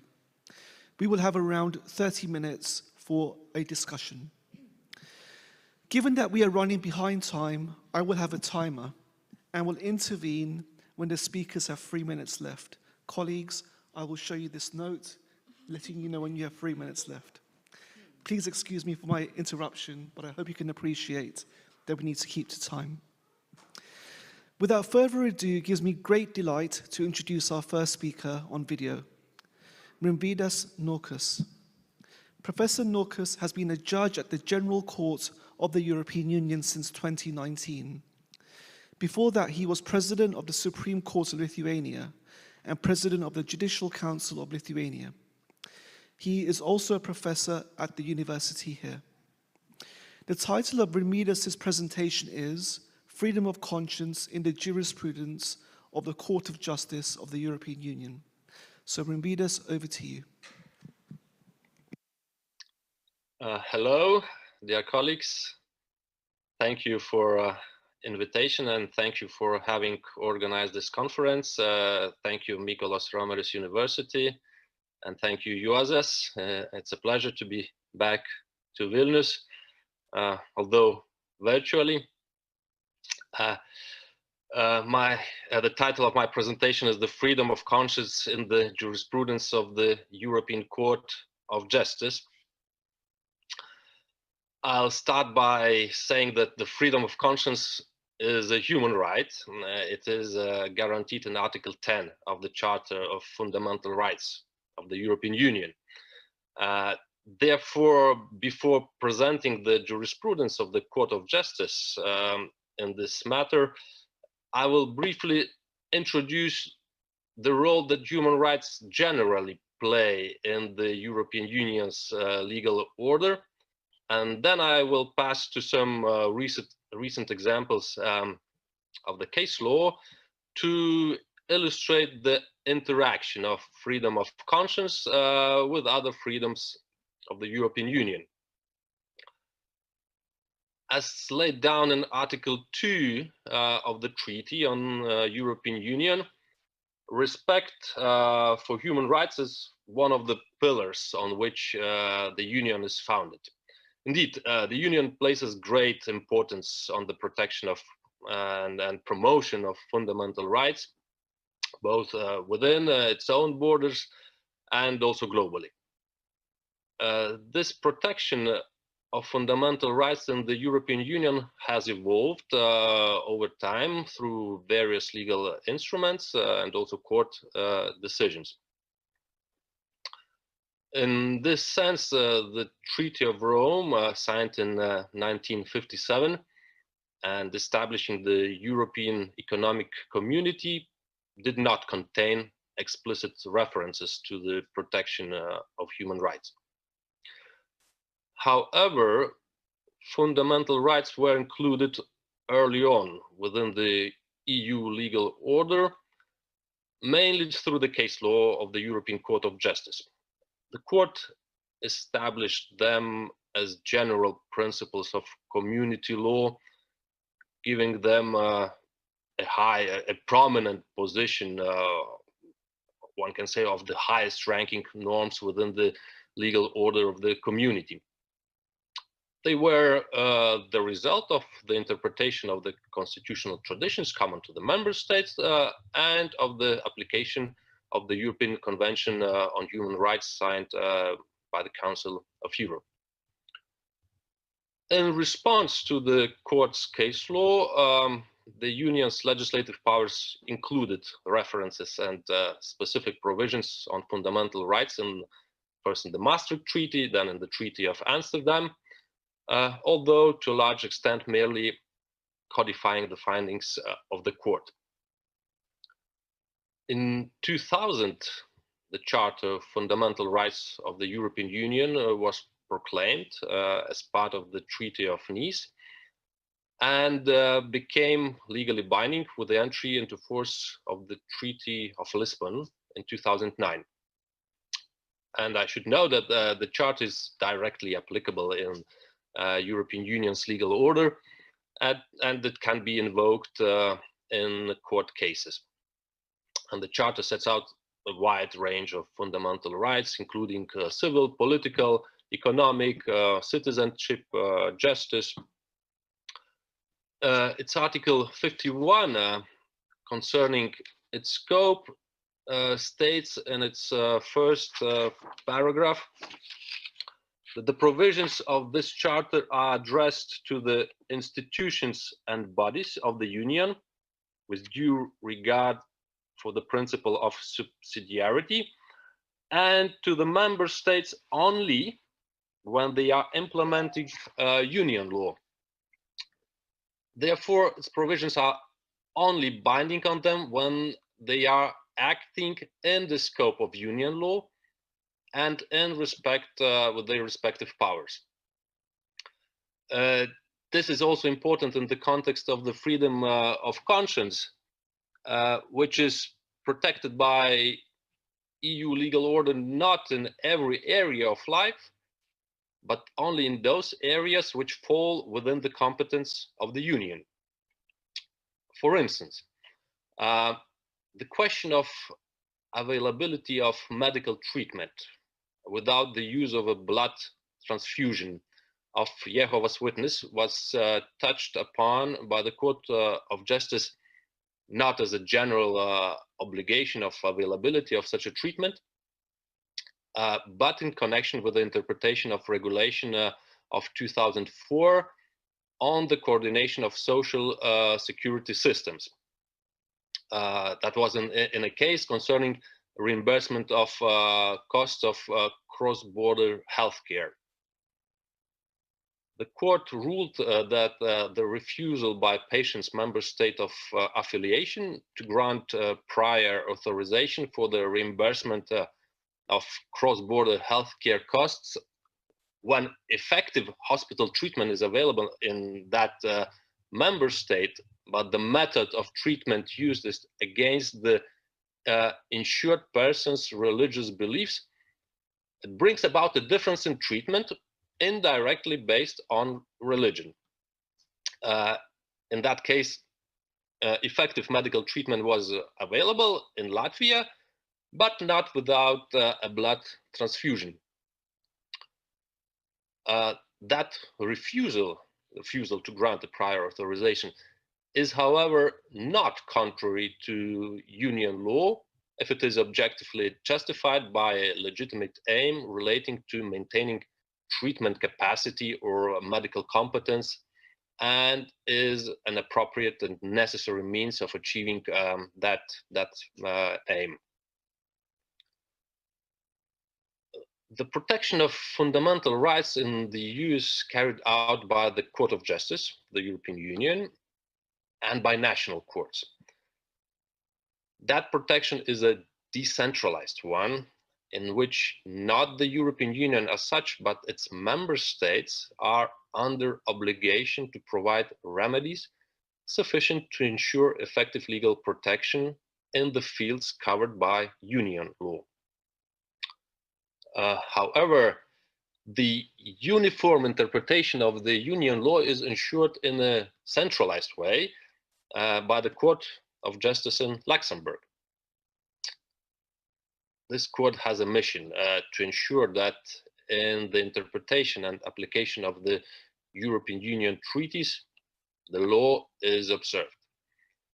And in that capacity, it gives preliminary rulings, the request of courts of the member states on the interpretation of union law, including the scope of various human rights, or the validity of acts adopted by the institutions. In sum, the system of protection of fundamental rights in the EU is complex. It is an evolving one. Through the process of European integration, the Union has evolved from a predominantly economic union to a political one, as well, regulating a wide range of matters for which fundamental rights are inevitably affected. As I mentioned, Article 10 of the Charter enshrines the right of freedom of thought, conscience, and religion. The right guaranteed in this article corresponds to the right guaranteed in Article 9 of the European Convention on Human Rights, and in accordance with Article 52 of the Charter, it has the same meaning and scope. In addition, Article 21 of the Charter prohibits any discrimination based on any ground, among others, religion or belief. I have to note that the court has not been very prolific regarding the right of freedom of thought, conscience, and religion, having ruled on it less than 15 times. In recent times, questions have been referred to the court for a preliminary ruling concerning religion or belief, whether with regard to the observance of religious rights in matters of health, or even in the field of international protection. The largest body of the case law concerns, however, labor law, particularly the interpretation of the Council Directive of 2000, establishing a general framework for equal treatment in employment and occupation. In this regard, the court handed down several judgments following preliminary questions concerning the interpretation of that directive, in particular regarding the wearing of religious symbols at work, such as mainly Islamic headscarves. For instance, does a unilateral instruction from the employer prohibiting the wearing of any visible sign of political, ideological, or religious belief constitute direct or indirect discrimination on the grounds of religion? Can discrimination on the grounds of religion be justified by the employer's subjective wish to pursue a policy of political, ideological, and religious neutrality even where the employer thereby seeks to meet the subjective wishes of his customers. Can the situation be seen differently when not all but only prominent and large-sized religious symbols are banned? Well, these are examples of questions asked by national jurisdictions recently. The jurisprudence of the court has been consolidated in a judgment rendered on the 15th of July 2021 by the Grand Chamber in two joint cases, Wabe and Müller Handels GmbH, and I will briefly present them. The cases concerned two employees in companies governed by German law, working as a special need carer and sales assistant, respectively. They both wore an Islamic headscarf at their workplaces.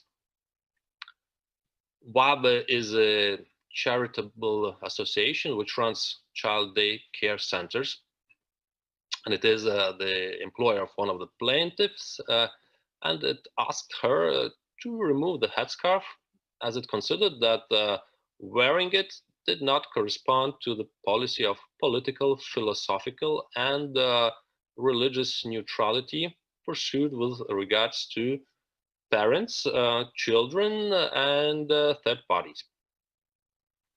She refused to do so and was temporarily suspended from her duties on 2 occasions and given a warning. In another case, following employee's refusal to remove her headscarf at her workplace, her employer, Müller Handels, which operates a chain of drugstores in Germany, it initially transferred her to another position where she could wear the headscarf, but later instructed her to attend work without large-sized signs of any political or religious beliefs.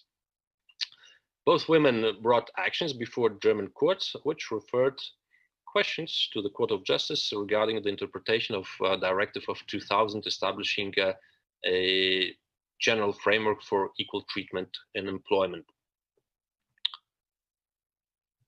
The Court of Justice examined first whether such an internal rule of an undertaking prohibiting workers from wearing any visible sign on beliefs in the workplace constitutes,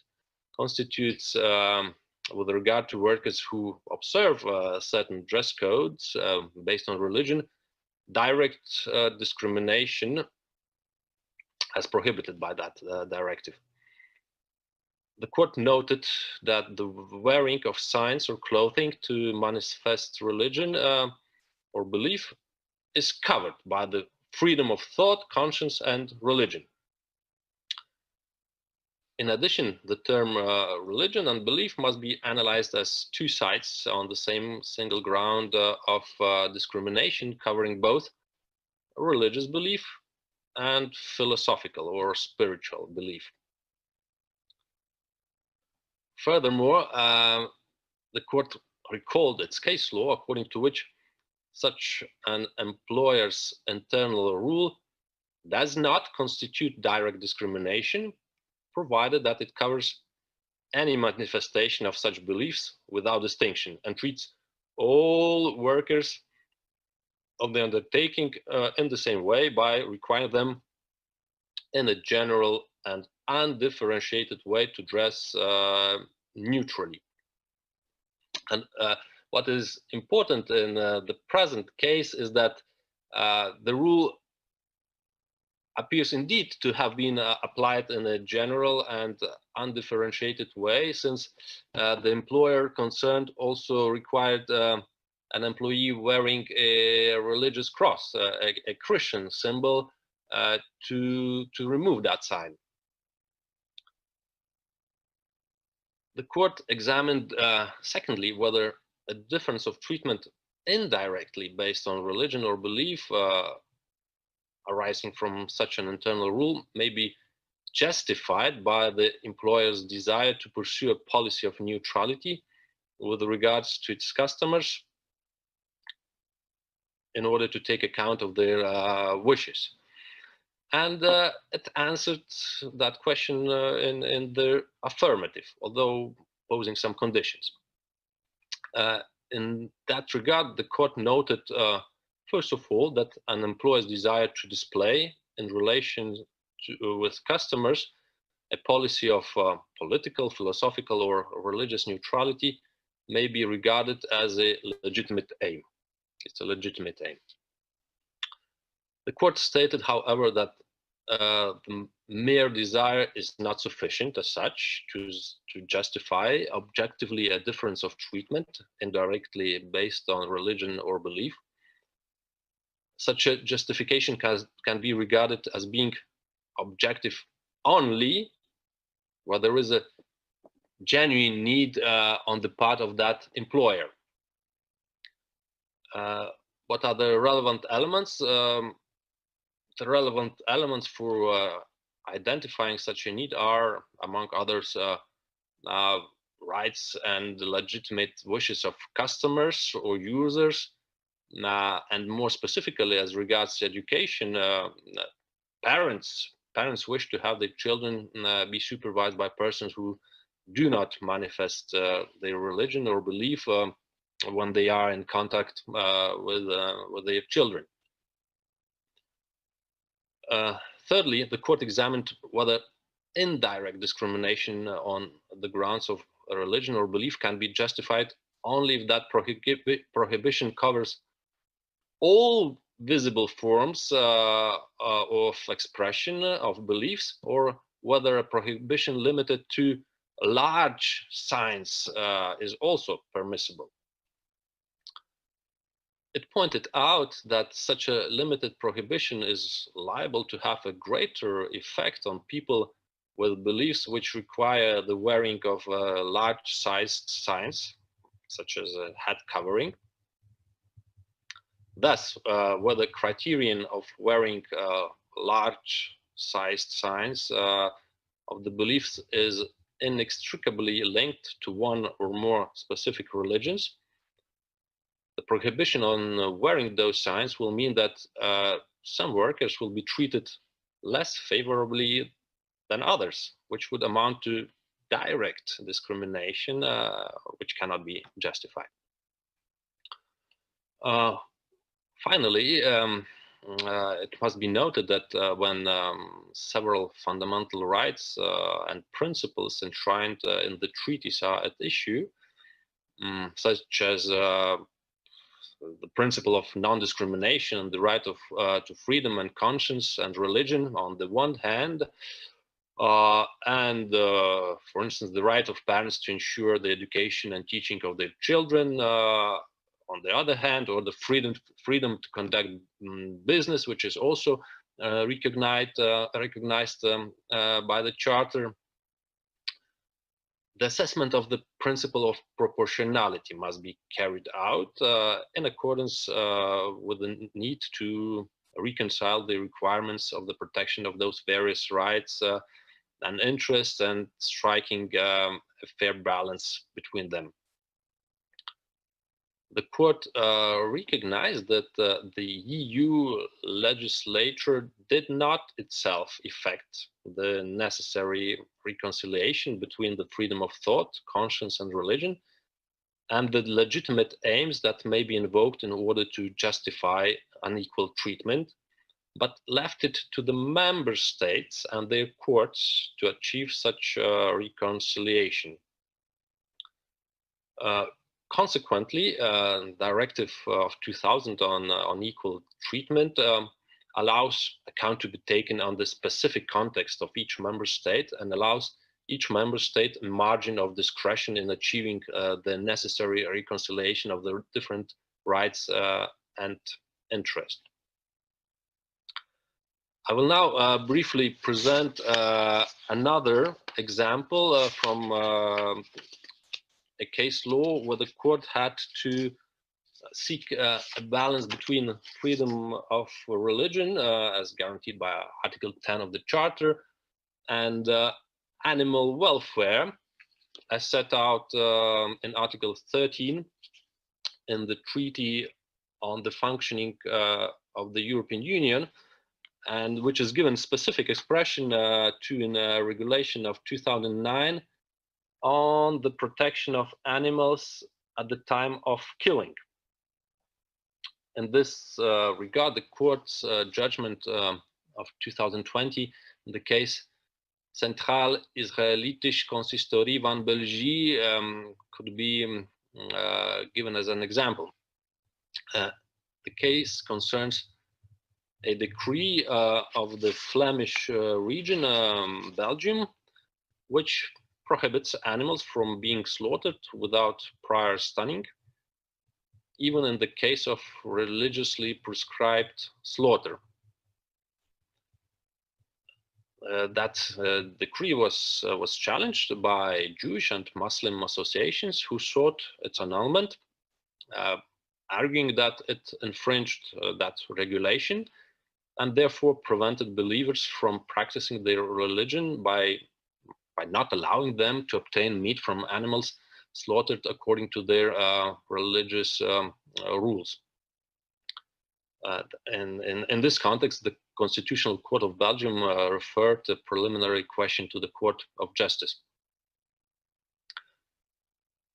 The court noted that while regulation of 2009, and generally it allows for ritual slaughter without stunning as an exception to protect freedom of religion, it does not preclude member states from imposing an obligation to stun animals prior to slaughter, even in the case of ritual slaughter, as long as fundamental rights enshrined in the Charter are respected. The court found that the limitation on the freedom to manifest religion resulting from the decree requiring reversible stunning and ritual slaughter is provided for by law and respects the essence of Article 10 of the Charter, as it is limited to one aspect of the specific ritual of slaughter and does not prohibit the slaughter act itself. The court found that the interference meets the objective of general interest recognized by the EU of promoting animal welfare. In assessing the proportionality of the limitation, the court concluded that the measures in the decree allow for a fair balance between animal welfare and the freedom of Jewish and Muslim believers to manifest their religion. The Flemish legislator, having relied on scientific research and consensus, as well as on the evolving societal and legislative context. This case constitutes a groundbreaking case for animal welfare, since the court put animal welfare in Article 13 of the Treaty on the Functioning of the European Union on the same level with the freedom of religion in Article 10 of the Charter, taking into account the change in values and ideas in contemporary democratic societies of the member states. In conclusion, the freedom of conscience and the jurisprudence of the Court of Justice is limited to the areas covered by EU law. It seeks to balance this right with other fundamental rights. In striking this balance, the court recognized a margin of discretion to the member states, taking into account the diversity of their approaches as regards, for instance, the place accorded to religion and beliefs within their respective systems. And indeed, the place of religion, for example, in France is very different from its place in Germany. The margin of discretion afforded to member states and the absence of a consensus at EU level must, however, go hand in hand with supervision by EU judiciary, consisting in determining whether the measure taken at national level were justified in principle and whether it was proportionate. Thank you very much for your attention, and I wish you a very good continuation of the conference. Thank you.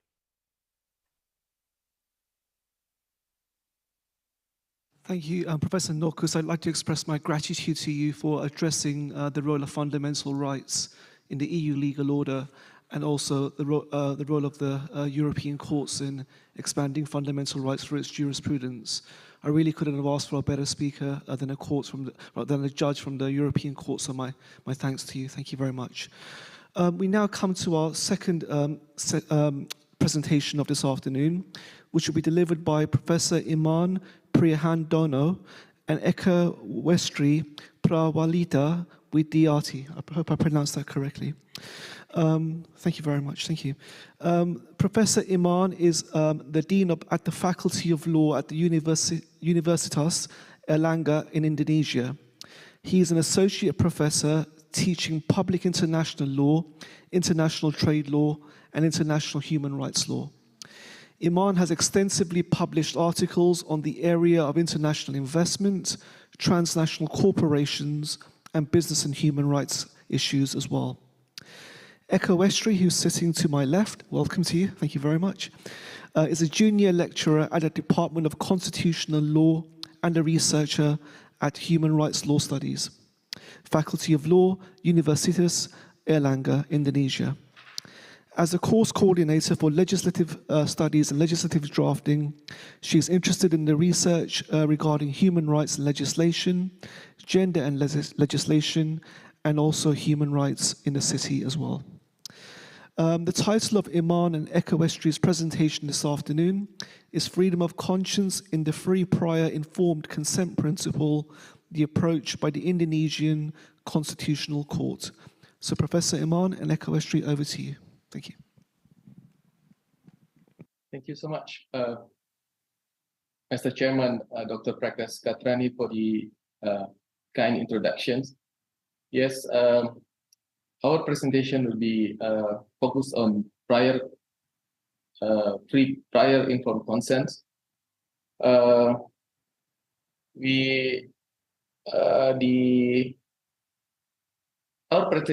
presentation will be divided into two parts, which I will be delivering the first part, and then my colleagues, Ms. Widyarthi, will deliver the second part. The presentation will be focused on the Indonesian Constitutional Court judgment, the two judgments that have recently been handed down by the Constitutional Court of Indonesia, which related to the free, prior, and informed consent principles. The first is judicial review on the law concerning minerals and coal mining. In this case, the applicant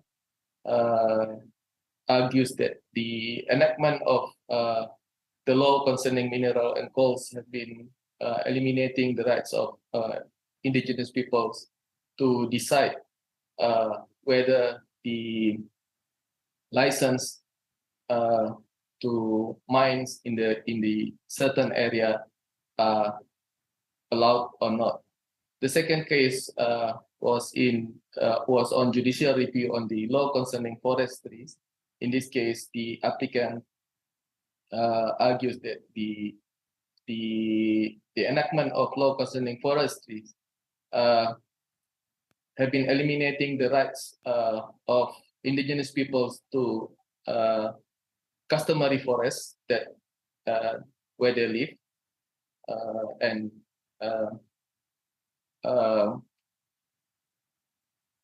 have their livelihood depend on the forest. We found that the Constitutional Court has failed to consider the most important concept or principles that is needed to protect the rights of indigenous people, which is the free, prior, and informed consent. And therefore, by neglecting to consider this principle, the Constitutional Court has also failed to safeguard the rights, the freedom of conscience of the indigenous people in Indonesia. The Constitutional Court of Indonesia have leaving a loophole in providing concept of public involvement in government decision making related to both the allocation of mining area or the issuance of license to mining area, and then the forest exploitation. By leaving this loophole, the Constitutional Court have also leave the existence of indigenous community in Indonesia become unpredictable in the legal matters, and then it neglecting the opportunities for the indigenous people in Indonesia to achieve prosperity and other affirmative action for indigenous communities. In my presentation, I will focus on the reluctance that Indonesian Constitutional Court to consider free, prior, and informed consent is problematic, because FPIC has been accepted as fundamental principle both in international and have been practiced and has been adopted by national law in several countries. First, I will explain or briefly give an overview on the free, prior, and informed consent as a legal concept. The FPIC is a collective rights of indigenous peoples and local communities to give or withhold consent to any activities that might affect their life. It can affect the rights of lands, natural resources, territories, livelihoods, and others, food securities. So FPIC ensures that the indigenous people, the local customs and cultures are highly valued, and FPIC does aim to promote and protecting and ensure the fulfillment of fundamental human rights.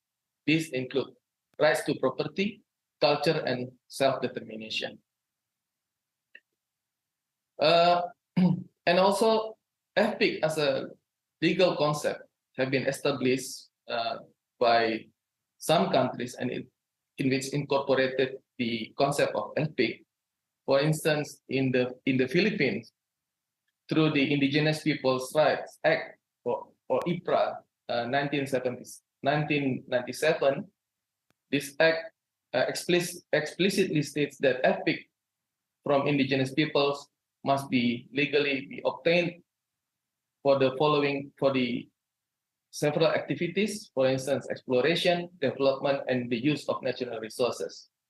The same with the adoption of FPIC principle in Australia by the Australia Northern Territory through the legislation called the Aboriginal Land Rights Act, or ALRA, 1976. This act explicitly stated that consent is deemed given if it is based on decision-making process operated by the traditional owners of Aboriginal land. The same also, FPIC also have been adopted at international level, in which several regional human rights courts have been adopted. For instance, in Saramaka case, Saramaka versus Suriname in 2007, the Inter-American Commission on Human Rights decided that in relation to Article 21 of the Convention on Property Rights, the court stated that the Convention protects indigenous people natural resources that are necessary for the survival of indigenous people. The same grounds also have been adopted by the later case in Sarayuku versus Ecuador with the same court, Inter-American Court of Human Rights. The court ruled that Ecuador had wrongly authorized the oil exploration activities without Sarayuku community's agreements and without taking into account its cultural and spiritual values. The court elaborated at least 5 standards that FPIC must be first be elaborated. The first is the consultation must take place in advance, and the consultation must be held in good faith, and the goal reaching an agreement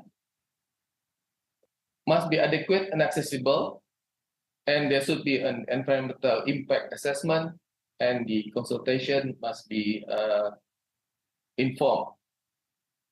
Therefore, we found that the Indonesian Constitutional Court seems to have deliberately neglecting to adopt the FPIC principles when deciding the 2 cases that we examine in this article, and by that we argue also that the court has also been neglecting the freedom of conscience of the indigenous people in Indonesia. And now I will hand over to my colleague, Ms. Widiati, to further explain the interrelation between FPIC and freedom of conscience.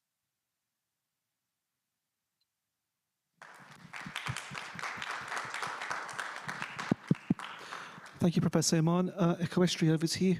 Thank you.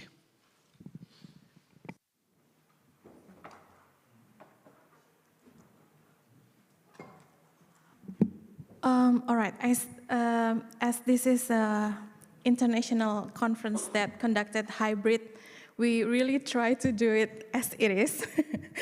So one presenter is in Indonesia and one presenter here. So gratitude to MRU and my dear colleague Yozas for organizing this conference. I just want to continue what Dean Iman has previously presented, that for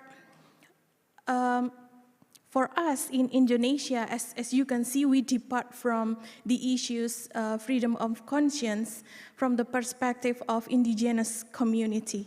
That if you can search Indonesian map in the internet, it's really a wide area. We are archipelago country, and of course, the plural community has specific beliefs and expression of value on their own. And as we can see here, the principle of FPIC is actually recurring conflict between company and the indigenous community in Indonesia. As you can see in the slides, at least in the last 3 years, there are 4 new cases where the indigenous community should be head-to-head with the corporation or with the government. And during 2 decades, we can, based on the data, customary forests in Papua, the western part of Indonesia, has transferred to 62 corporation ownership. So The ownership transfer of rights on land and customary forests takes place structurally through policies and granting of permits by the government, as well as horizontally through negotiations mechanism, followed by compensation. So as we can see that here, indigenous community is vulnerable in the dominance of our very industrial world and policy. Maybe the what so-called new investment has marginalized the indigenous community from their own places, from their own living spaces. So therefore, it is urgent for us to see the FPIC principles, therefore to connect it with freedom of conscience. There is interrelationship between the two principles. So we know that indigenous community have a special bond with their ancestral lands, territories, and resources. Not only that, the cultural heritage, language, tradition are really integral to their identity. So that's why we see the freedom of conscience is crucial, as it enables people to express their beliefs and their values, also the practice of their religion, customs, and tradition without external coercion. Most of the time, the situation put them to a condition to accept that they should lose some of their living space. So maybe the investment try to look new opportunity in that space. So it leaves the indigenous community no choice other than to give what they have or what they protect, which is basically our natural resources. And we try to argue that without the freedom of conscience, people, especially indigenous people, may be compelled to adopt practices and beliefs that are incompatible with their cultural identity. And from the perspective of free, prior, and informed consent and the freedom of conscience, these two principles stems from their common goal of safeguarding the independence and the interests of individuals and communities. And as I said before, in the context of natural extraction, in the context of industrialization, that minings and the maximalization maybe of the resources of our forests, the FPIC may be viewed as a mechanism for ensuring that affected communities are able to exercise their freedom of conscience. We also see that FPIC is not merely a mechanism. It should be seen as part of freedom of conscience, the way we respect the way of life of indigenous community when they try to protect our environment. So the interesting things about, well, not interesting thing for them, of course, but what can we see from the two cases is that in the first cases, the number 32, year 2010, it was a judicial review on the law concerning mineral and coal mining that is petitioned by 21 environmental organizations and indigenous community in Indonesia. It was about, or the question was about the constitutionality of determination of the mining area. So when the government determined this mining area, there was a hearing, or there was a consultation, but the consultation process involves local government, central government. So we have 3 layers of government: central and local. Local divided into provincial and municipalities, and the consultation process involves local government, the central government, and the House of Representatives without involving community. This is the reason why it is petitioned to judicial review cases. And the worst thing is that the community can be subject to criminal sanction if they are considered to have obstructed or disrupted the mining business activities that have obtained a mining license. All right, 3 minutes. And just quick to the second decision.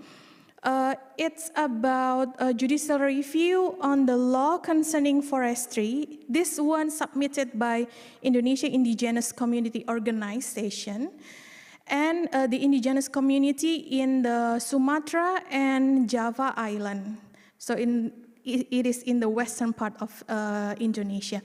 It was questioned the constitutionality of the existence of customary forests and the conditional recognition of the existence of indigenous people. So the customary forests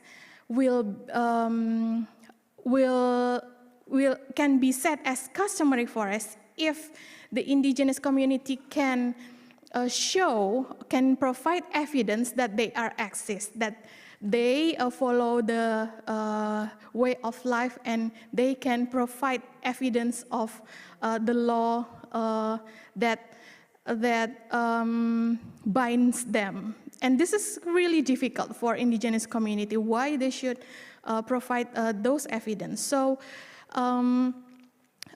this caused their loss of customary rights to forests, their access to forest areas, and criminalization for entering state forest areas, because they cannot show the evidence that they are really subject of that. So their customary forests will considered as state forests.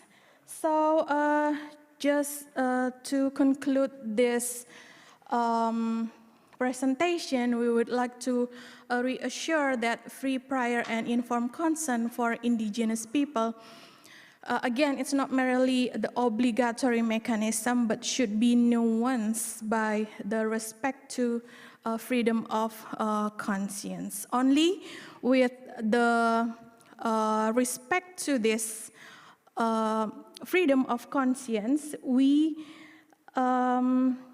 by honoring this, we can protect the rights and cultural identity of indigenous community. And we believe with the cases that cite in this presentation, this concept of FPIC is accepted and become the basis of some decisions by the judges. Just unfortunately that the Constitutional Court did not use this standard, but yeah, we believe that this is should be adapted to our legislation and our way of thinking to embrace our indigenous communities.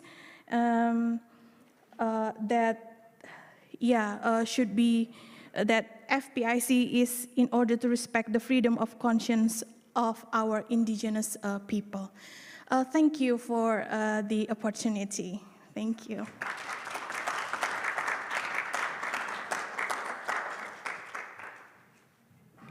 Thank you. That was 2 minutes, 58 seconds. So thank you very much for that. Very grateful, thank you. Thank you very much to Professor Iman and to Ecoestri for your wonderful presentation, which brought together many important principles, FPIC, self-determination, freedom of conscience, and the role of the Constitutional Court in protecting the rights of indigenous people. I'm very grateful to both of you for your presentation. Thank you. I now come to our third presentation of the afternoon from Rim Sarah Alouane. Rim is a French legal scholar and a PhD candidate in comparative law at the University of Toulouse, Capitale in France. Her research focuses on civil liberties, constitutional law, and human rights across France, Europe, and North America. Rim's doctoral thesis explores the practice of reasonable accommodation with regards to the protection of freedom of religion in Canada and France. The title of Rim's presentation this afternoon is Freedom Under Pressure, the Impacts of France's Anti-Separatism Law on Religious Communities. So over to you, Rim Sarah, thank you very much for your presentation.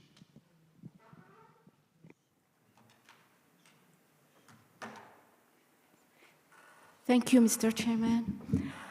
First of all, I will start, before getting into the less fun stuff, I really want to thank Dr. Hugosas. I'm humbled. I'm full of gratitude. Thank you for the beautiful people of Lithuania.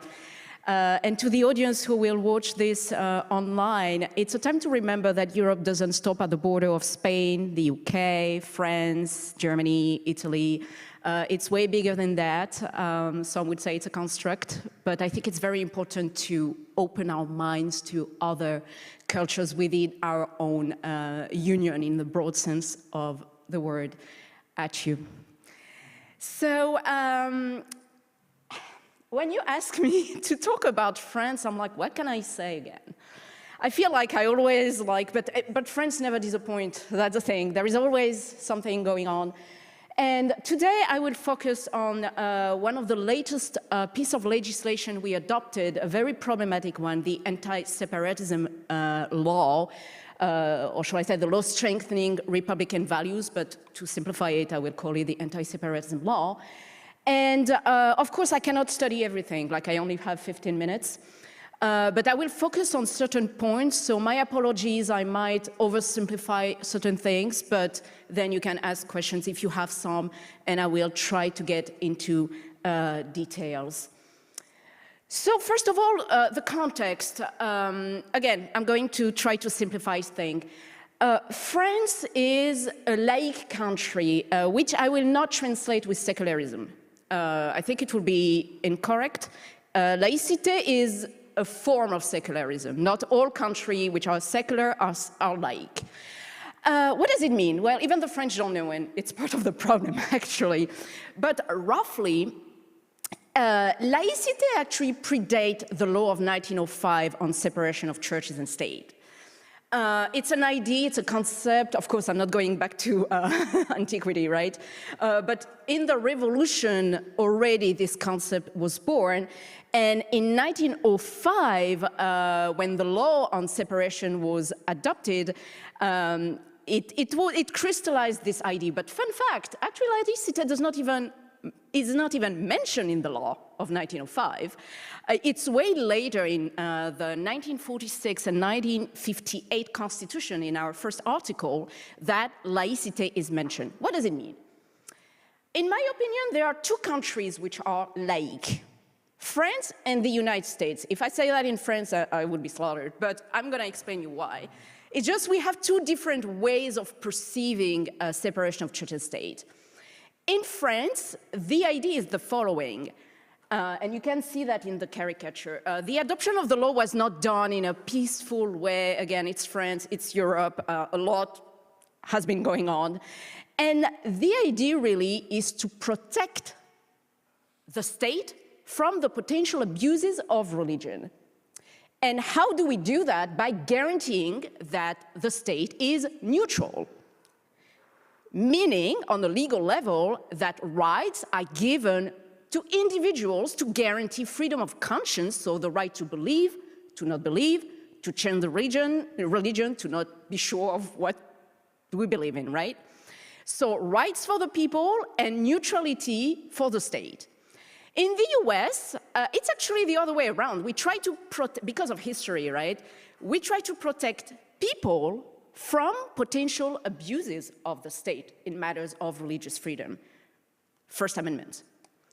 So that is roughly what's going on, but hey, it's France. We have one principle and 50 exceptions. It's a legal principle, for French standards, a pretty liberal one, whatever liberalism means nowadays. But another fun fact, laïcité does not apply across the whole territory. For France is not limited to Paris. There are overseas territories, and even within mainland France, for example, in Alsace-Moselle, laïcité does not apply. We have a concordat because of history. So the clergy, so three religions are, recognized: Catholicism, Judaism, and Protestantism, and the clergy is paid by taxpayer money. Andorra, the French president, is a co-prince with the Archbishop of Andorra, again, because of history. In overseas territories, in some overseas territories, not all, the Mandel decrees applied, meaning that the Catholic Church is recognized. Same with funding religion. The principle is the state does not fund religion. Exceptions, for example, public buildings built before 1905 fall under state funding. It is rough, it can be another whole conference, so I will stop there. Now the problem is, fundamentally, originally, laïcité, as it was originally conceived with Aristide Briand among others, was pretty liberal and guaranteed freedom of religion and conscience. The problem is, it has been like 30 years for various reasons, including during colonization and especially of Algeria, but it has been accelerated in the 90s. From a very liberal interpretation, laïcité has become a tool that's to restrict religious freedom, and especially towards one community in particular, Muslims, French Muslims. And more, this process of weaponization of laïcité has become a tool for political identity. And now we are using laïcité for basically everything and nothing. And civil liberties as a whole, as a consequence to that, has been weakened, and especially religious freedom. So to come back to the anti-separatism law, as you probably know, France has been going through many terrorist attacks, unfortunately. And in 2020, after the horrific murder of Samuel Paty, a teacher in France, President Macron decided in his speech of Les Mureaux in October 2020 to propose a law to fight religious separatism, aimed at, I quote, freeing Islam in France from foreign influences. It's not the first time. It has been a long time, again, since colonization, that the French authorities tried to control Islam the same way they did with Catholicism and also Judaism. This eventually led to the adoption of the law strengthening Republican values, so the anti-separatism law, that we will discuss. Now, first issue, most of you are lawyers. You know that word matters. Nowhere in the law or during the debate, the term separatism has been defined. Nowhere. And usually when you hear separatism, you use that when it comes to state separatism, Corsica, Brittany, the Basque Country, and so on and so forth. And the problem when you use certain words, again, you can throw someone in jail or get the person out of jail depending on how you phrase, certain word and certain sentences. Separatism has not been defined, so it's one of those, like living together, like when the European Court of Human Rights used that. It can be everything and nothing. And that's when this vagueness and fuzziness has opened the doors to abuses. Very quickly, when at the moment France prides itself as not being America, we are not America, we are not a multicultural country, we don't do polarization, strong attacks accusing academics working on issues on discrimination, especially people of color who are academics and work on racism and far-right rhetoric and so on and so forth, has been accused of being Islamo-leftist, has been accused of being woke and separatist. So meaning we have certain politicians telling that people working on certain, including trying to explain the phenomenon of terrorism, right, has been targeted as being potential separatists. And you can imagine how dangerous this rhetoric can be.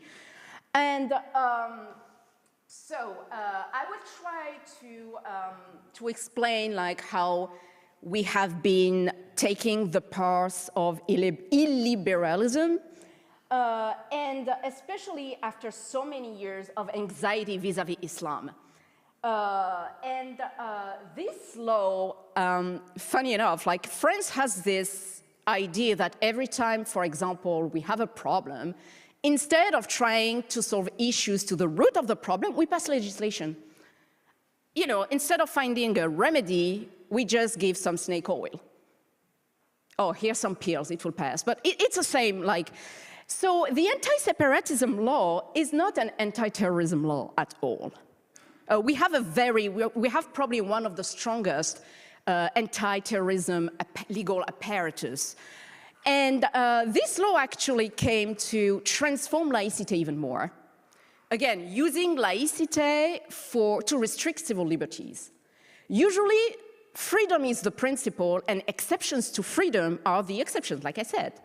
Now, with that kind of legislation, freedom is becoming more and more the exception. So this bill, when it was drafted, so before its adoption, tried to reaffirm the centrality of certain Republican values, liberty, equality, and fraternity, which are in our motto, but which are also constitutional principles. But also human dignity, which I think is a problem, because what does human dignity mean in law? In administrative law in France, it has caused issues. And laïcité, but also public order. We were talking about public order this morning, but again, what does public order mean? In French administrative law, the traditional component of public order, security, hygiene, and salubrity, health, are not really discussed. It's pretty admitted. But when we added modern components, such as human dignity and public morality, what do we mean by that? Is pornography, the consumption of pornography, a violation of public order or human dignity? What about piercings? Is it like an attempt to violate the human body? My point being, with the fuzziness of certain concepts that we are using, we can open the doors to restrict massive civil liberties.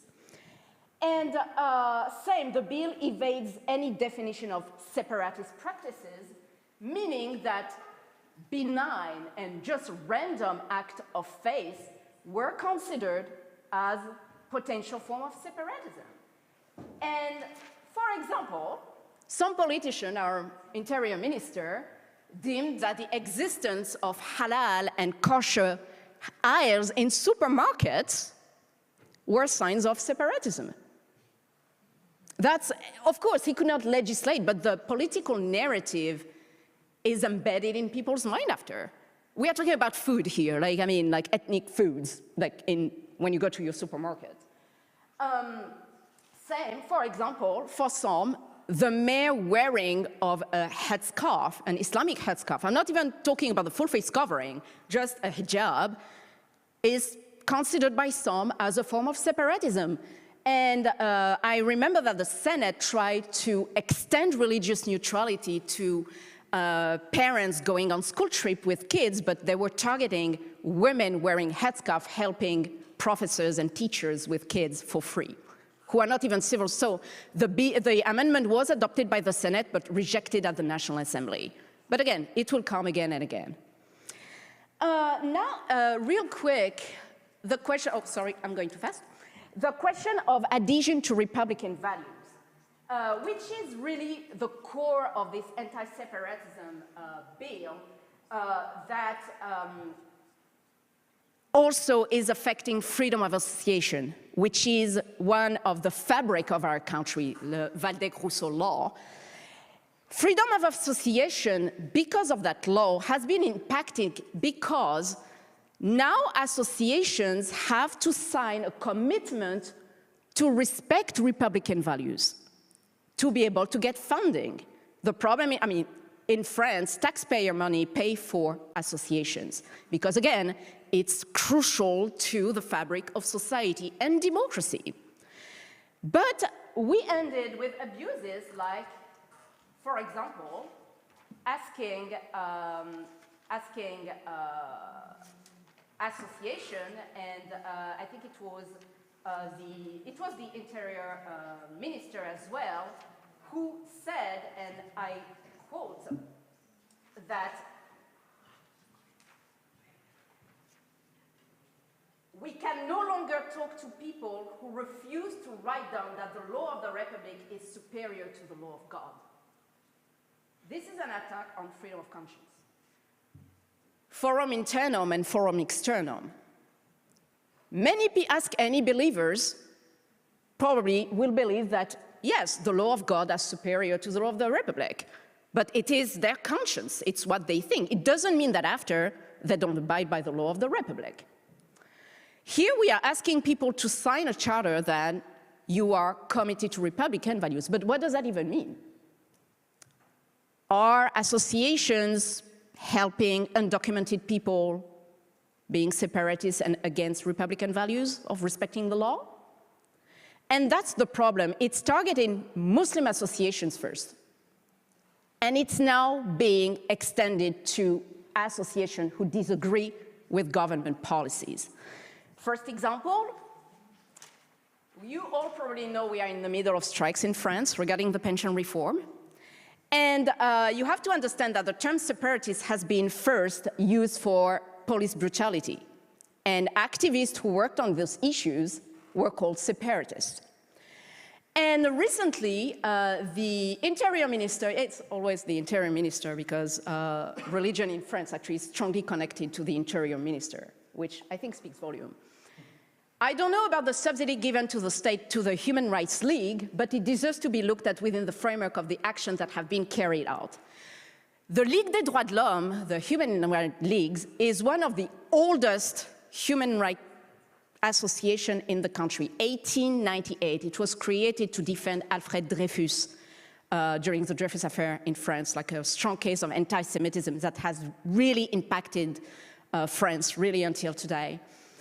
And just because the Human Rights League has often sued the state in matter of religious freedom, but also in matter of police violence and human rights violation as a whole, now, on the ground of this anti-separatism bill, the Interior Minister is threatening to defund, to remove funding to the Human Rights League. You would think that the Prime Minister would be like, nah, you didn't understand well. Well, no. Prime Minister Elizabeth Borne, accused the Human Rights League to hold ambiguous position toward radical Islamism. Again, it's like the Joker card when they have nothing to say. So we are using, against anti-Muslim rhetoric to justify restriction of broader civil liberties. And finally, a right-wing senator as well is calling out the Human Rights League to be too far left on certain issues. And again, the mistake of the Human Rights League to have called out police violence in France during those protests. So again, from tackling separatism to stigmatizing, and another case, from targeting Muslims to now, it was the experimentation, to now targeting broad human rights defense association. The Interior Minister is now threatening to dissolve a association that fight climate change on the ground that there might be like a violent group. Again, words matter. I am almost done. So from separatism to stigmatizing Islam to restricting civil liberties, it is a really short path. And eventually the bill was partially deemed constitutional. Weirdly enough, so if you have questions about certain elements, please ask me. I was surprised by this one, but the obligation imposed on association to sign a contract of Republican values was deemed constitutional. And I cannot explain you. We don't have dissenting opinion in this country. So for me, it's clearly weakening freedom of association. Again, what is Republican values? Who decide? Now, public authorities have the unilateral power to decide if an association deserves funding or not, on the ground of what they think a violation of Republican values are. Many Muslim schools try to be shut down on the ground of anti-separatism law, but since it was so fuzzy and weak, usually they use other ways, such as, oh, your building does not respect safety rules, so we are going to shut you down. And this is a bit the state of current affairs. A lot of regressions in matter of civil liberties if, and I'm concluding, I'm done. Never take civil liberties for granted, including in liberal democracies. It can be taken away from you in no time. First, they come after a community and you think, of course, like they're problematic, they need to be, you know, set to the right path. But if they are going after a community, believe me that others will at some point. And yes, in Europe we have courts, but sometimes the courts aren't exactly doing their jobs. Yes, I'm thinking about the European Court of Human Rights, which I think are missing opportunities, I think for political reasons. And separation of power as well is at stake, but again, never take civil liberties for granted. Akyol, thank you so much for your attention. I hope I didn't overuse my time. That was exactly on time. Thank you very much. Rimsera, you said at the very beginning of your presentation that you'd oversimplify things. I can confidently say you did not. You delivered a fantastic presentation, so thank you very much for addressing a number of issues, the comparative approach, looking at France and the United States, looking at the treatment of communities when it comes to freedom of conscience, and also addressing separatism. So my gratitude goes to you for your presentation. Thank you very much. Thank you.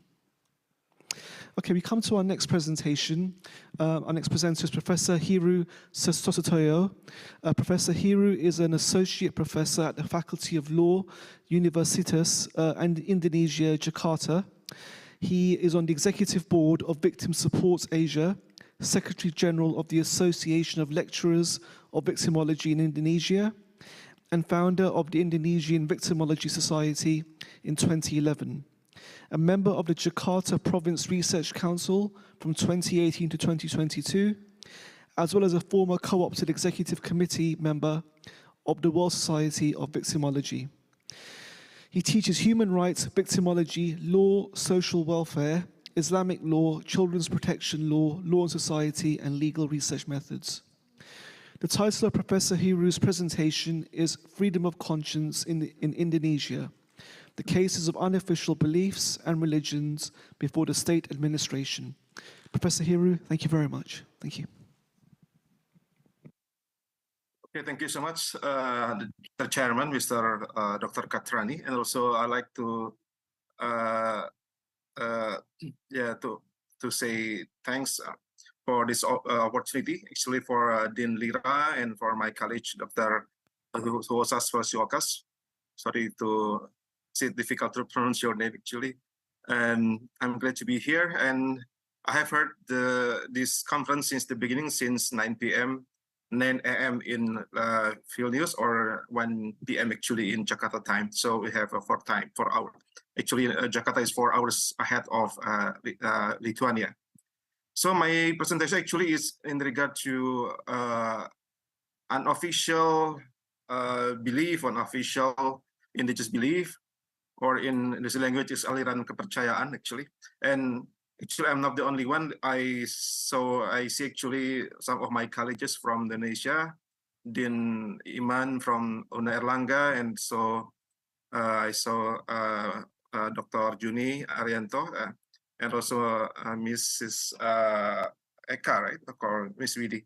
So actually, I'm not the only one. And I also would like to say thanks and my utmost gratitude for the organizer for also including two Indonesian universities to this insignificant and great conference. So my topic is between religion and belief, challenges in protecting an unofficial indigenous belief in Indonesia before state administration. So the fun facts about Indonesia, the facts about Indonesia is Indonesia is not a religious country, even though Muslim made up 87% of total population, but this is not Islamic country, but Muslim predominantly country, and not a secular country as well. So perhaps semi-secular country, but not secular country. And not a country governed by one single religion. So because according to the constitution, so this country is believed in one supreme God, but not any single religion. It's quite different with Malaysia, our neighbor. Then Malaysia, actually Malaysia in the constitution mentioned that Islam is the religion of the federal state, the federal. And but on the other hand, other religions or belief disciples also existed. So, but the idea of belief in one supreme God or Ketuhanan Yang Maha Esa actually enshrines in the Pancasila or the 5 pillars of Indonesia as the main guidance or main principle of Indonesian people. And they have ratified major human rights convention, namely ICCPR in 2005, ICHR in 2005 too, and also Convention Against Torture in 1998, and many other international conventions, and have incorporated freedom of belief and conscience at the Constitution and also national law. So the problem I would like to present, because I also have a look at presentation made by Dr. Juni. Actually, it's almost crisscross with my research. So there are recognized and unrecognized religion in this country that the state officially recognized 6 religions like Islam, Christianity, or Protestantism, and then Catholic, Hinduism, Buddhism, and Confucianism. And also but the state unrecognized or ignore other belief or indigenous belief or other religion instead of the 6 official religions, namely there are around 187 actually more than that number, but those who are actually registered to the ministry is around 187 group all over Indonesia. So the first pillar of Pancasila, Panca means 5, Sila means pillars, the belief in one supreme God or Ketuhanan Yang Maha Esa. So actually, so if we judge from this idea, from this principle that people must believe in the God or one supreme God, and it doesn't mean that you have to be Muslim or you have to be Christian or you have to be Hindu or you have to be Buddhist, but you need to believe to the God. This is like the idea behind of this pillar, the first pillar of Pancasila. And in the Constitution 1945, Second Amendment 2000s, Article 20HI mentioned that the right to live, the right not to be tortured, the right of thought and conscience, the rights of religion, the right not to be enslaved, the right to be recognized as a person before the law, and the right not to be prosecuted under retroactive human right that cannot be reduced under any circumstances whatsoever. And also Article 20HE at the same constitution mentioned that every person shall be free to embrace a religion and to worship according to his or her religion, to choose education and teaching, to choose work, to choose citizenship, to choose a place to reside in the territory of the state and to live it, as well as to be entitled to return. And also the second article mentioned that every person, 20HE2, every person shall be entitled to freedom to be convinced of a belief, to express thought and attitude in accordance with his or her conscience. Actually, legally speaking, the Constitution actually has guaranteed the freedom of conscience and religion. But of course, in the daily activities are different with the legal legal norm. Even in the law of human rights, number 3639 in 1999 mentions that every person is free to embrace his own religion and to worship according to their religion and belief, and the state guarantees the freedom of everyone to embrace their religion, each and to worship according to his religion and that belief. According to the survey that last year, as of December 2022, there are around 278 million people live in Indonesia, actually. So the country actually considered as the fourth most populated country in the world after India, China, and the US. So 278 million people, and 87% of total population actually are Muslim, equal to 241.7 million, followed by Christian or Protestantism are 20.7 million, Catholic 8.5, Hinduism 4.7, Buddhism 2.5 million, and unofficial in this belief or around 107,400. Actually, this number is actually not really accurate because not everyone have been registered and everyone have been surveyed by the officers. So just the rough number. And also the member of Confucianism or the disciple of Confucianism actually 70,899. So here's the diagrams in number of the nation population by religion. And the problem with these numbers, and we need to count the number of religious adherents, are quite difficult because there are some practicing and non-practicing people. Some people have religion, but only for the sake of formality in the ID card or in your ID card or in the family card. So because people must have religion or they need to put something. They need to put any religion or belief, otherwise they will be in trouble. So people just mention one, let's say Islam or Christian or Catholic as their religion, but actually not everyone, not everybody actually practice their religion. So there are some real adherents, and the other one is only for the sake of formality.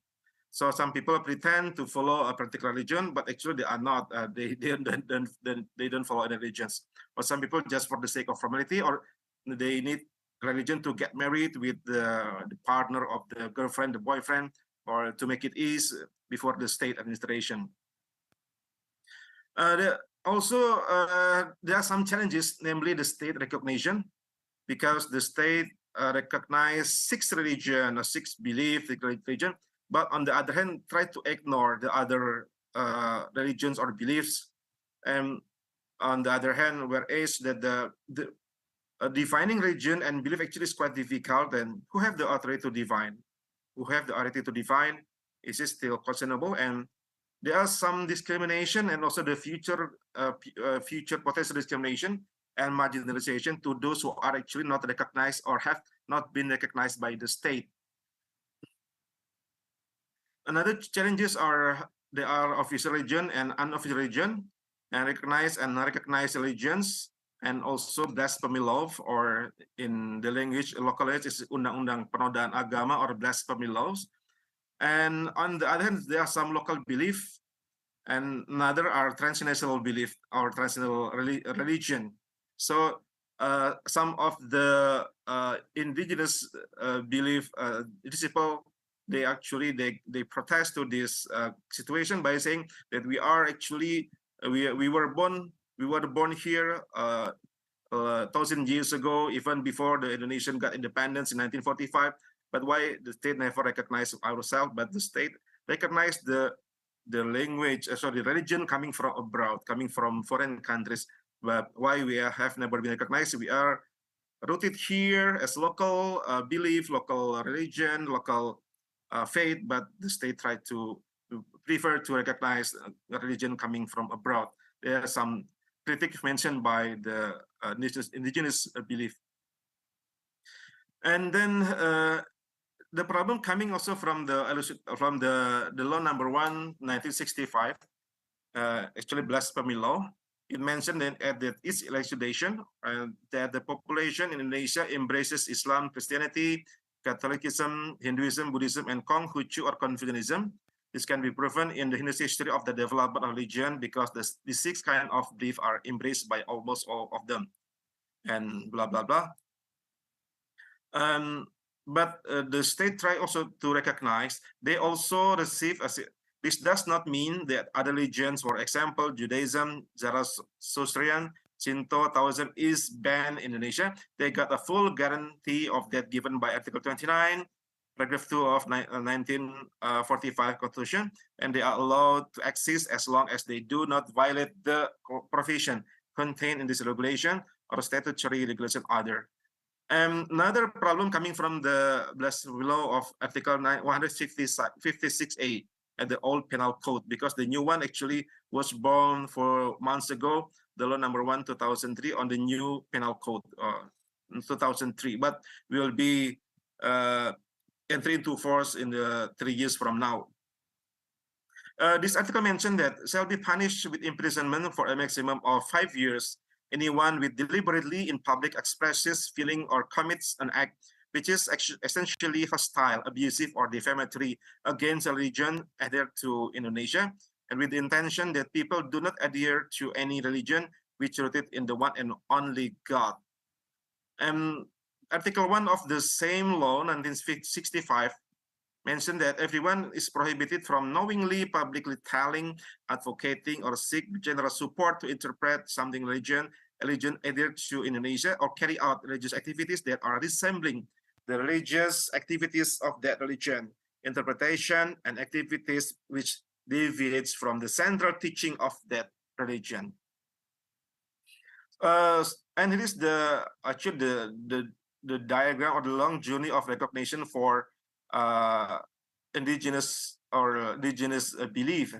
That since 1953 that the government actually established the agency to control, to monitor the indigenous belief, and in 1965 the state enacted the Blasphemy law, and in the 1973 to 1978 there another law produced by People's Consultative Assembly, and the problem come in 1978 because the law mentioned that the belief or the indigenous belief are different with religions, that they resemble to culture rather than to religion. So the state prefer to address them as a culture, not as a belief, not as a faith, but part of religion, part of the culture.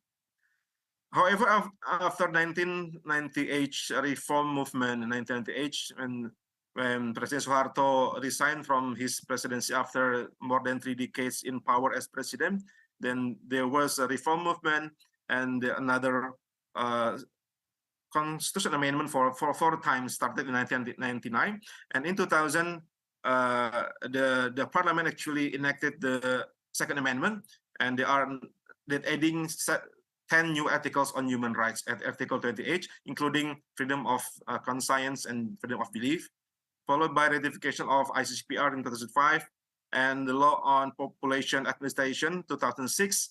But there are some articles actually creating problem as well, because Article 61 actually still do not recognize the existence of indigenous belief and the ID card. That's why in 2016 some of the people actually they proposing judicial review to that article to constitutional court, and they won, because in 2017 the court actually granted the petition or the judicial review.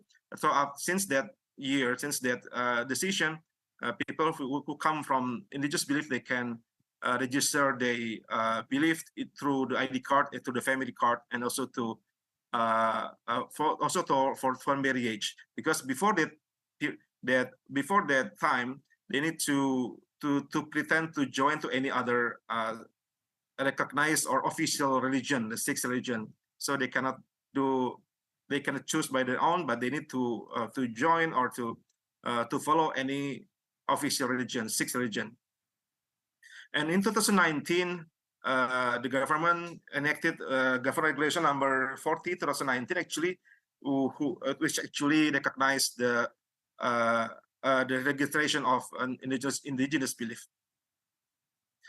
So according to the Ministry of Education and Culture, until June 2017, there were 187 faith-supporting organizations registered with the government. Hundreds of these belief-supporting organizations in 13 provinces, and it's recorded that around 160 of them are still active today. From this data, there are almost 39,000 residents who are registered as adherents of the belief. And the name of them, some of them are namely like Jawen. Jawen actually not. There are many group with actually as considered as Kejawen, and Sunda Wiwitan in West Java or in Banten, and then Marapu, the local belief in Sumba or in Nusa Tenggara, Parmalim like in North Sumatra, Kaharingan in Central Kalimantan, Tonas, Walian in North Sulawesi, Agama Jawa Sunda in Kuningan, West Java, and Saminismo or Sikap in actually Central Java and East Java. Actually, there are a lot of indigenous belief, but this is just example of those beliefs. So there are a problem with the opinion, with the perception, because state try to distinguish between religion and belief. Even the people try to distinguish people between religion and belief.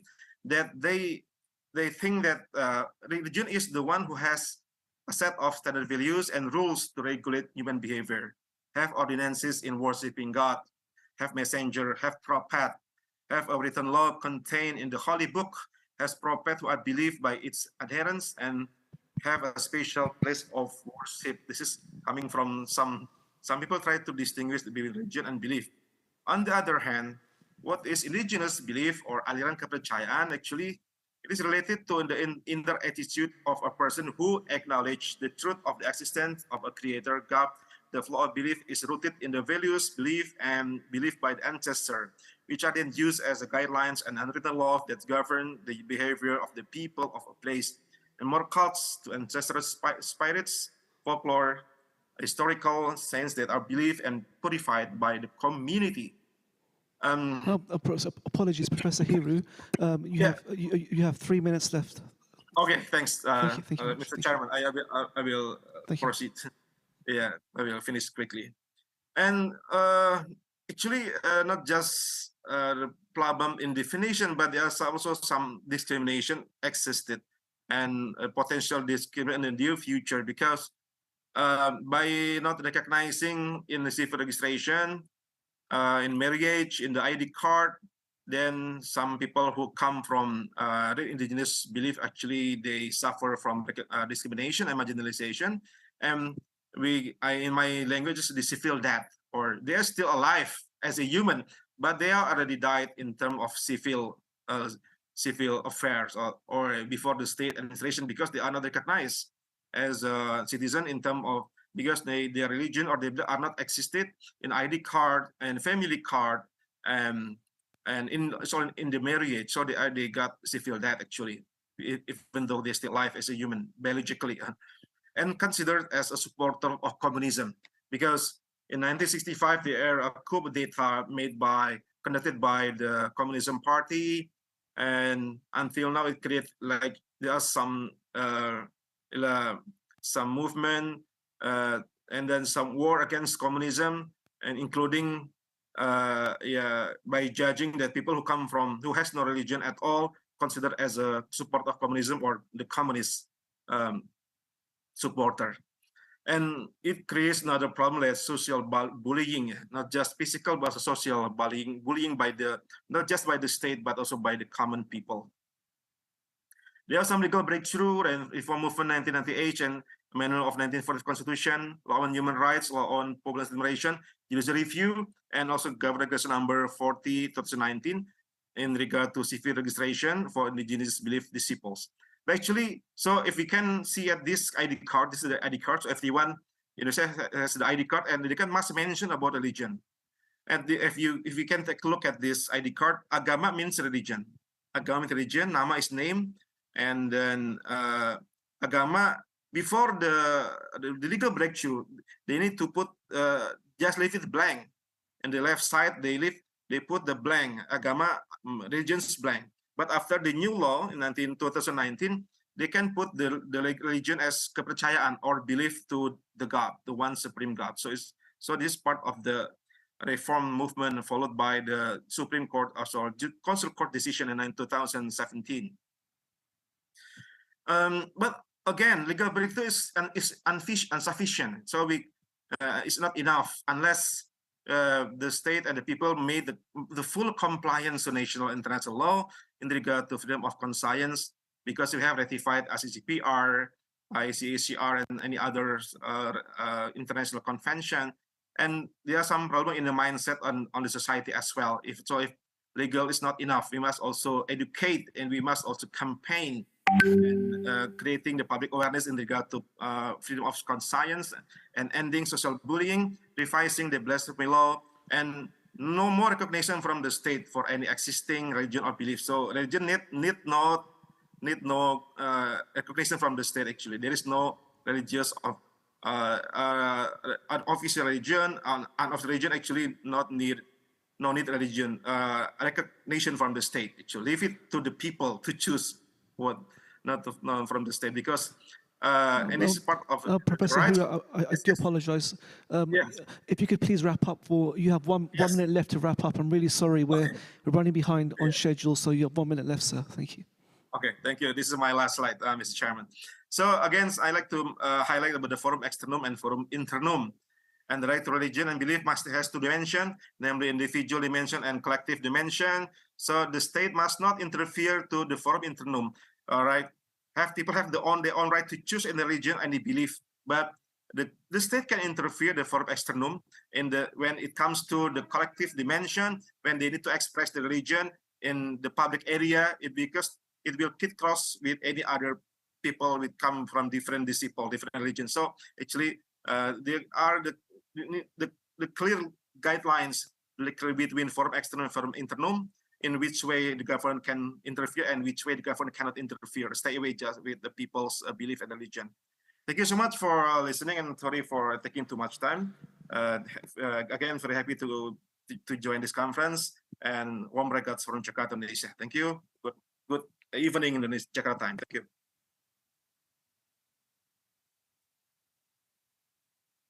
Thank you very much for a lovely presentation, and I really do apologize for having to cut you off, but thank you for bringing your expertise to bear on the analysis of the data when it comes to recognize religions in Indonesia.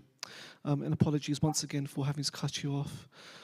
We now come to our final speaker for today, Professor Jesus Verdu Baeza. Professor Jesus is a Professor of Public International Law at the University of Cadiz in Spain. He is currently part of the Rector's team as Director General of the Algeciras campus, author of more than 50 scientific publications. His research interests are, on the one hand, international environmental protection, and on the other hand, the legal and political problems of Europe's southern border, particularly in the area of the Strait of Gibraltar. The title of Jesus' presentation is Migration at Europe's Southern Border, Security versus Human Rights. Jesus, over to you. Thank you very much for your time today.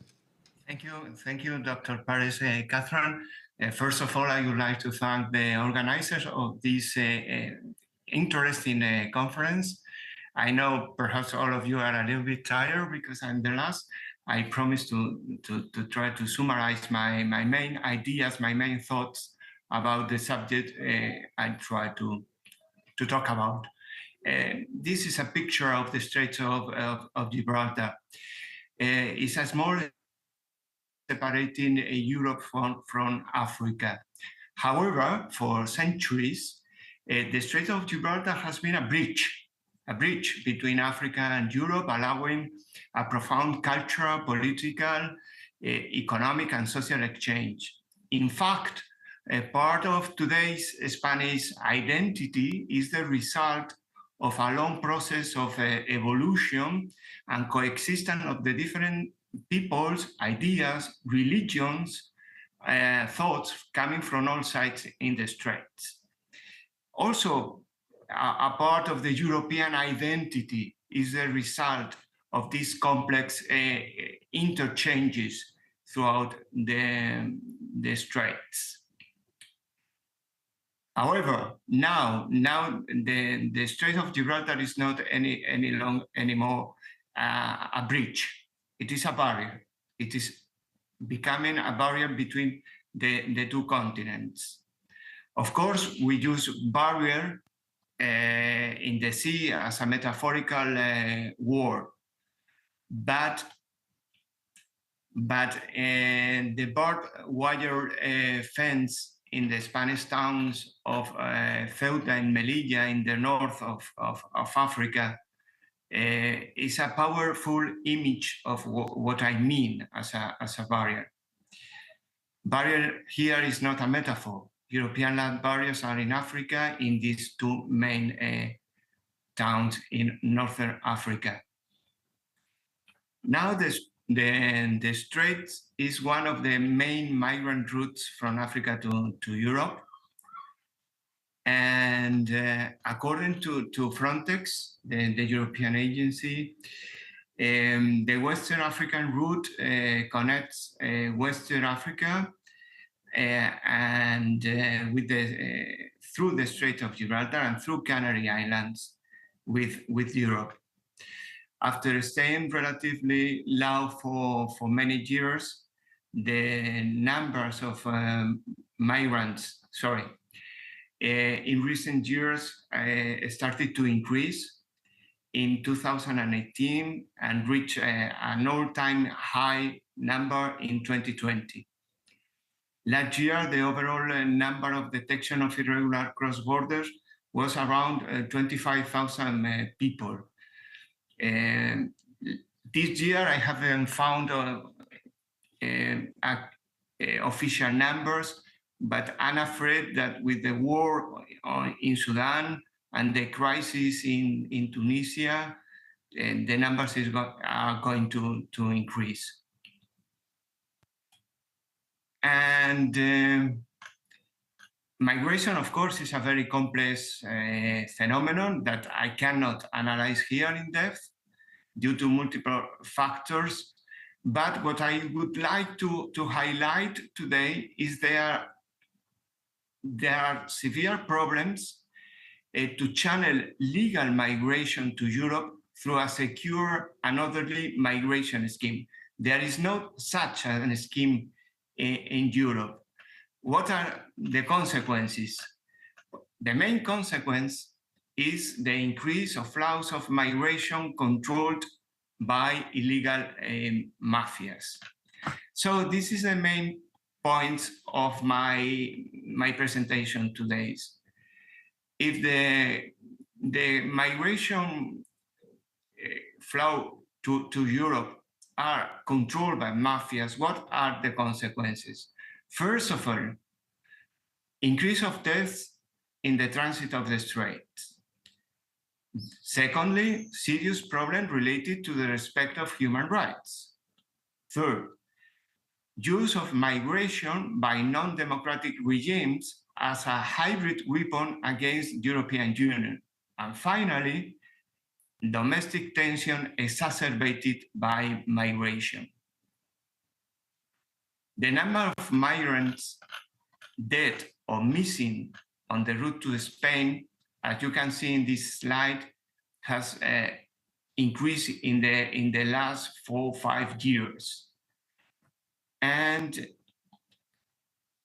of course, with a reaction from the civil society that considers these figures unacceptable. The second point I mentioned, I want to hit quick in my presentation, is related to the serious problem regarding the respect of human rights. Because in Spain legislation, there is an article that permits what is called hot returns or pushbacks. And that are summary refoulements that do not guarantee the individualized treatment of each person and the right to be heard, the right to have a translator, the right to have a lawyer, the right to have a judicial control. and thus contravenes the very essence of the right to asylum, but not providing for any procedure and violating the principle of non-refoulement, the real cornerstone of the system. There are serious concerns expressed by the special report on human rights of migrants. You have there a copy of a report expressing the concern about the situation. And the legal problem, I don't want to deep into legal problems, is that judgment by the European Court of Human Rights in 2020 has recognized the validity of this scheme. And this sentence has overruled another previous sentence, 2017. And finally, the European Court of Human Rights says that home returns did not amount to a violation of the prohibition of collective expulsion under the European Convention of Human Rights. So this is a legal problem, and we have seen very, very recently another tragedy last year in June 2022. At least 23 migrants died at the frontier. We don't know the causes, but because there is no unofficial investigation about this tragedy, apparently due to an stampede, apparently caused by Moroccan forces. So it is a daily tragedy here in the Straits. The third, here you have an image of a BBC documentary about these problems that identified at least 23 migrants dead. And here is the fourth point of my presentation: the use of migration by dictatorships as a hybrid weapon against the European Union. In recent years, Morocco has been using migratory pressure on Spain as a method of political pressure. Quite successfully, by the way, because the lives of migrants have no value at all for the Moroccan regime. But the truth is that security forces channeled some 10,000 migrants into the city of Ceuta in one day. It is the largest arrival of irregular migrants in Spain in a single day in all our history. It is an unprecedented crisis that has strained all reception structure. And what is important is perhaps one of the main conclusions of my presentation is that this fact has generated a huge political crisis used by anti-migration and xenophobic forces.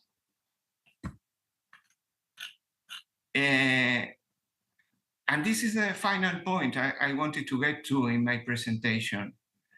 Because in Spain, there has been a relatively normal coexistence of peoples, culture, religions throughout our history. However, in recent years, we have seen an increase in anti-immigration voices that consider that a normalized coexistence between people, between religions, is not possible. As an example of this, I will mention the case of an alleged jihadist attack that precisely took place in my little town in the deep south of Spain, Algeciras, just in the south of the Iberian Peninsula. And this attack took place in January this year. a migrant from Moroccan origin, attacked different churches, smashing religious elements of the church, injured a priest, and finally killed one sacristan at the door of another church. Well, but I do not want to talk about this event itself, but the reaction. Here is in Spanish. I don't know if you can translate. If not, I will do.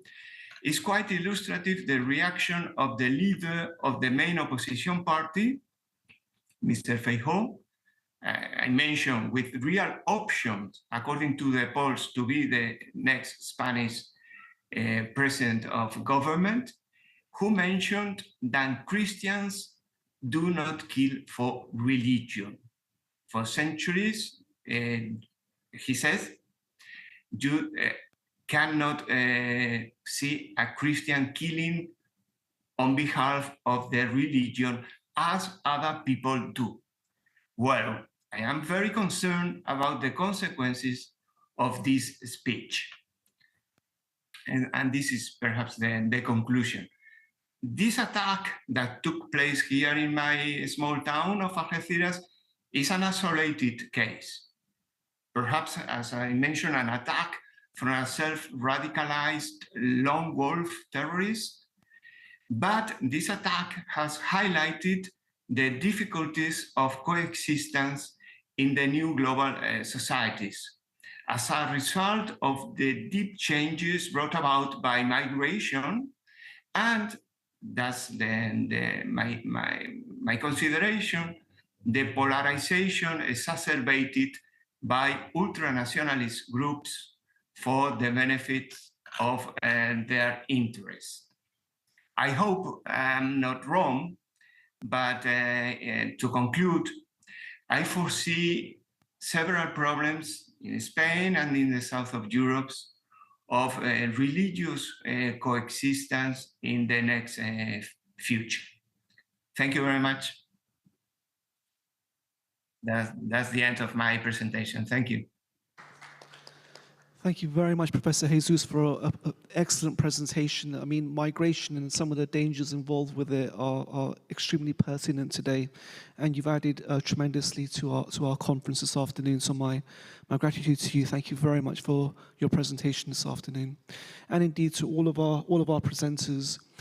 Each of you, in your own way, have enriched our conference today with your expertise and your inputs, and we are grateful indeed all the moderators and the conference organizers for the dedication and time that you gave in preparing your presentation. So thank you very much for that.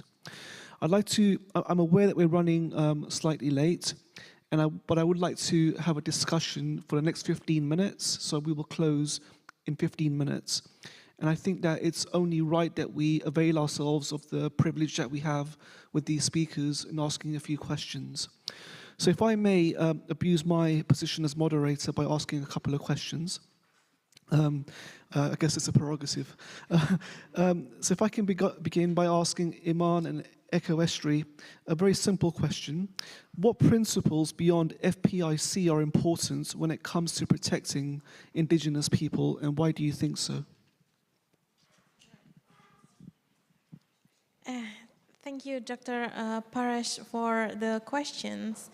As we underline in our presentation, we would like to say that we should see free, prior, and informed consent as more than procedural things, more than mechanism. That we should go beyond that principles to recognize these indigenous beliefs, to protect their land, to protect the environment and natural resources in the context of freedom of conscience. So when we try to do, for example, this principle, we also should think about how to negotiate with the language. we should also consider their beliefs, their value, also provide some way to turn back from the consideration to explore the area where they live, which usually we negotiate to win, not negotiate to provide a way back to respect their freedom of conscience. So I think this we should our legislation should reserve this in our mechanism to conduct public involvement or public participation in terms of natural resources extraction in the area where this indigenous community live and try to practice their belief and value about environment. That's all. Thank you very much. Thank you very much for your excellent answer. I'm very grateful for that. If I may now move over to Rimsera, what changes would you like to see in France's 2021 law? Wow. I'm a legal scholar, clearly, and not like, I don't read the future. So, of course, it's just my opinion, and I might be wrong. I don't know. First of all, I didn't have time to mention it, but when it comes to the partially constitutionality of the law, so it was an a priori constitutional review on 4 amendments. So before the law passed, meaning there is room for an a posteriori constitutional review by the people. So it's a possibility in France when a private individual can go before the council under certain circumstances. There are filters, but I'm not getting into details, to challenge the law. So not the amendments that were already deemed constitutional, but the rest. So there is a chance, actually, that many amendments in the future, it's just 2021, right? So there is still room for challenges. It will be challenged at some point because it's just not sustainable. We cannot keep going on restricting civil liberties on the ground of security. Again, don't get me wrong, please. Don't make me say things I don't say. I'm not saying that we shall not fight extremism, radicalization, and so on. All forms, by the way, because in France we have a problem with white supremacy as well, and neo-Nazis. And weirdly enough, we don't talk about it enough, right? And it's, according to intelligence, the second most important threat in matter of security that is not being addressed. My point is, yes, we have to, but not at the cost of civil liberties. Because I'm naive, I guess, I don't know, I'm a unicorn, but I believe that it's in time of crisis that we need to protect civil liberties even more. We have a history in Europe again. So yeah, I expect more challenges, and the law is here to stay. But I really hope that if challenges are occurring, whether it's on a national level or maybe eventually, I don't know, it's prospection here, on a supranational level, I'm thinking about the European Court of Human Rights, maybe there are changes, there is room for change, but again, I'm not really optimistic, but we have no choice. It has to get better at some point. Otherwise, we are taking the path of a deeper illiberalism, and it's dangerous for France, but also for Europe, because there are countries who are copying us, unfortunately. Thank you very much to both of you for your answers. I'll now open the floor up to questions. So do we have any questions from our audience? Lorenzo, please. And yeah, thanks.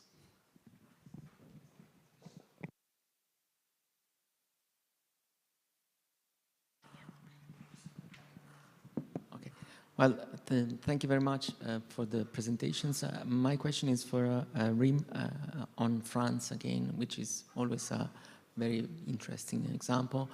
In the presentation, you talked about France and the US, and you ventured the idea that the US has a system of laïcité as well. So that seems very controversial because in my mind, the US, well, has a system of separation between state and church, but that is not the meaning of laïcité. So the question is, I mean, what is laïcité at the end, and what is it for? Or is laïcité simply something against something else? And perhaps going back to the very original question, if it's not too much, then isn't part of the solution somehow getting rid of laïcité in France? I think we'll take 2 questions. Yes? Okay, so, well, first of all, congratulations on great presentations. We're all moved, as you see. I know that everyone hates people who start with, this will be more of a comment than a question, but actually the nature of my question depends on whether we still have our last speaker with us or not. Jesus. Is the last speaker still with us? Okay, here you are. Great. I wanted to ask you about the Grand Chamber judgment, NDNT versus Spain. This is a judgment which I particularly dislike. And one of the central arguments of this judgment is that the applicants have actually put themselves in an unlawful position out of their own will because they decided to cross the border illegally. But well, the thing is that the guarantees designed for these people were meant precisely for situations like that, right? I mean, if someone comes from an unsafe territory, this person is not likely to report to a regular border crossing. And so, how do you like this judgment? Because it had an impact, obviously. I'm also speaking as a Polish citizen, having a humanitarian crisis at the border with Belarus. How could you elaborate on this a bit? Whether you see something which justifies that Grand Chamber judgment, or do you think that it's purely a political decision disguised as a judgment? Thank you very much. To Rimsera and Equestri first of all, and then I'll hand over to Professor Jesus. So, Rimsera, do you want to address the question? Thank you so much. It's a very interesting question. I've been thinking about it myself for quite some time. When it comes to the US, again, it can be debated for a long time. If anything, and I'm not talking about politics because right now I think like it's going wild. It actually, I mean, in theory again, it separates more than France. France actually, when you look at the details, intervene a lot in matters of religion. Interfere a lot, which again, in theory, so that's why I like this, it's provocative. I was being absolutely provocative. As to get rid of laïcité, that's the question. If anything, so what is laïcité? I would say that's the problem. It depends if you are arguing in a matter of historical perspective or legal perspective. And when the historical one is quite agreed upon, it's not necessarily the same, at least in France, for the legal one. I would say that if anything, we need to go back to the original quote-unquote liberal vision of laïcité, and the state actually has to stick to neutrality and stop interfering with private matters. But I would say on top of that, we also need to update it into considering that the French landscape has changed, and there are people who are French today, but who are not the French of 1905, because our history, because France, even if we don't recognize it, is a multicultural country, and we need to take into account all of these parameters for a better society and for ensuring that all citizens are treated equally before the law. And I would say we need to go back to the 1905 more liberal Aristide Briand vision, which says that we don't want to get rid of religion, but we want you to stay in your sphere, and we are here to be sure, to ensure that. But unfortunately, we are far from that. So if anything, we need to stop to have this weaponization, as I said. Do you need... Do you want to address it at any point? I think you had a question. Yeah. I'm sorry about this, but would you kindly, because I don't really hear what your questions before about religion, something? For Rim. Oh, yeah. Oh, sorry, I thought you also, yeah. I think, did I answer both of your questions? Sorry. Okay. Thank you very much. Thank you, Sarah. Thank you. Is Professor Jesus still with us? Yes, I'm here. Oh, wonderful. Thank you. Please, thank you. Yeah, thank you very much. I share with I fully share how the question has been posed. I was personally very disappointed with the European Court, with the Human Rights European Court, because I didn't expect such a result. From my point of view, there is no legal basis at all in the sentence, in the ruling, because simply the migrants who tried to enter into Melilla didn't have any safe channel to do that. So I really cannot understand the arguments. On the contrary, on the first instance sentence in 2015, I think, in the same case, the tribunal was quite clear about the violation of the fundamental rights of the migrants.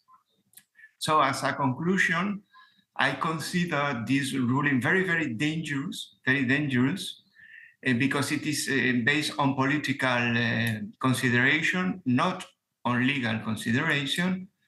And I expect that in the future, the European Court could have the possibility to nuance or even to change the line of thinking. Because if not, it is really a disgrace, and the situation of the human rights asylum seeker in the frontier could be not adequately protected by according to the human rights European standards. Thank you very much. I think I saw an image of all three professors on the screen. Could we have all three professors up? That would be great if they're all present here on the screen. Is that possible? Brilliant. If I could please ask for all three professors to stay on the screen, just in case there are any further questions for any of our speakers. Any more questions from the audience? Okay, please, there's a question here. Thank you. Well, thank you. Just to come back to France, actually, well, you mentioned an intriguing point, actually, that here in France, we, instead of solving the problem, we pass a legislation. So, I mean, what would be, I mean, not that I'm defending Mr. Macron, but I mean, the poor guy had to do something, right? The poor guy had to do something in terms of all these terrorist attacks. So what would be the kind of the solving or getting to the core of the problem and solving it, the problem as you see it, instead of passing the law? I thought I mentioned it, but that's the thing. We already have laws when it comes to combating anti-terrorism. So if we keep passing laws, it's probably there is a problem with previous laws that were adopted. And the problem with this particular law is that it doesn't solve at all the problem of extremism. I'm giving you an example, how during the debates, again, it didn't pass, but it was suggested and even adopted, how prohibiting a Muslim mother, French Muslim mother, who happens to wear a headscarf, who contribute to helping, kids and teachers, underpaid teachers with kids during field trip, prohibiting them from wearing their religious signs would help fighting terrorism. That's a kind, or prohibiting the wearing of covering swimming suit at swimming pool would prevent, if anything, that's the thing. give the tools to actually fight radicalization. A lot of things like give the tools to fight fake news, because the murder of Samuel Paty all started on Facebook. It started with fake news, the spread and dissemination of fake news, and from one thing leading to another, an extremist, who, by the way, was actually reported by Muslims way before the murder of Samuel Paty. And what happened? Nothing was done, actually, to investigate that guy before. So I think we need to review all the tools we already have and make sure to respect due process. Make sure to protect civil liberties. Like you cannot, I mean, not you, but like in general terms, the more you restrict liberties, the more there will be division within the country. And those divisions will clearly not help some people, whether in France or abroad, to feel discriminated against. And like I said, we have a legal apparatus when it comes to terrorism. We have one of the strongest ones in Europe. And if we don't put the means that give more funding to the fighting of radicalization as a route, to give funding to even academia, you know, for example, sociologists who have been working on this issue for years, who have been having their budget completely cut, even though they're absolutely essential in, because it's not just the police, of course, even the police needs to get more funding when it comes to that, but you also need, like, public services as well. Local associations who try to work on these issues. Like I said, this law was not aimed to fight terrorism. It was just, unfortunately, the timing came to accelerate this vision of laicity that needs basically to say Islam is not part of the Republic. We need to make it French Islam, whatever that means. So it was used as a parade, if you want, and in the end, problem is not solved and more discriminations are. And there are foreign powers as well who are against French interests, who are using this now to counter France. So everybody is losing here. So yeah, we have the tools, now we need to review them and keep what actually work, I think. Thank you very much. Thank you very much for your answer. And I think I'll draw things to a conclusion there. We're running about 30 minutes late. I think it was Sarah who mentioned that in times of crises, certain things become very important. And one of those things are conferences like these. They shine a very important light on fundamental issues and to give us the opportunity to discuss, explore, question, and interrogate. So my thanks goes to Hilsus for organizing the conference, to you and your colleagues, to the university for hosting us. I'm sure I speak on behalf of all the speakers here today when I thank you very much for bringing us all together. My thanks go to Ecoestri, to Iman, to Hiru, to Jesus, to Sarah for your presentations today. Thank you very much to all of you for bringing your expertise and specialism to bear. And indeed, to the audience, thank you very much for your patience and your time and your questions. Very grateful, and I wish you all a very safe journey home. And thank you very much again. Thank you.